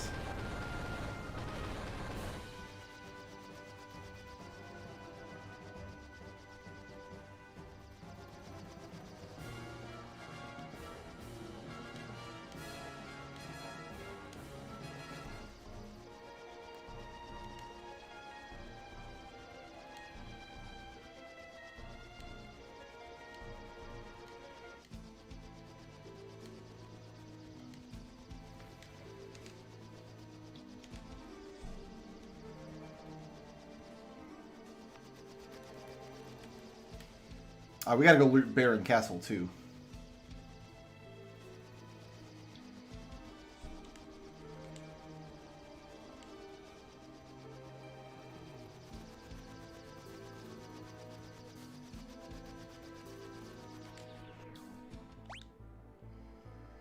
Okay, so we need to... No, we don't need to do this. We want...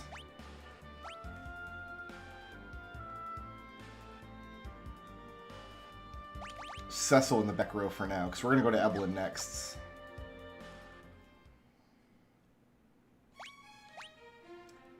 So that's a bunch of chests and then 2 items, huh?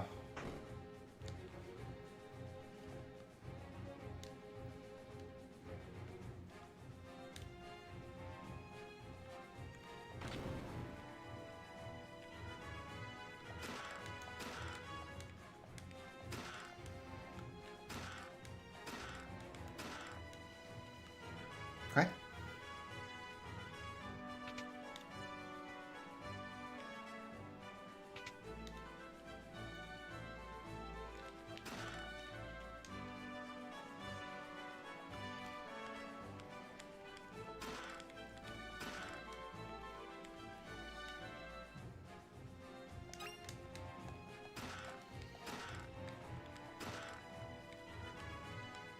Lots of ethers and tents.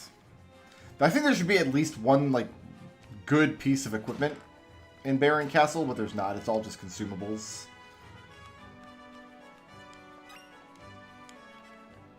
Get an elixir, which is good.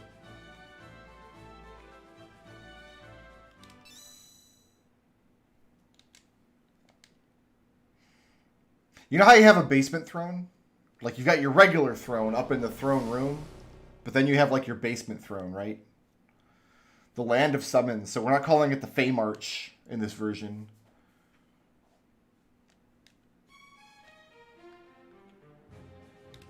Which is too bad, because Fey March is a great name.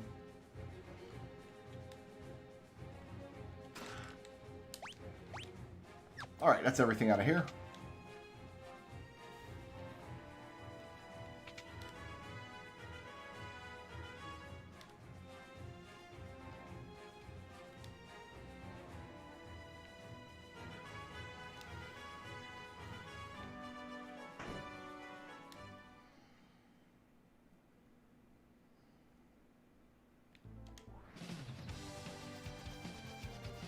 What was that? Hold on, hold on. We're starting out with a drum roll? Alright. Get right into the song, I guess. Alright, there's a chocobo forest here. For some reason. Chocobo forest on Southern Island. This isn't a Southern Island. Like, we're definitely in the Northern Hemisphere.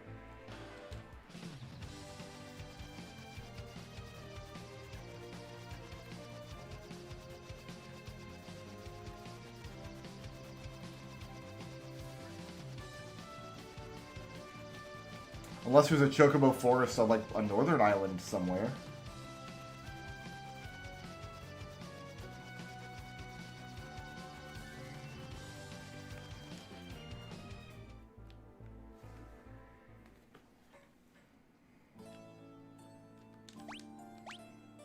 Just 3 items. Mithril staff.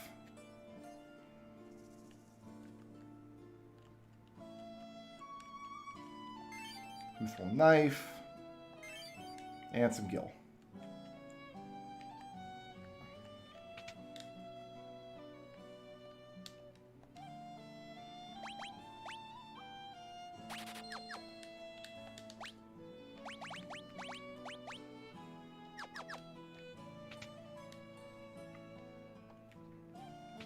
can't afford to buy his hammer, so I'm going to have to sell some stuff off. I need to raise 8,000 gil.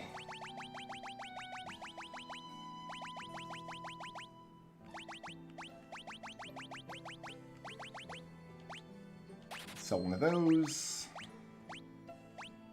Sell all those. Actually, we don't need Iron Arrow anymore. We don't need a Dreamer Harp, a Spear, Dark Sword. We don't need any harp. Get rid of all this old Dark Knight crap.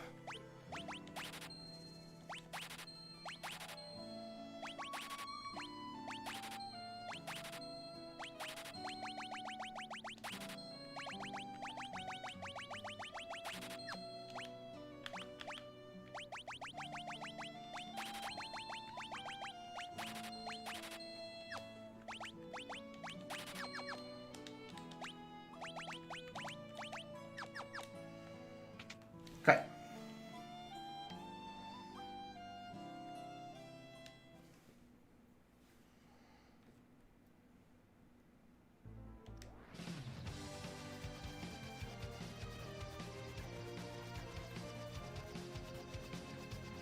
I can use the hammer in Eblin, and I can use the hammer against the Dark Elf.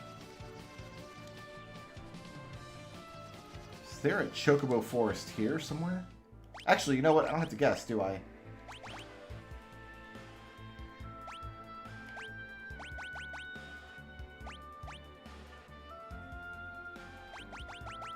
The little question marks are places we haven't been yet.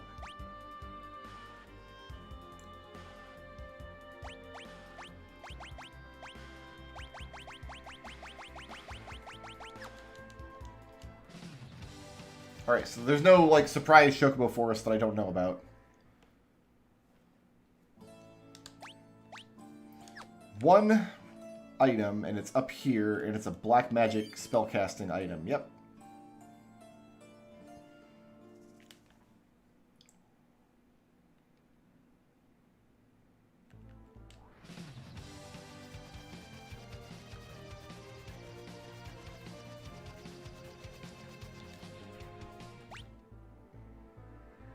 Oh, we need to hit an inn, though, for Tella real quick.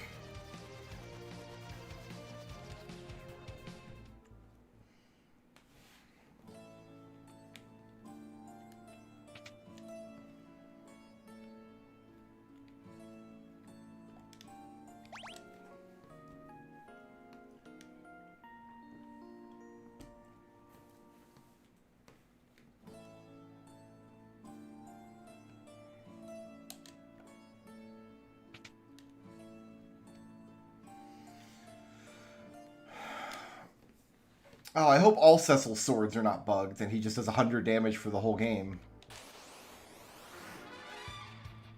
Really? Things? Oh, we are not messing around with these guys. I'm sorry, we're just not.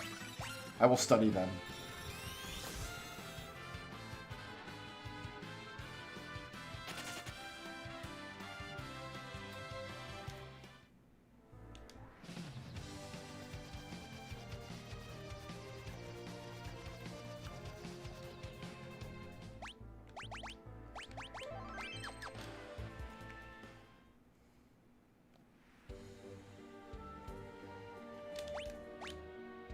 $19 chests, 2 items.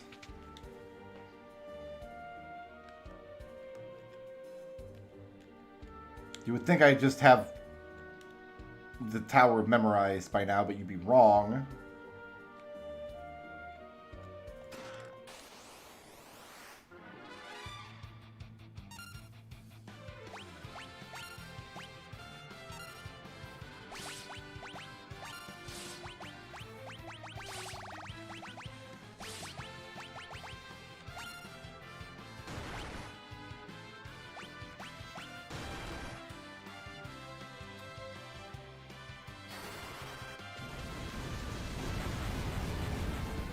Pretty good animation.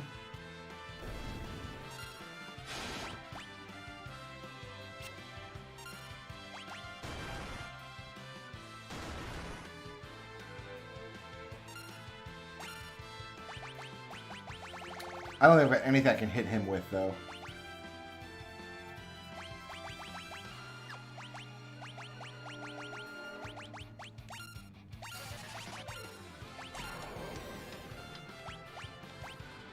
I want Cecil to go back to auto cover here.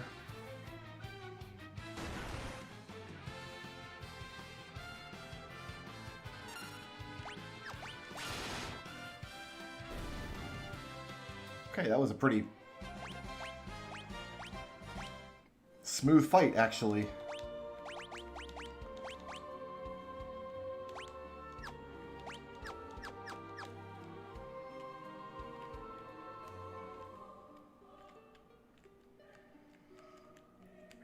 I mean, going barehanded is an option in the sense that it's literally possible, but...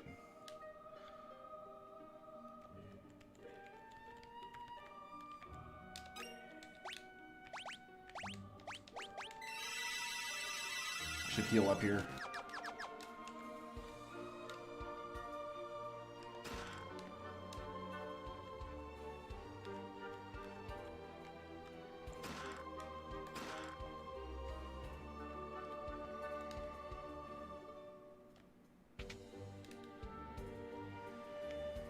Okay, so far so good. But you know what? I think it's safe to loot the center area.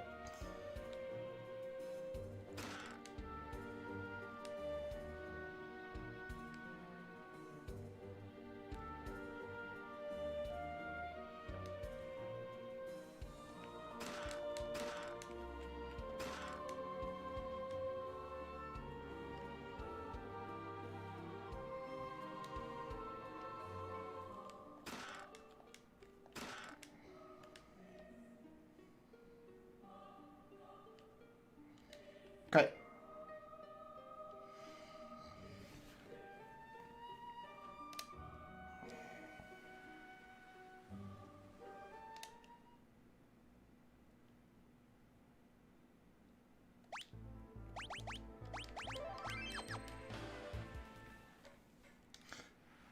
How much MP is break? Oh, only 12? Really? Okay. So we're going to get some lucky break spells off now.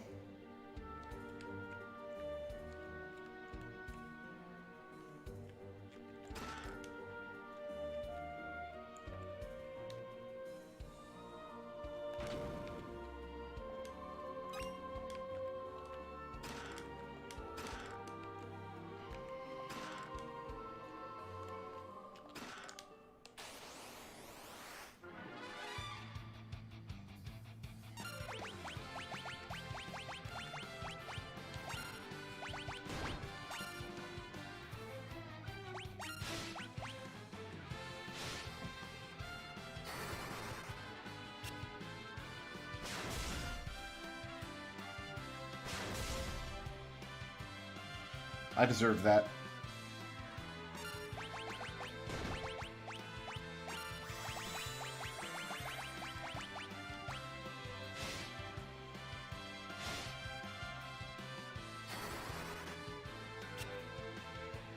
Maybe these guys can't be hit with break.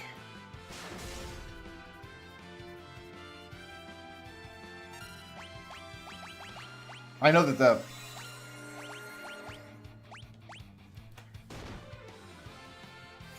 the ogres downstairs can.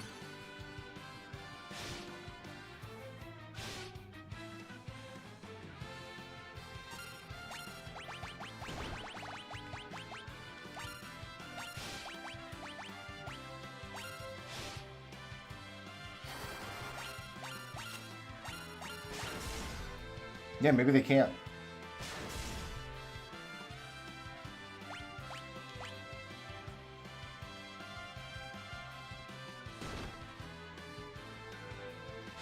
We're gonna die now.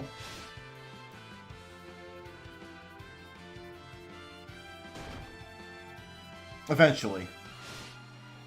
Cecil's got such good armor, and he's in the back row.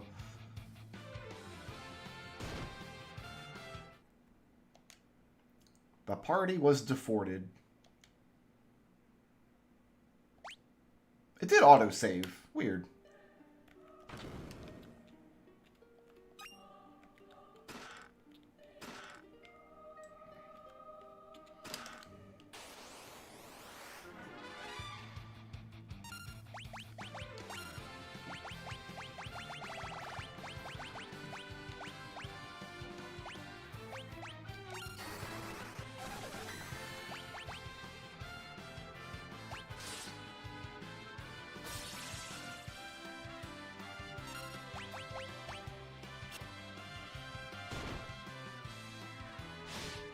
Okay, well, they did my job for me there.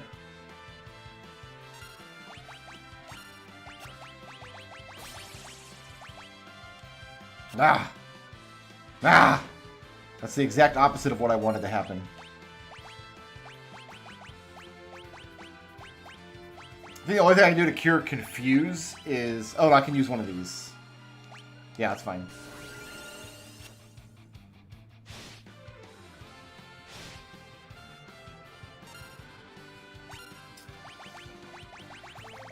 Okay.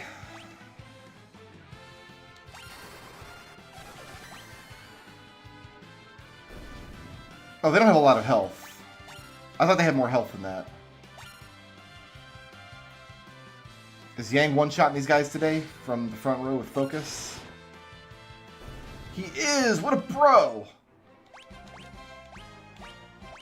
Total brosif.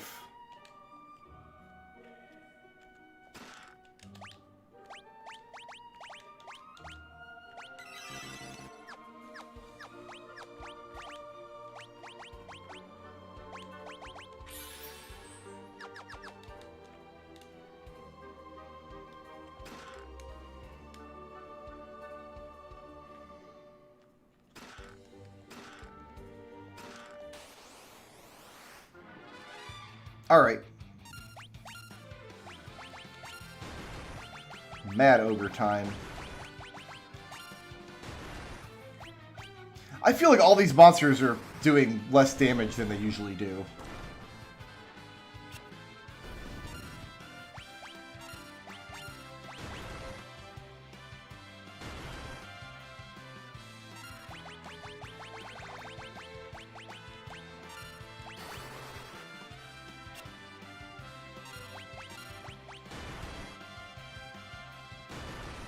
That was an appropriate amount of damage to Sid's stupid face. Let's get him back up.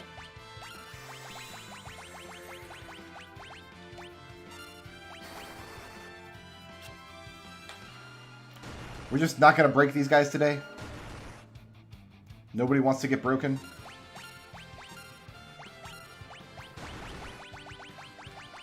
I guess it's safe for Sid and Yang to attack now. Alright, that's it. No more break.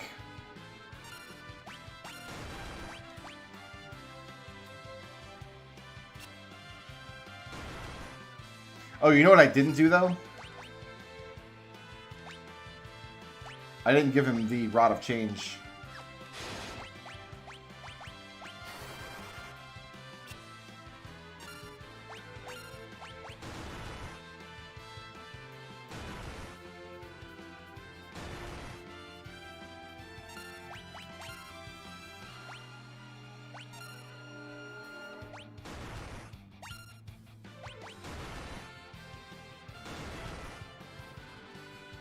So these things can only physically attack me, and as long as Cecil is defending, he will eat all of the hits here because everybody else is at critical health. And they just don't have the damage output to be a threat. Narisham, thank you very much for the Kupo chat. So there's a bug in this version where Cecil's swords don't give him the appropriate amount of hits. So Cecil's damage output is very, very low. Just because of a dumb bug in the game.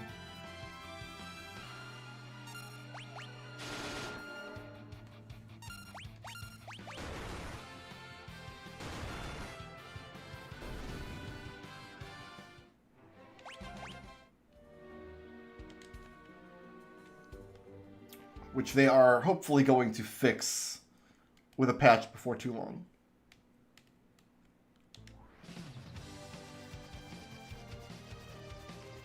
Cannot fly over the tower. Oh my god, look how big that tower is on screen.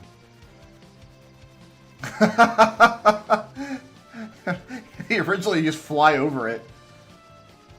They really wanted to make sure you knew where this goddamn tower was, didn't they?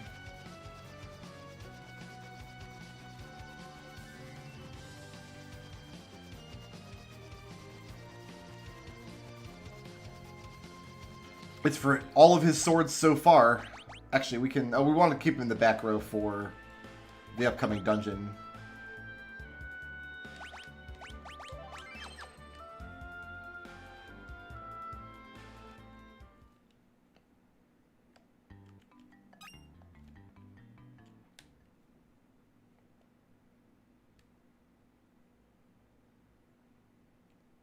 Oh, hello. I didn't mean to go back into this Chocobo Forest.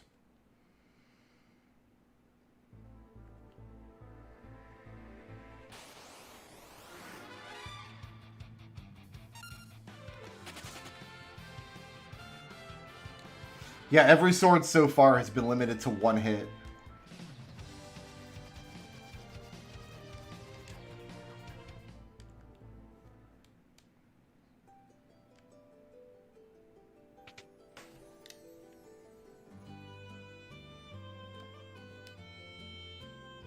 This is a great version of this song.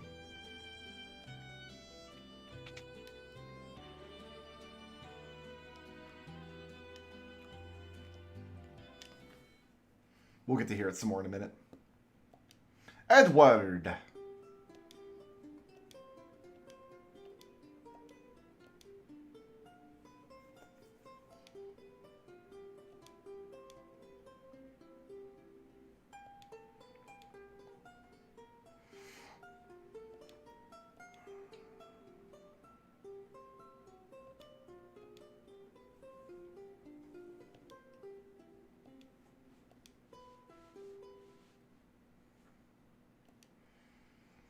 Unequip Cecil and reboot the game.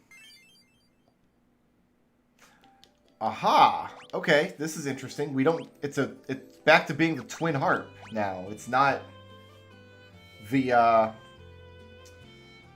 whisper weed anymore. Also, it's letting us keep all of our key items. It's not taking the key items out of our inventory.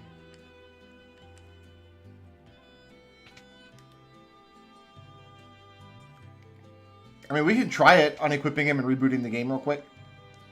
I'm willing to give it a try.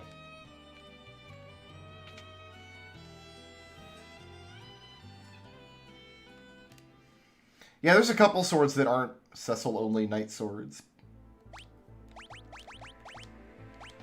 The Sleep Blade might be one of them, actually. Let's see if it has the same...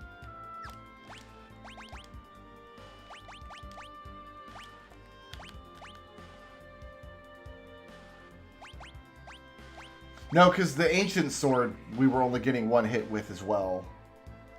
And it has a different icon.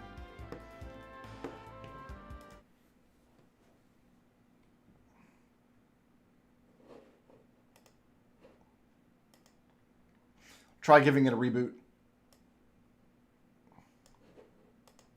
Because, yeah, things are going to start getting really dicey if Cecil's damage isn't working. Like, he's the most powerful character in the game after a certain point.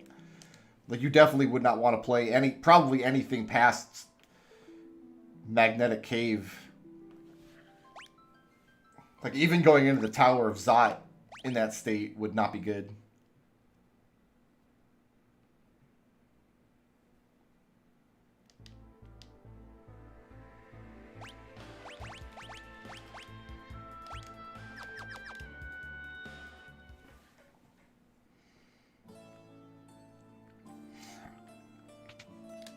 For the Magnetic Cave, though, we're going to want to buy him a bow and arrows.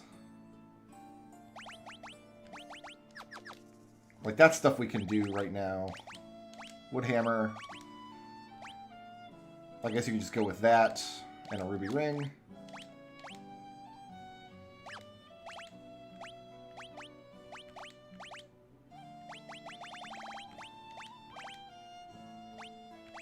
If he likes those mute arrows, you can get a ruby ring.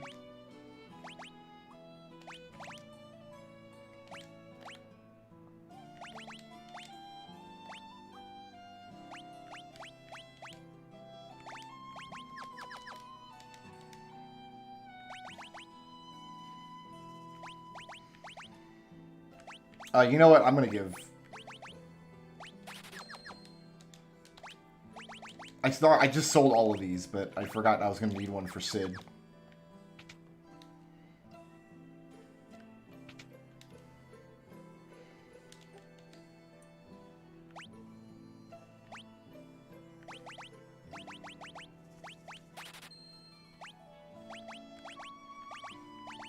Not sure if I want any of those. I think the mute arrows are just better.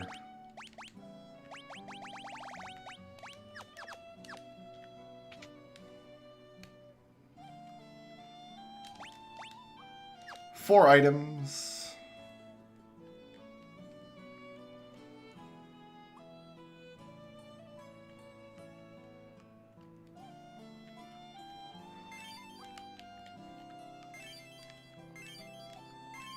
There we go.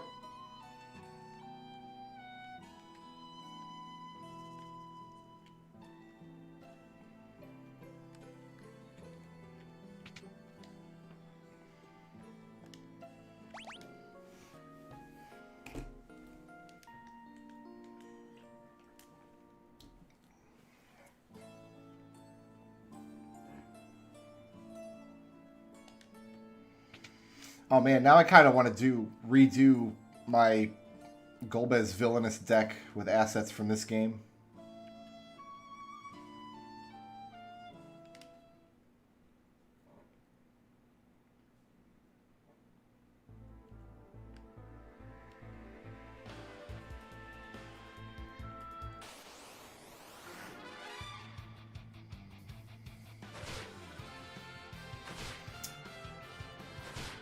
Who is ready for Black Chocobo sounds? Actually, we'll fight these guys. Why not?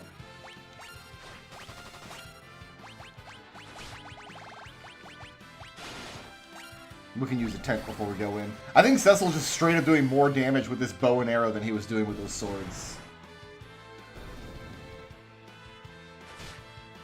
Sid also might only be getting one hit with his weapons.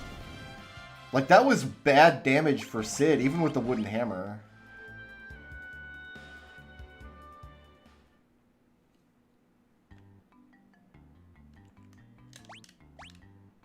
Three items here. Are there really?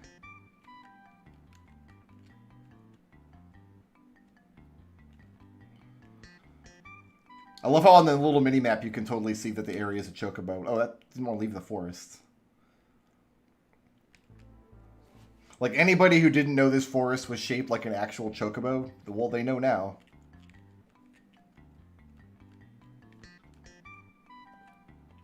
The heck? Well, I guess there's an item down here, right? Yeah.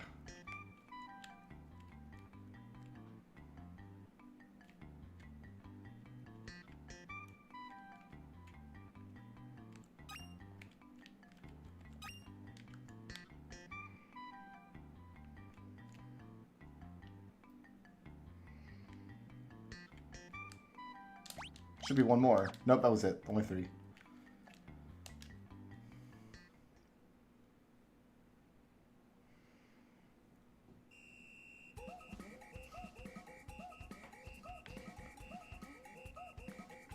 The black chocobo is actually black and not purple anymore.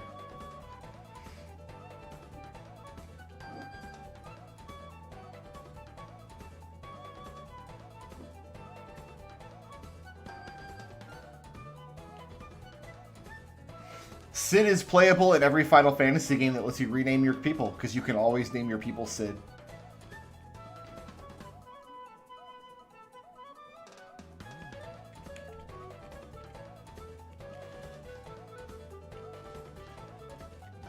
I like it. Good version of the song. Oh, I guess I could have just restored myself for free at the Chocobo Woods. Oh well.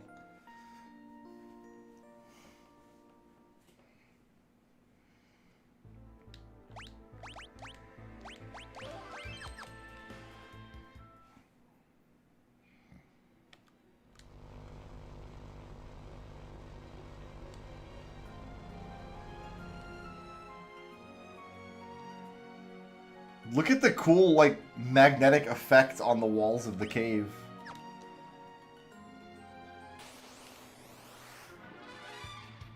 Augres.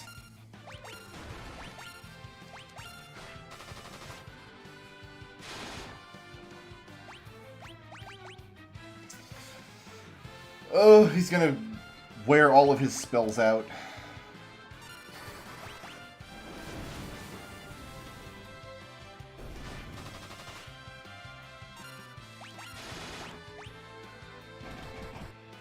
Yeah, no, Sid's getting multiple hits. Okay, so Sid's hits are... He must just have rolled real badly in that previous fight.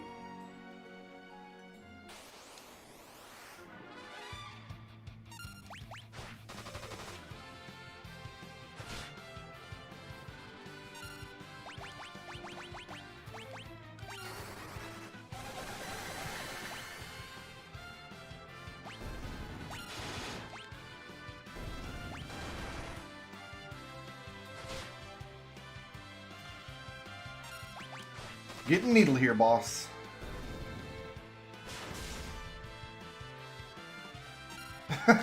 Sid's damage frame is hilarious whenever he takes damage or gets hit by something. I mean, all of Sid's animation frames are hilarious. He's a hilarious man, just in general. But now we're really going to see Tella's weakness, because he's already out. We're 10 steps into the cave. He's already out of half of his magic points. I love, like, the sparkly, like, electromagnetic crackling. You know, it's focused to limit counterattacks here.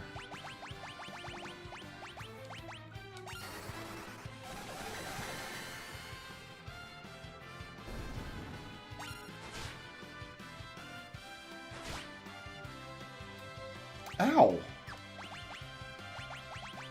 How dare you? Phoenix down. There it is.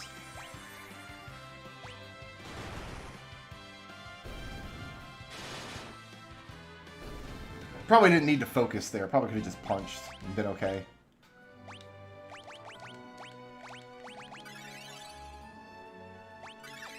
We do have to keep people healed here because I know there are monsters that have magical attacks that Cecil cannot cover. 10 chests.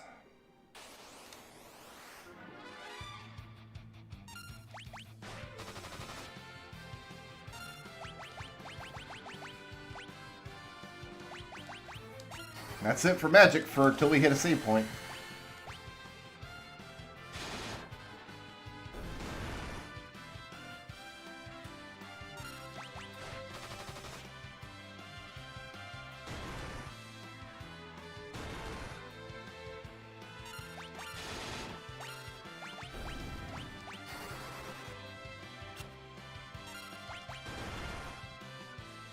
Try turning enemies into pigs.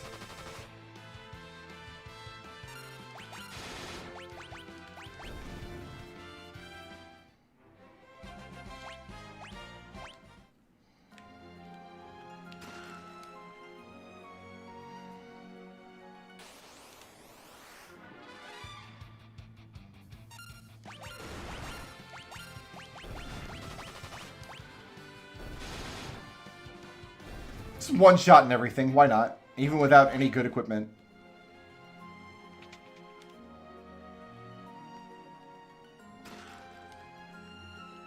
Can still kind of just stand on the hole here.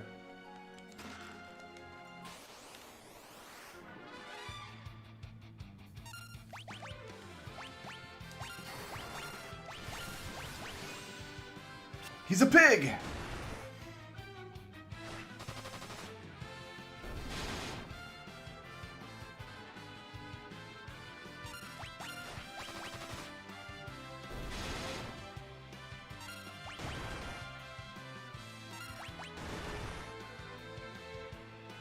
Someday, Sid, you'll be able to put your heavy armor back on.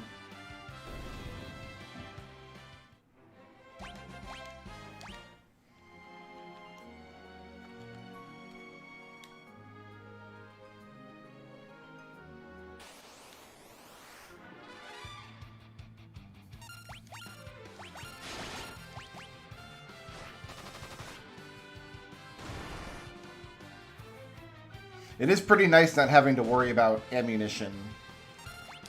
Like, it's never a big deal just buying, like, a stack of arrows to use. But, like, you never know how many to buy, so, like, do you buy 99? If you buy 99, you're like, I'll never run out of arrows. And then you run out of arrows after you try to stretch them too long.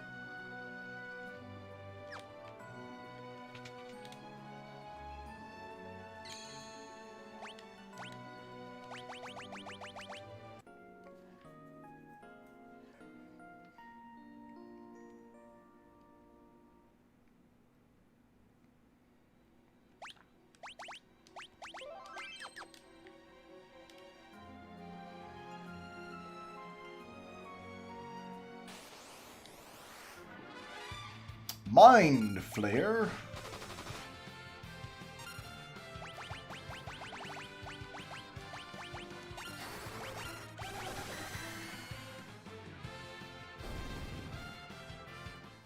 Also, I like how many of the enemy graphics in this game are kind of updated from Final Fantasy 1. That's not something they did a lot of in Final Fantasy 2 and 3. They did a lot of like new enemy sprites for 2 and 3. But for 4, they're like, okay, well, it's our first game on a 16-bit system, so let's go back and revisit a lot of the Final Fantasy 1 sprites. Like this Naga, or the Goblins, or the Mind Flayers.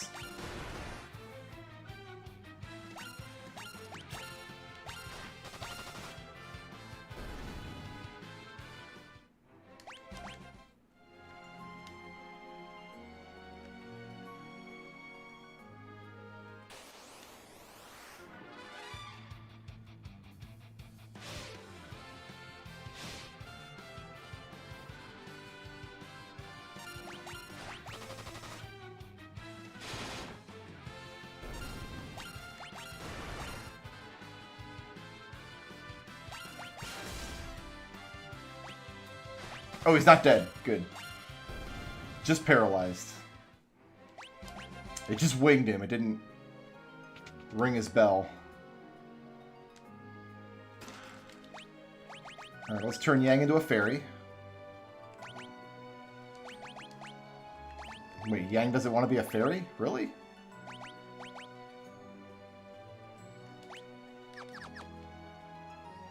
I mean, I'm pretty sure he does.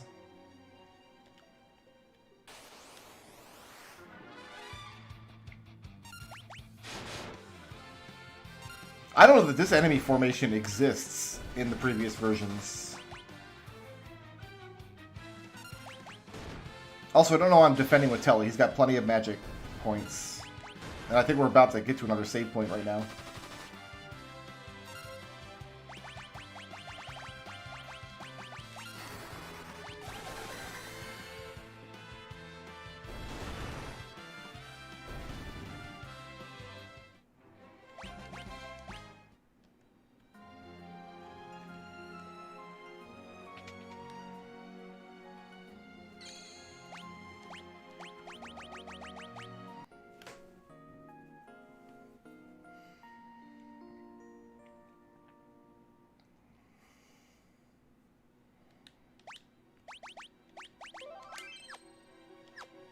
Should just be one chest left, and so there is. So the Crystal of Earth does not count as an item. They don't put key items in the treasure counts in this game, which is nice.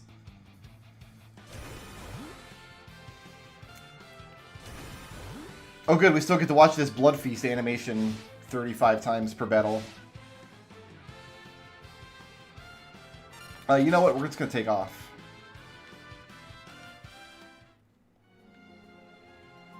And we'll get that chest on the way out. Look at this dude's like little Astos sprite. Oh my goodness. That's super... Why is that so janky looking? It almost looks like they took his battle sprite and just shrunk it down to 16 by 16 and left the anti-aliasing on. I commend your effort, but your excursion ends here.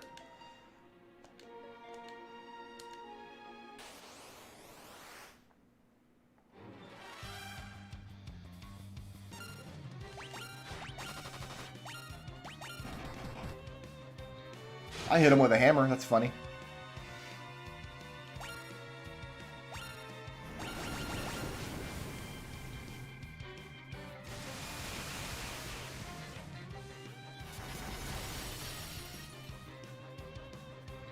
Dead.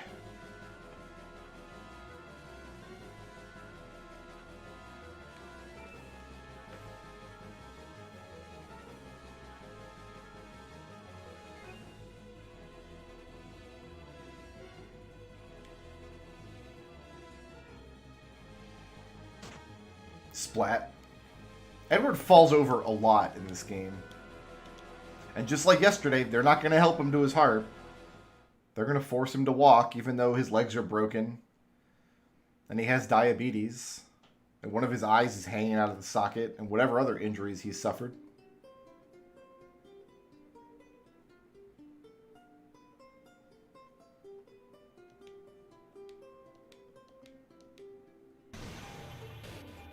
Dark Elf just explodes.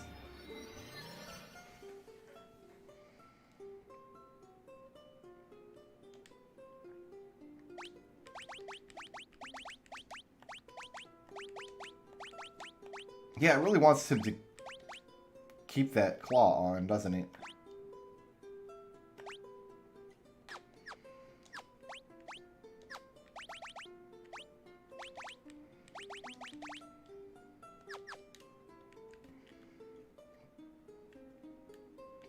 I don't think you can leave the room in this state, can you? Oh, you can. Just walk right out. Okay.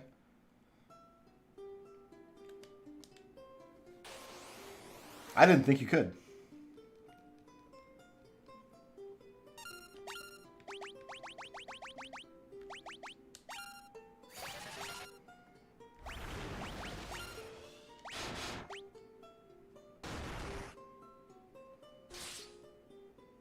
Yeah, that Slumber Sword, even that's not doing terrific damage.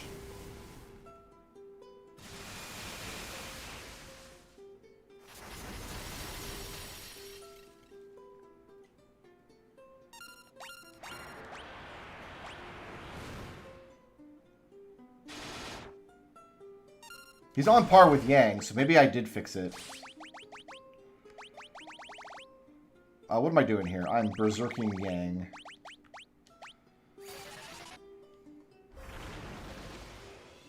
I like that berserk animation, but I gotta say I missed like the old rainbow beam from the sky.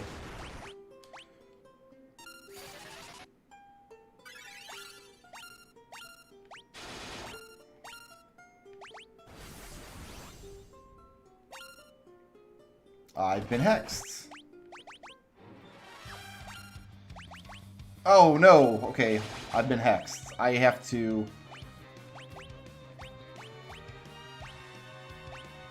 I don't have any diet foods, do I? I have no way to change Tella back, and I really need Tella's black magic right now.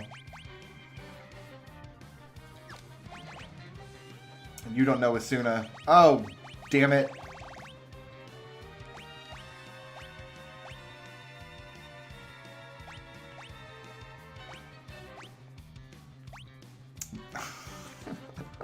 That's funny. Alright, let's try to get him slow, I guess. Oh, you can cast a suit on yourself. Okay.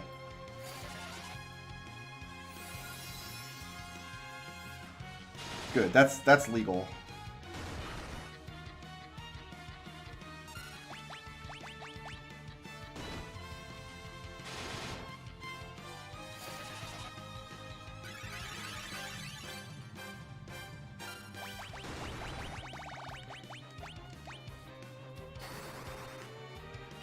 Ah.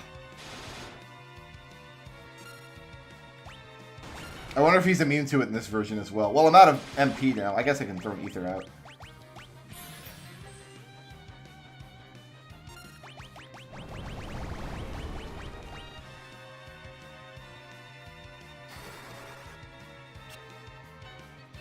I wonder if they made him immune to Tornado, like they did in the 3D version.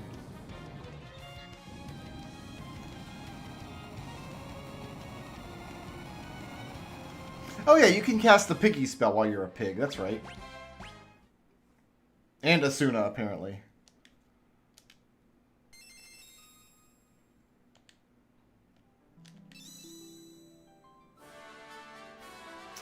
Obtain the E-Arth crystal.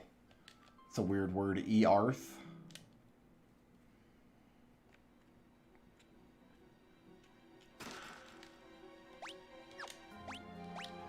Okay, 10 out of 10.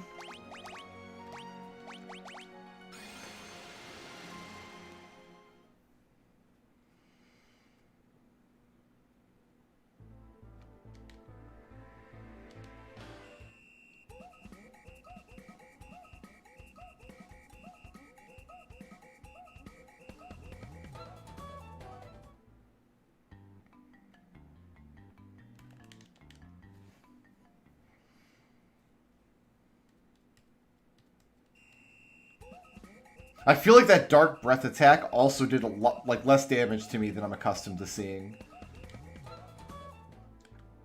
So it's possible they did like a blanket like damage reduction in the game.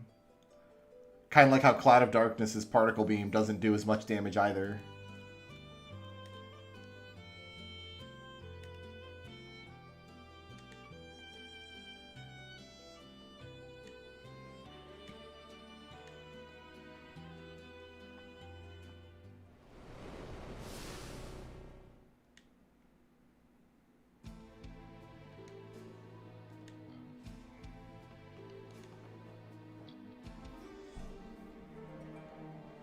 Alright, sorry about your crystal, but taking it with me. And now I can loot your stuff. 26 chests and 1 pot.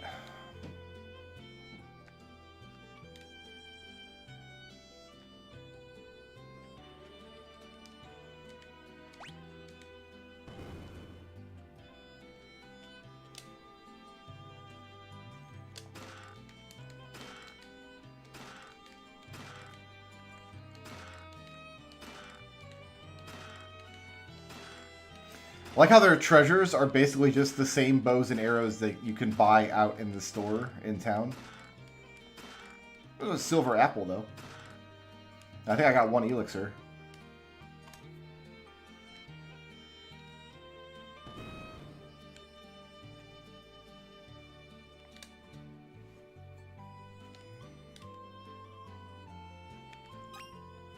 There's my 1 pot.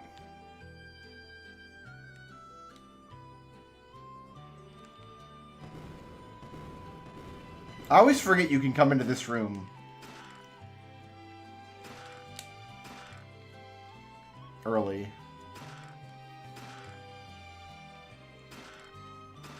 You even get a couple of free ruby rings for the dungeon.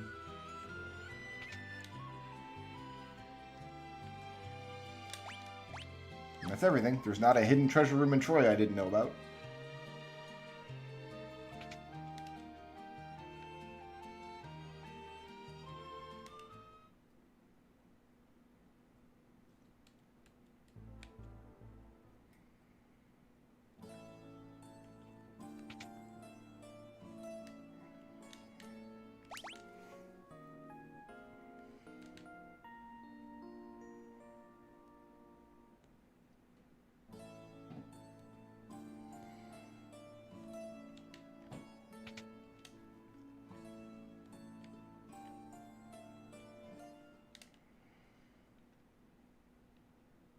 Do I want any more goodies before going to Zot?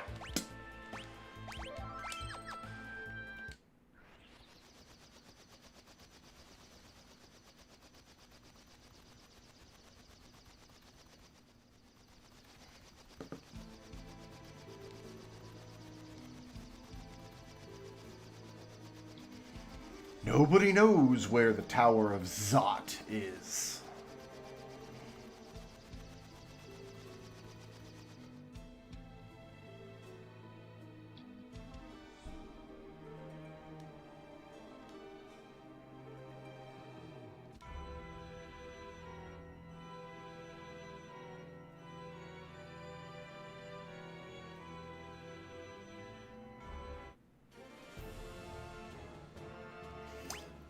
Ote.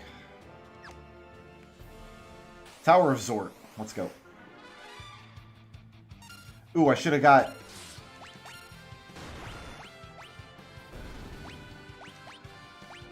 I do have a Fire Claw. Okay, I thought so.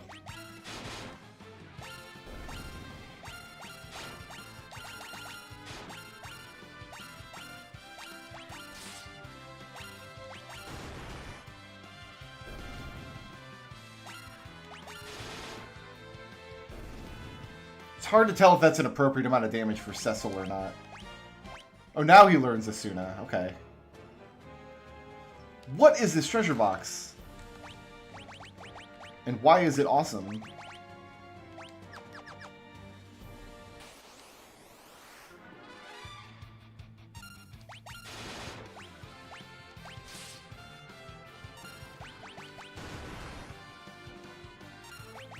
Is Sid faster in this version? I feel like he's keeping pace with Cecil and Yang's turns, which is not something I'm accustomed to happening.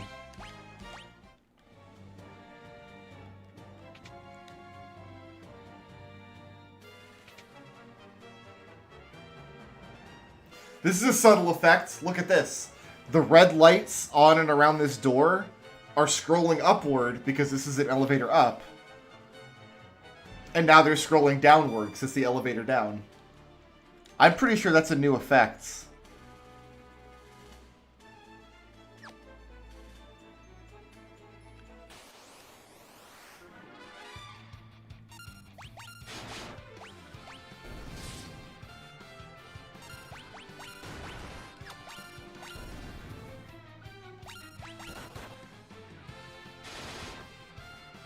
Yeah, I am breezing through this dungeon. I am not accustomed to getting this, like, just smoothly through this dungeon. It's possible they based this on the easy type of the game. That's a possibility I don't think I've seen anybody explore yet. There was a version of the game called Final Fantasy IV Easy Type. Although I don't remember the exact list of changes that made it easier, but...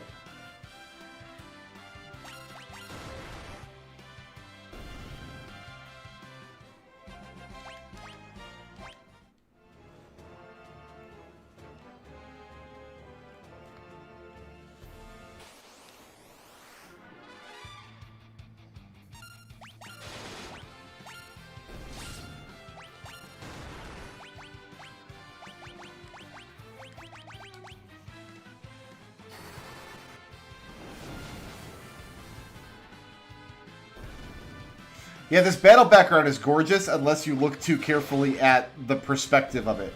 Because ostensibly each of these tiles is supposed to be the same size, and the reason they shrink in the background is because they're further away. But then look at the tile that Yang is standing on versus the tile that Sid is standing on. Sid is either 12 feet tall and weighs 900 pounds, or the perspective is a little askewed here.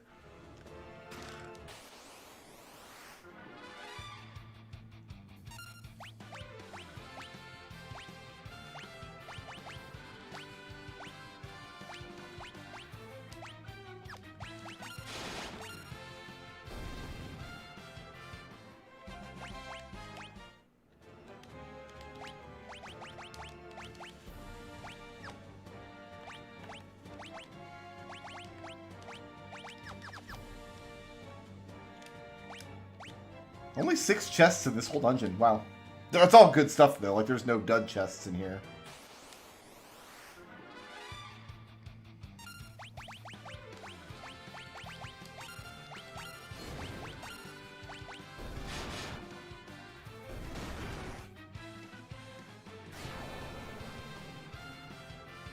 My karate man is accursed!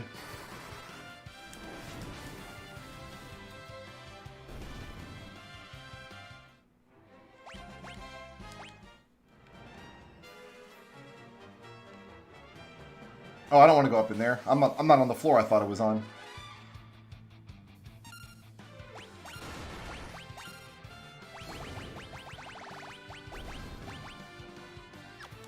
Actually, you know what? You attack first, then you use bio.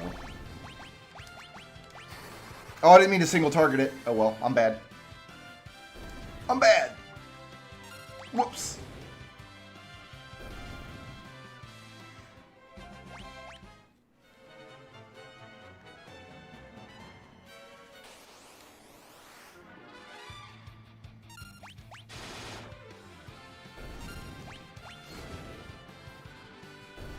Alright, Till, this is your last spell, so you better make it good.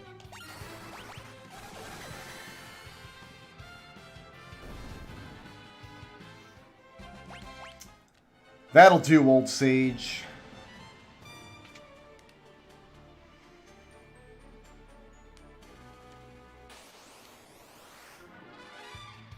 Oh, we don't have any fire for this fight, though. I don't think Cecil and Yang can actually hurt them. No.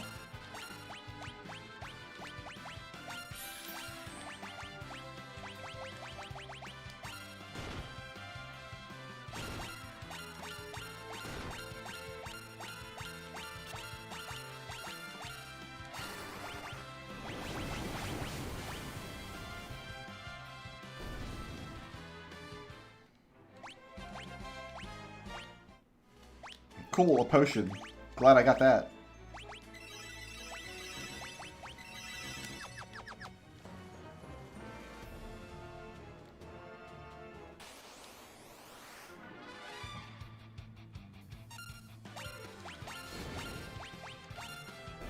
Oh, Yang attacked the wrong guy. It didn't matter, because Yang is incredibly strong.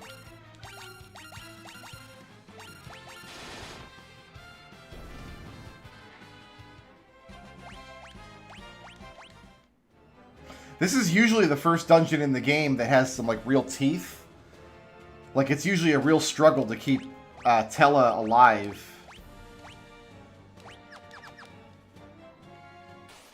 In some of these random encounters. But not this day.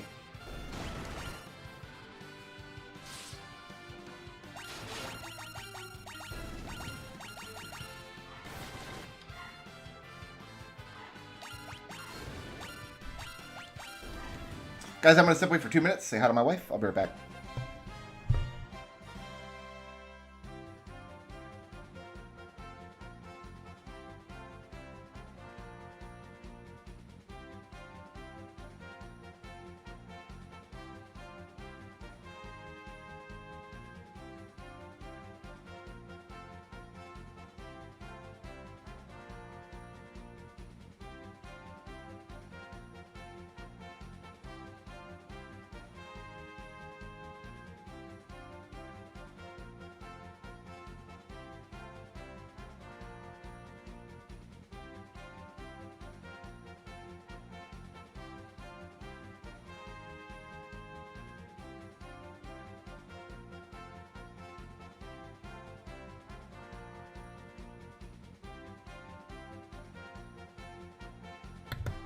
Back to work.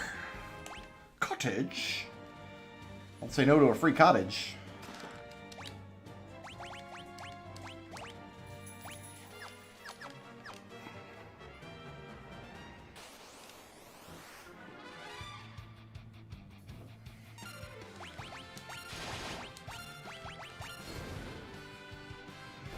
Alright, the fire sword does appear to be working properly.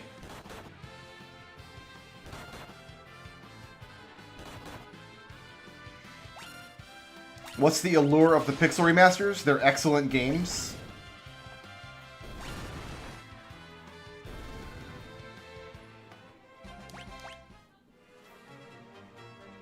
I mean, they are as you see them.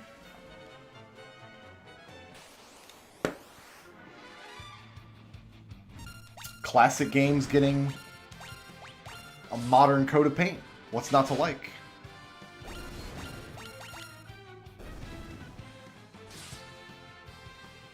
I can't believe Tella is surviving all these hits. I borderline give Tella up for dead sometimes in this dungeon. See, I feel like they lowered the difficulty a little bit and made the monsters weaker in some cases.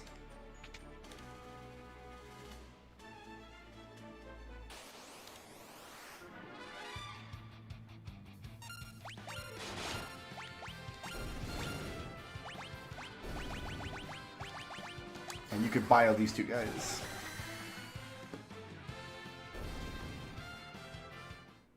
Like, they might just straight up have fewer hit points, actually.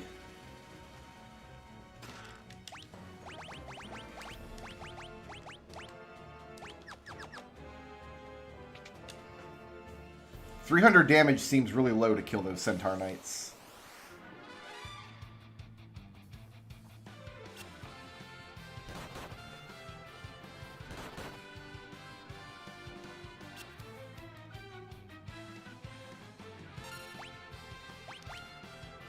I'll see this with Tella's turn, actually.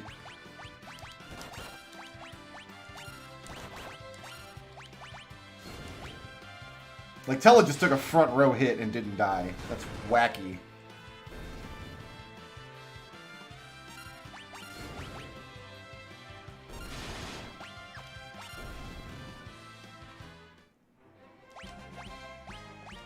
I mean, the big difficulty spike in the Tower of Zot isn't necessarily that the Tower of Zot itself is hard.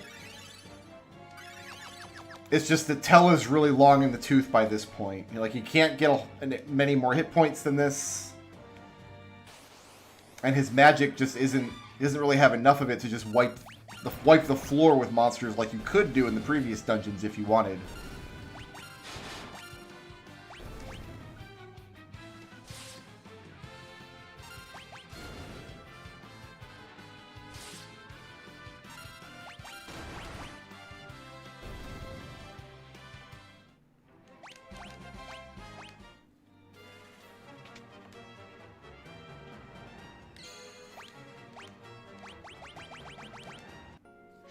Alright, so if we're lucky, we'll be able to pull off a bio spell before Sandy puts up a reflect spell here. If not, I'll probably just use Tellus turns to haste.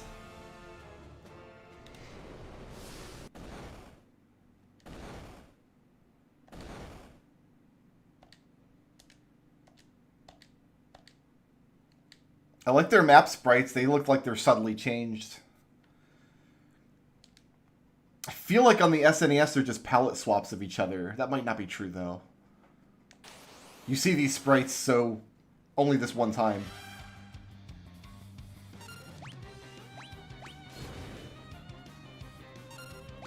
Yeah, you know what? I'm just gonna haste.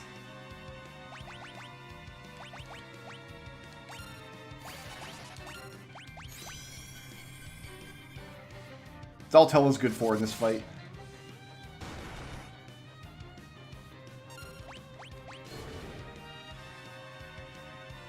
I could have squeezed a bio in there. They took forever to take their turn.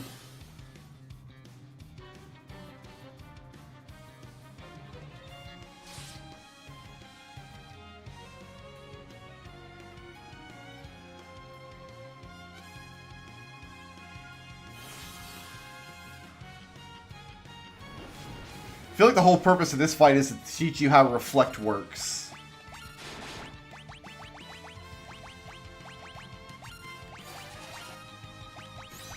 Since it's a new, it's a new effect for this game. Actually, Final Fantasy III might have Reflects. I can't remember now.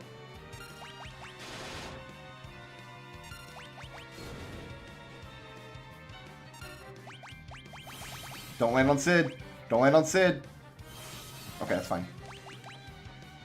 I didn't want to reflect a haste back onto them.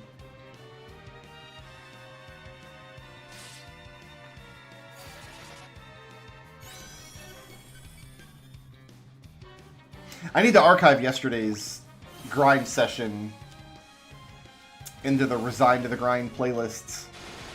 Because, yeah, we just did this yesterday in the 3D version, since we're working our way through that game for the second time.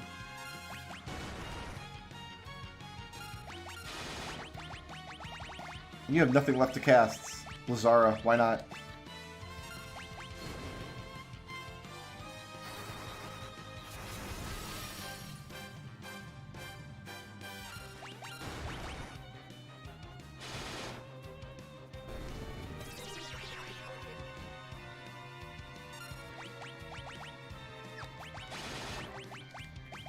Oh, Yang took care of it. He's fine. I mean, he poisoned himself. So, kind of funny, but...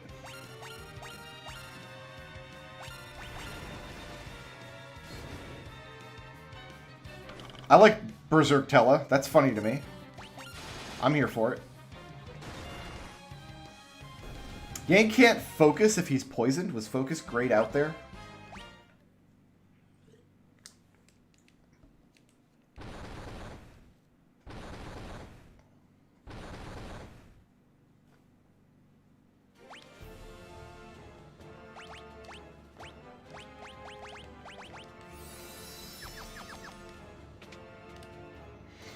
Alright, strip the old man again. Take off his robe and wizard's hat.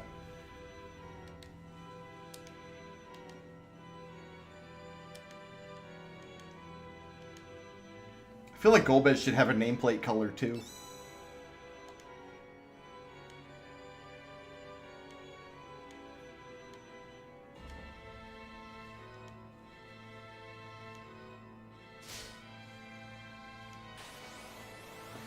Let's see if Meteor has a crazy new spell animation.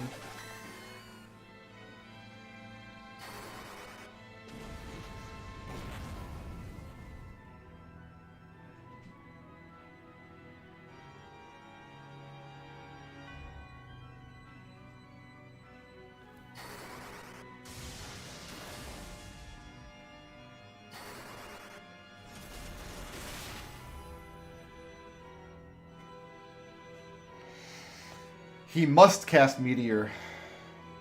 Gotta do it. Even though you have 0 MP.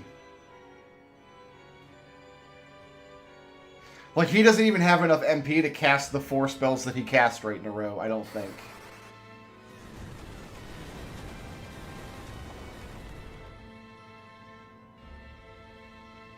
Bouncing 9s.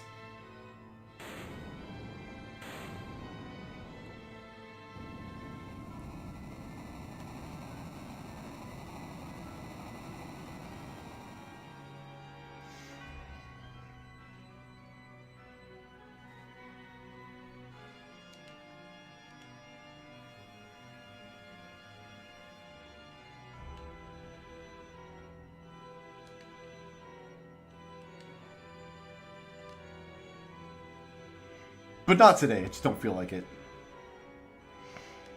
Impudent fool.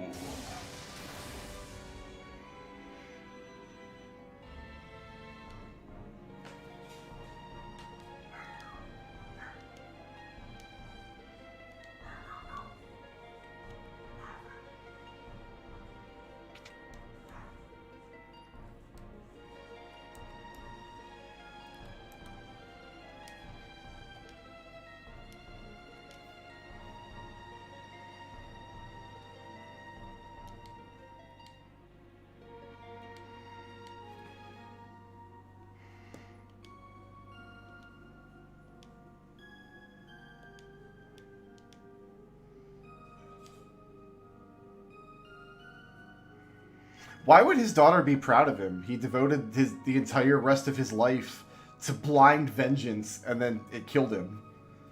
Like, what's there to be proud of? Tell is the worst.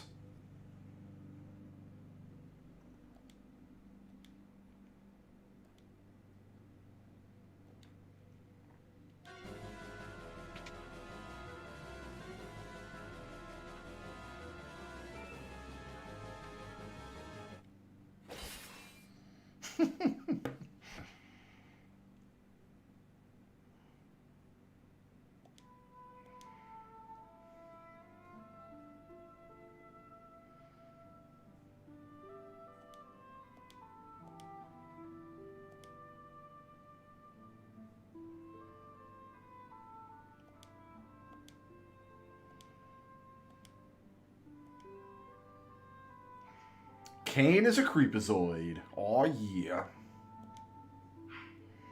Oh, I just badmouthed Tella. What you gonna do about it? I'll badmouth him again, too. He's the worst character in the game. I don't even think those glasses he wears. I think somebody just poked his eyes out. And then he put pink construction paper over them.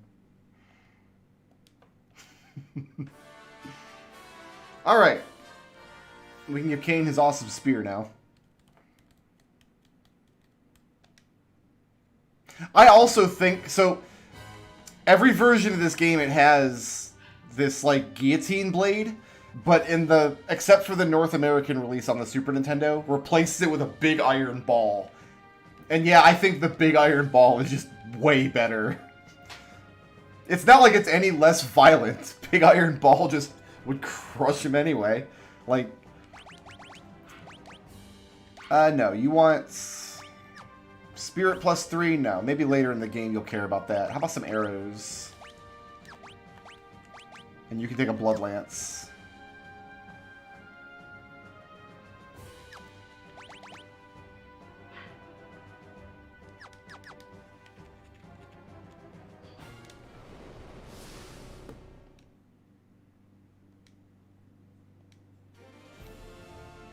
I think Tella's visual design is fine. Like, I like his purple robe and... His beard is a little strange in the 3D version. It kind of, like, I don't know. It looks a little weird to me. We're going to sit on Kane's turn. We're going to cast Berserk on Sid. You can jump. You can fix that.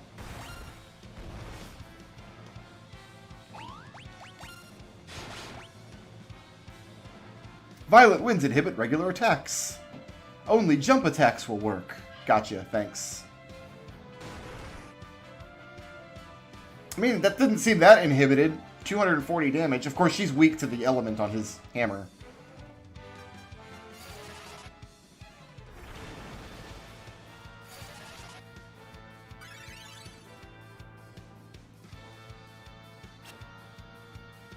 Kane, really? Oh, I guess she opens up anyway.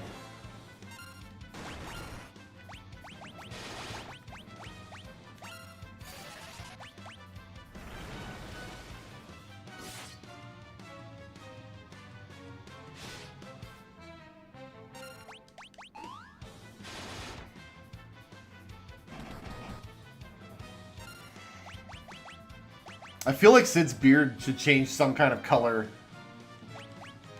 when he's berserked. So the accuracy on Kane's Drain Spear leaves something to be desired, but I guess it's just you hitting her with a jump command, even if it misses, still stops the spin.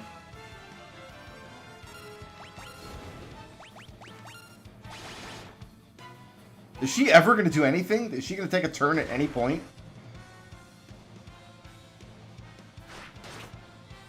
Right in the gut. Oh my goodness. There she goes.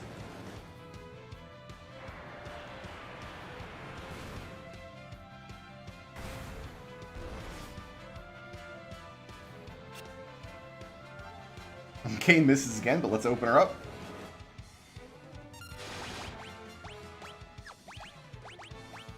I feel like Rosa was getting better damage than Cecil here.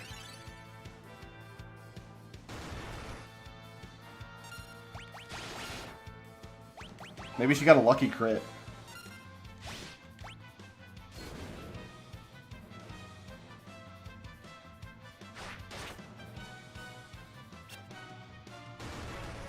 Kane has not landed that Drain Spear jump once.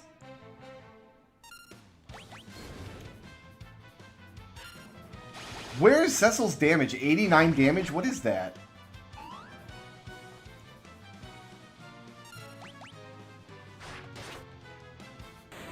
I feel like there's more going on with the damage calculations in this version. Like, sometimes Cecil's damage seems fine, and sometimes it's like way too low.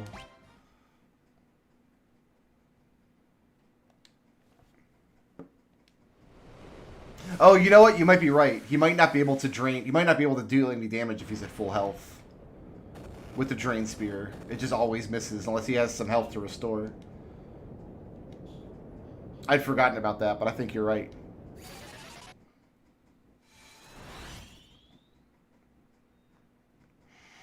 It's also something ridiculous like minus 20 accuracy from the Wind Spear or something.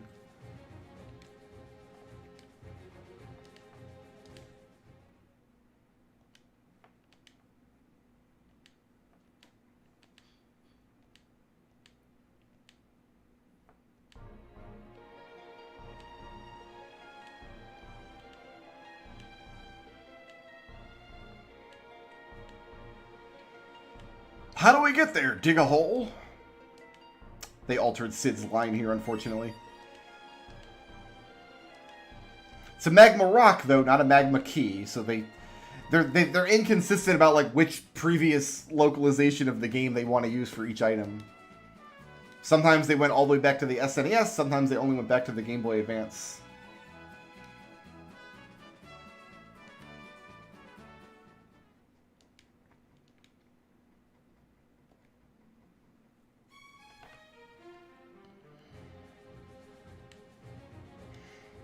In any case... No, Kane can keep the Blood Lance on for now. That's fine. I know once we get to Eblin, he wants to definitely take it off, because that place is just full of undead.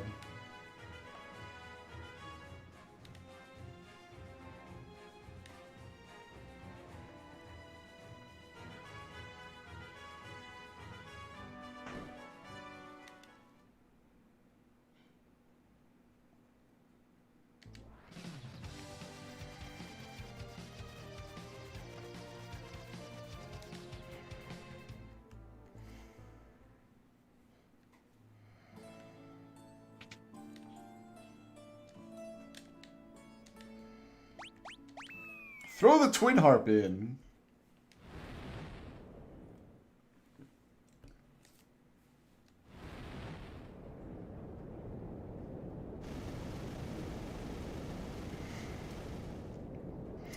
Son of a submariner is the line everybody remembers, but son of a sandworm is a better line. We'll just have to wait and see.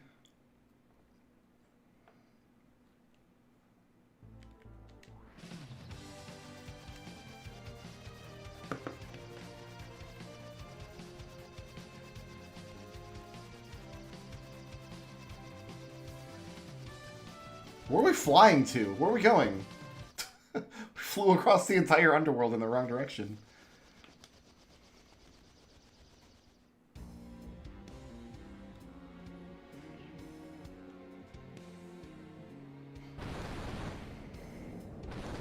This battle's a little more dynamic.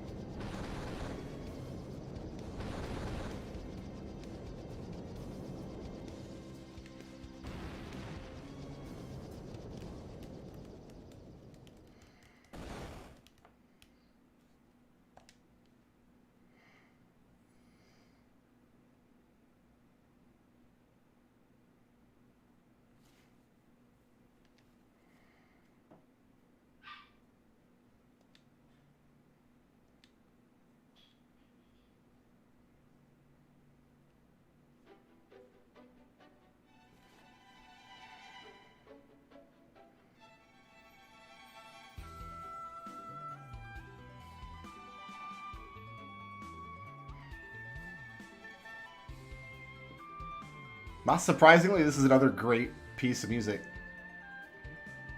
Also, what's up with my map? It's still showing... No, it's not. That's the underworld map. Okay, no, that makes sense.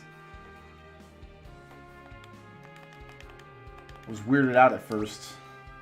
Yeah, there we go. Just the walls of the underworld don't appear on the map, so it looked like I was still looking at a bunch of islands.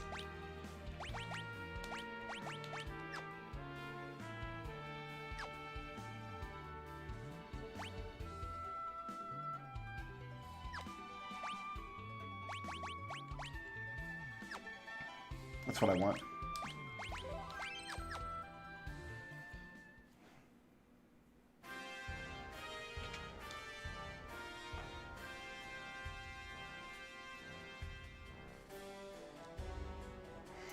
Sounds sufficiently dwarfy.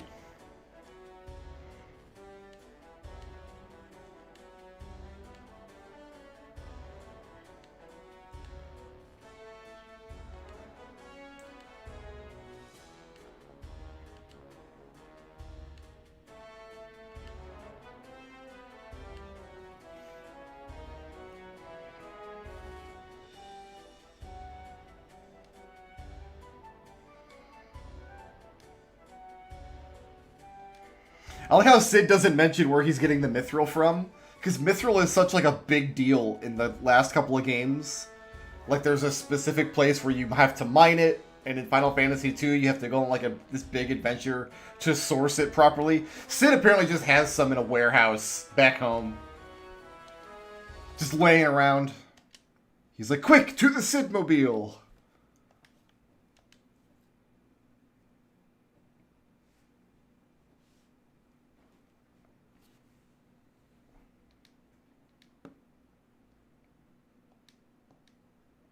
Open the door, let the strangers in, after 2 of our crystals have just been stolen by a stranger.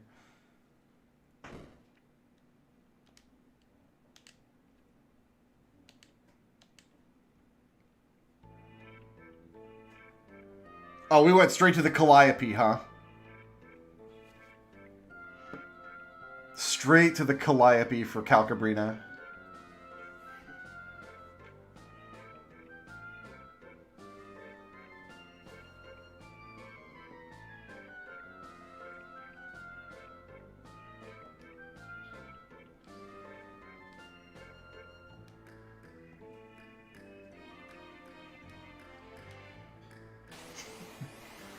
Oh, they're Calcos, not Calcas in this version.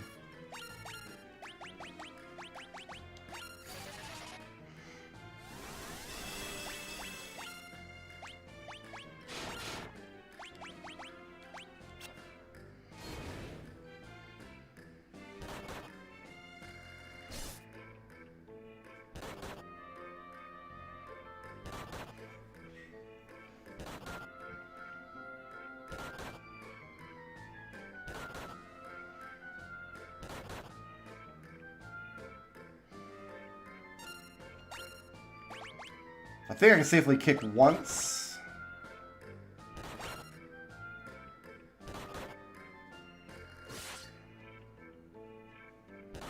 Oh, these things have a lot more hit points than I was expecting, actually.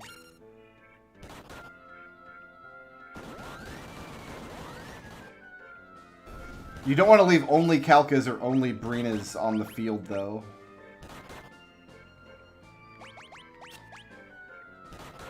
We want to try to avoid the transformation if we can.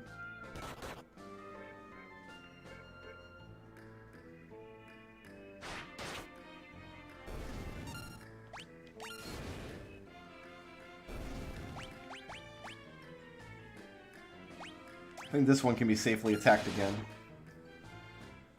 Yeah.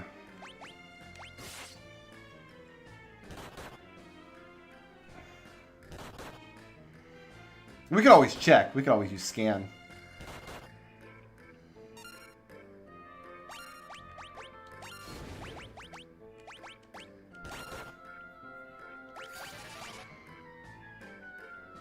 No effect. I can't scan them. Okay, fair enough.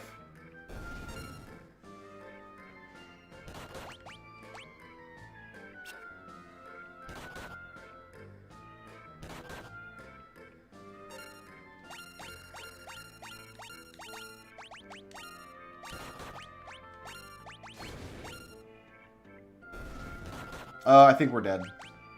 We're not dead, but I think... Unless Kick kills it.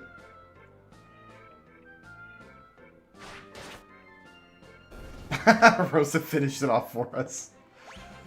I was trying to time it so Kick could kill the last two together, but couldn't get their HP to align. So Rosa had to save us.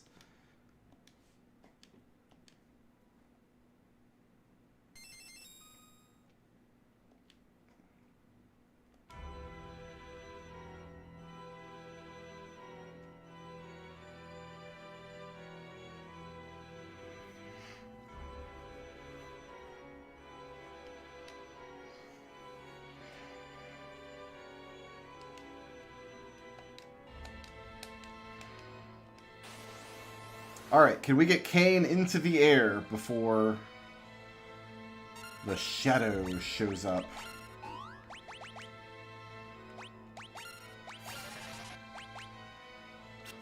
Stay up there, Kane.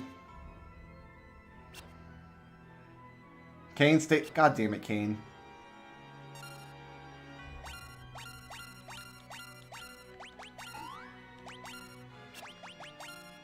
Okay. So Kane lives, which is good. I should have used one of those turns to heal Cecil, I suppose.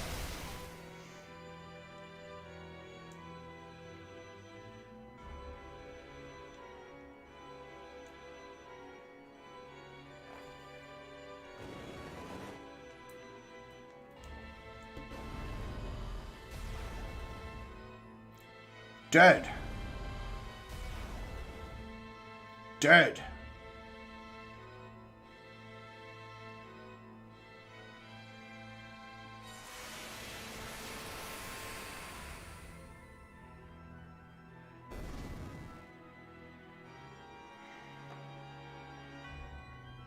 That was my favorite shadow dragon. How dare you?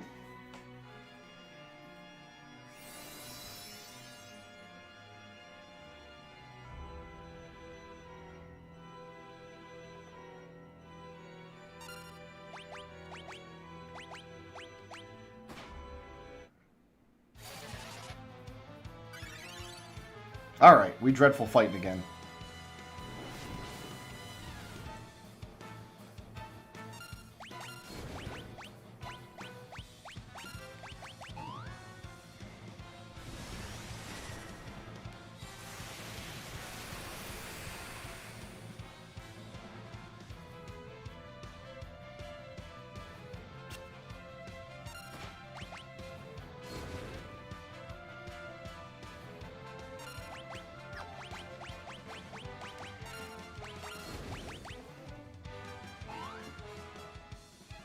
Gomez isn't doing anything. This fight is usually so hard.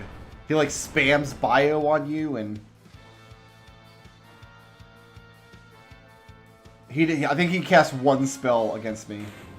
I feel like they turned the dials on this game down a little bit.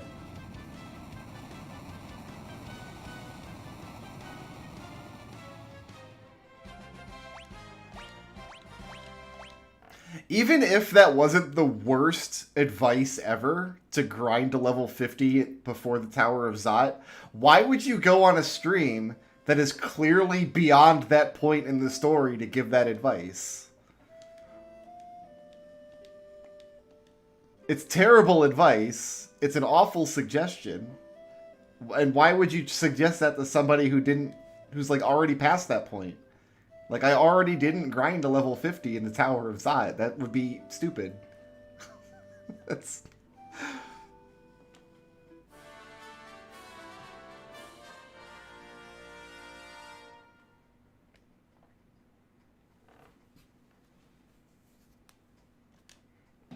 Like, I beat the Magnus Sisters in Barbarisha effortlessly at level, what am I, 21, 22 maybe? At least Cecil, like, runs after the hand in this version. He doesn't just stand there and watch.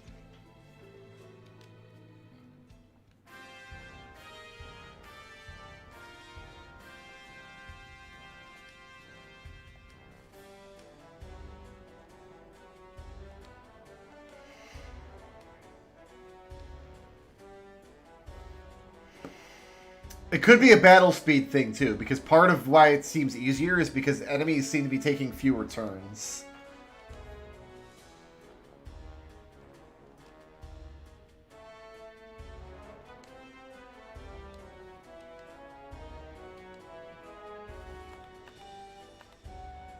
We have Rydia back now. And yeah, she's given up her yellow cape, but...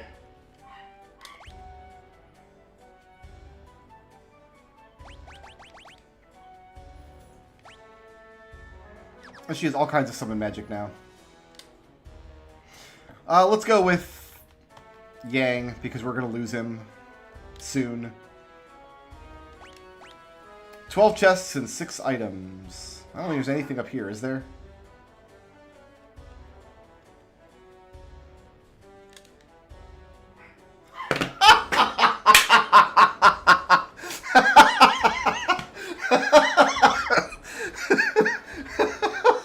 That's a great gag.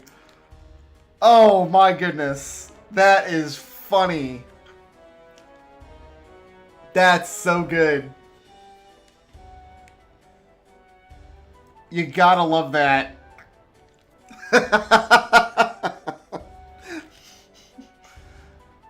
Dance for me, Jones.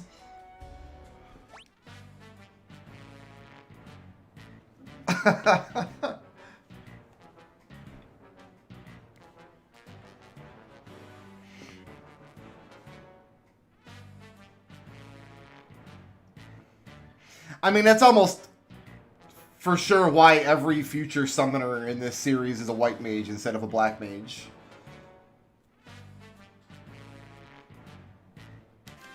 There's actually not that much overlap between her black magic and her summon magic. Except for, like, these second-tier black magic spells are pretty much the same as these second-tier, like, summons. But, like, there's no summon that does what Bio does. And then her third-tier elemental spells are better than any summons. And then there's no black magic spell outside of, like, Flare and Meteor that can do what the, like, the endgame summons can do. I guess we're going to have to be on the lookout for the 2021 office, yeah. There should be one back here, yeah.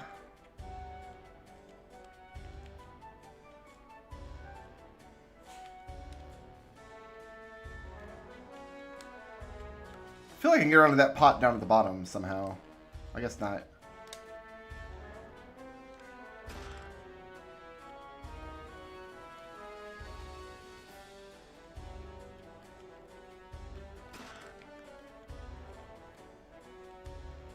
Where am I going? Alright, so power armlet is for Yang. Who's still dead at this point.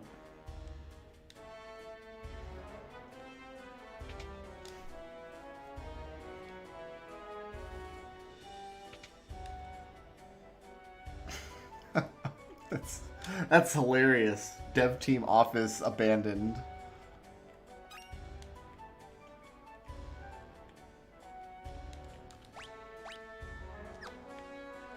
Oh, you know what? There's 4 Gissel Greens downstairs. Those are the last items.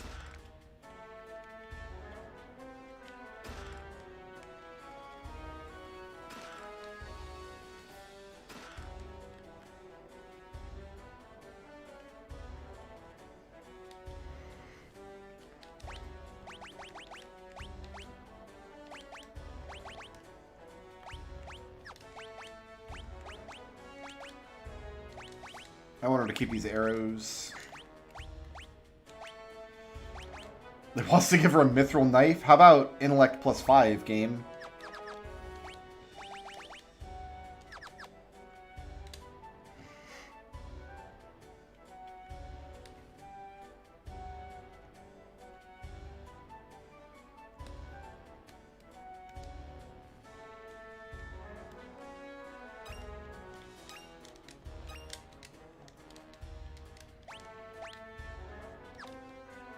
I guess it counts this area here as well.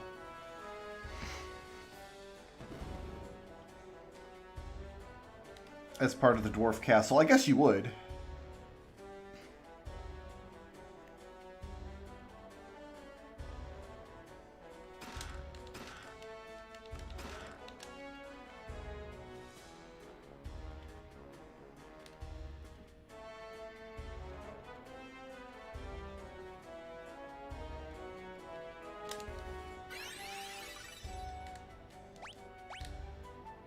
No, this counts as a different location. Dwarven base.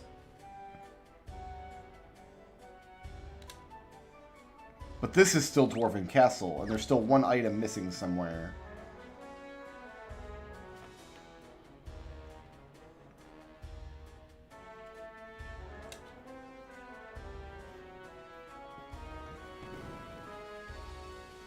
Maybe in the infirmary?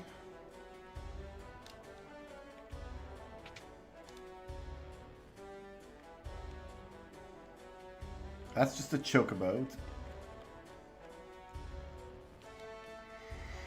One pot somewhere. Alright, as far as this is concerned, though. Like, I don't think I need to buy anything here. We're going to get all better stuff. Just in treasure boxes, in dungeons to come.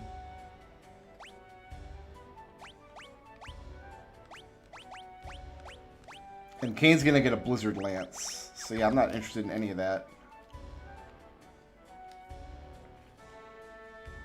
I must have missed a pot in one of these big pot rooms. Like, you go around the corner here, and then there's that pot.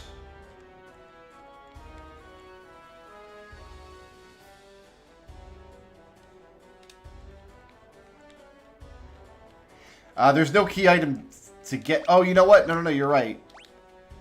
Well, they haven't been counting key items, though. Thus far. Because we will get the Luca key later here. But they haven't been counting key items, I was thinking. Of course, Final Fantasy III, I feel like, had a couple that weren't counted either. So maybe it's a little inconsistent, and the Luca key will count as a key item.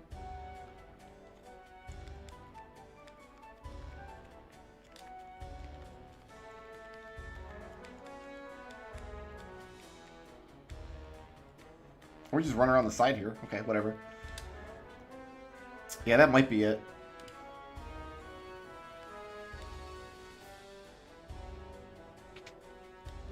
Alright,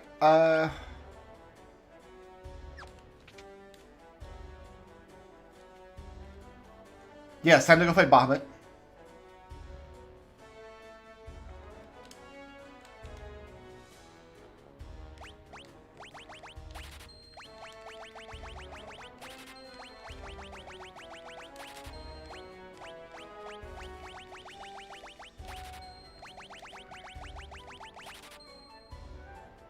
Make sure we get a few of all this. Let's get over 10 of all these.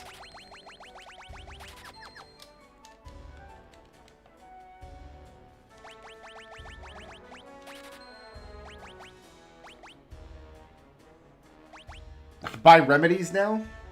Just buy them for free? Not free, but... Okay.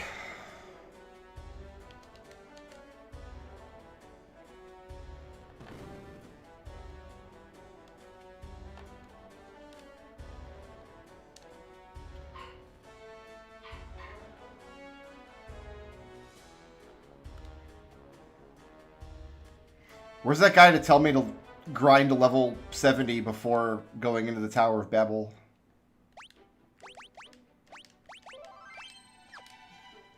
I think we're going to leave it there for today. We took a nice big bite out of this game. This underworld music is so good, though. Listen to this.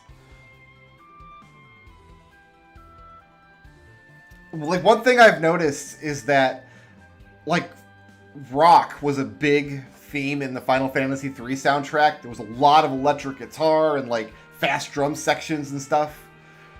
This game seems to be going a lot more for strings and, like, more traditional sounding music. Although they did still sneak in a guitar here or there. I'm very happy with this so far.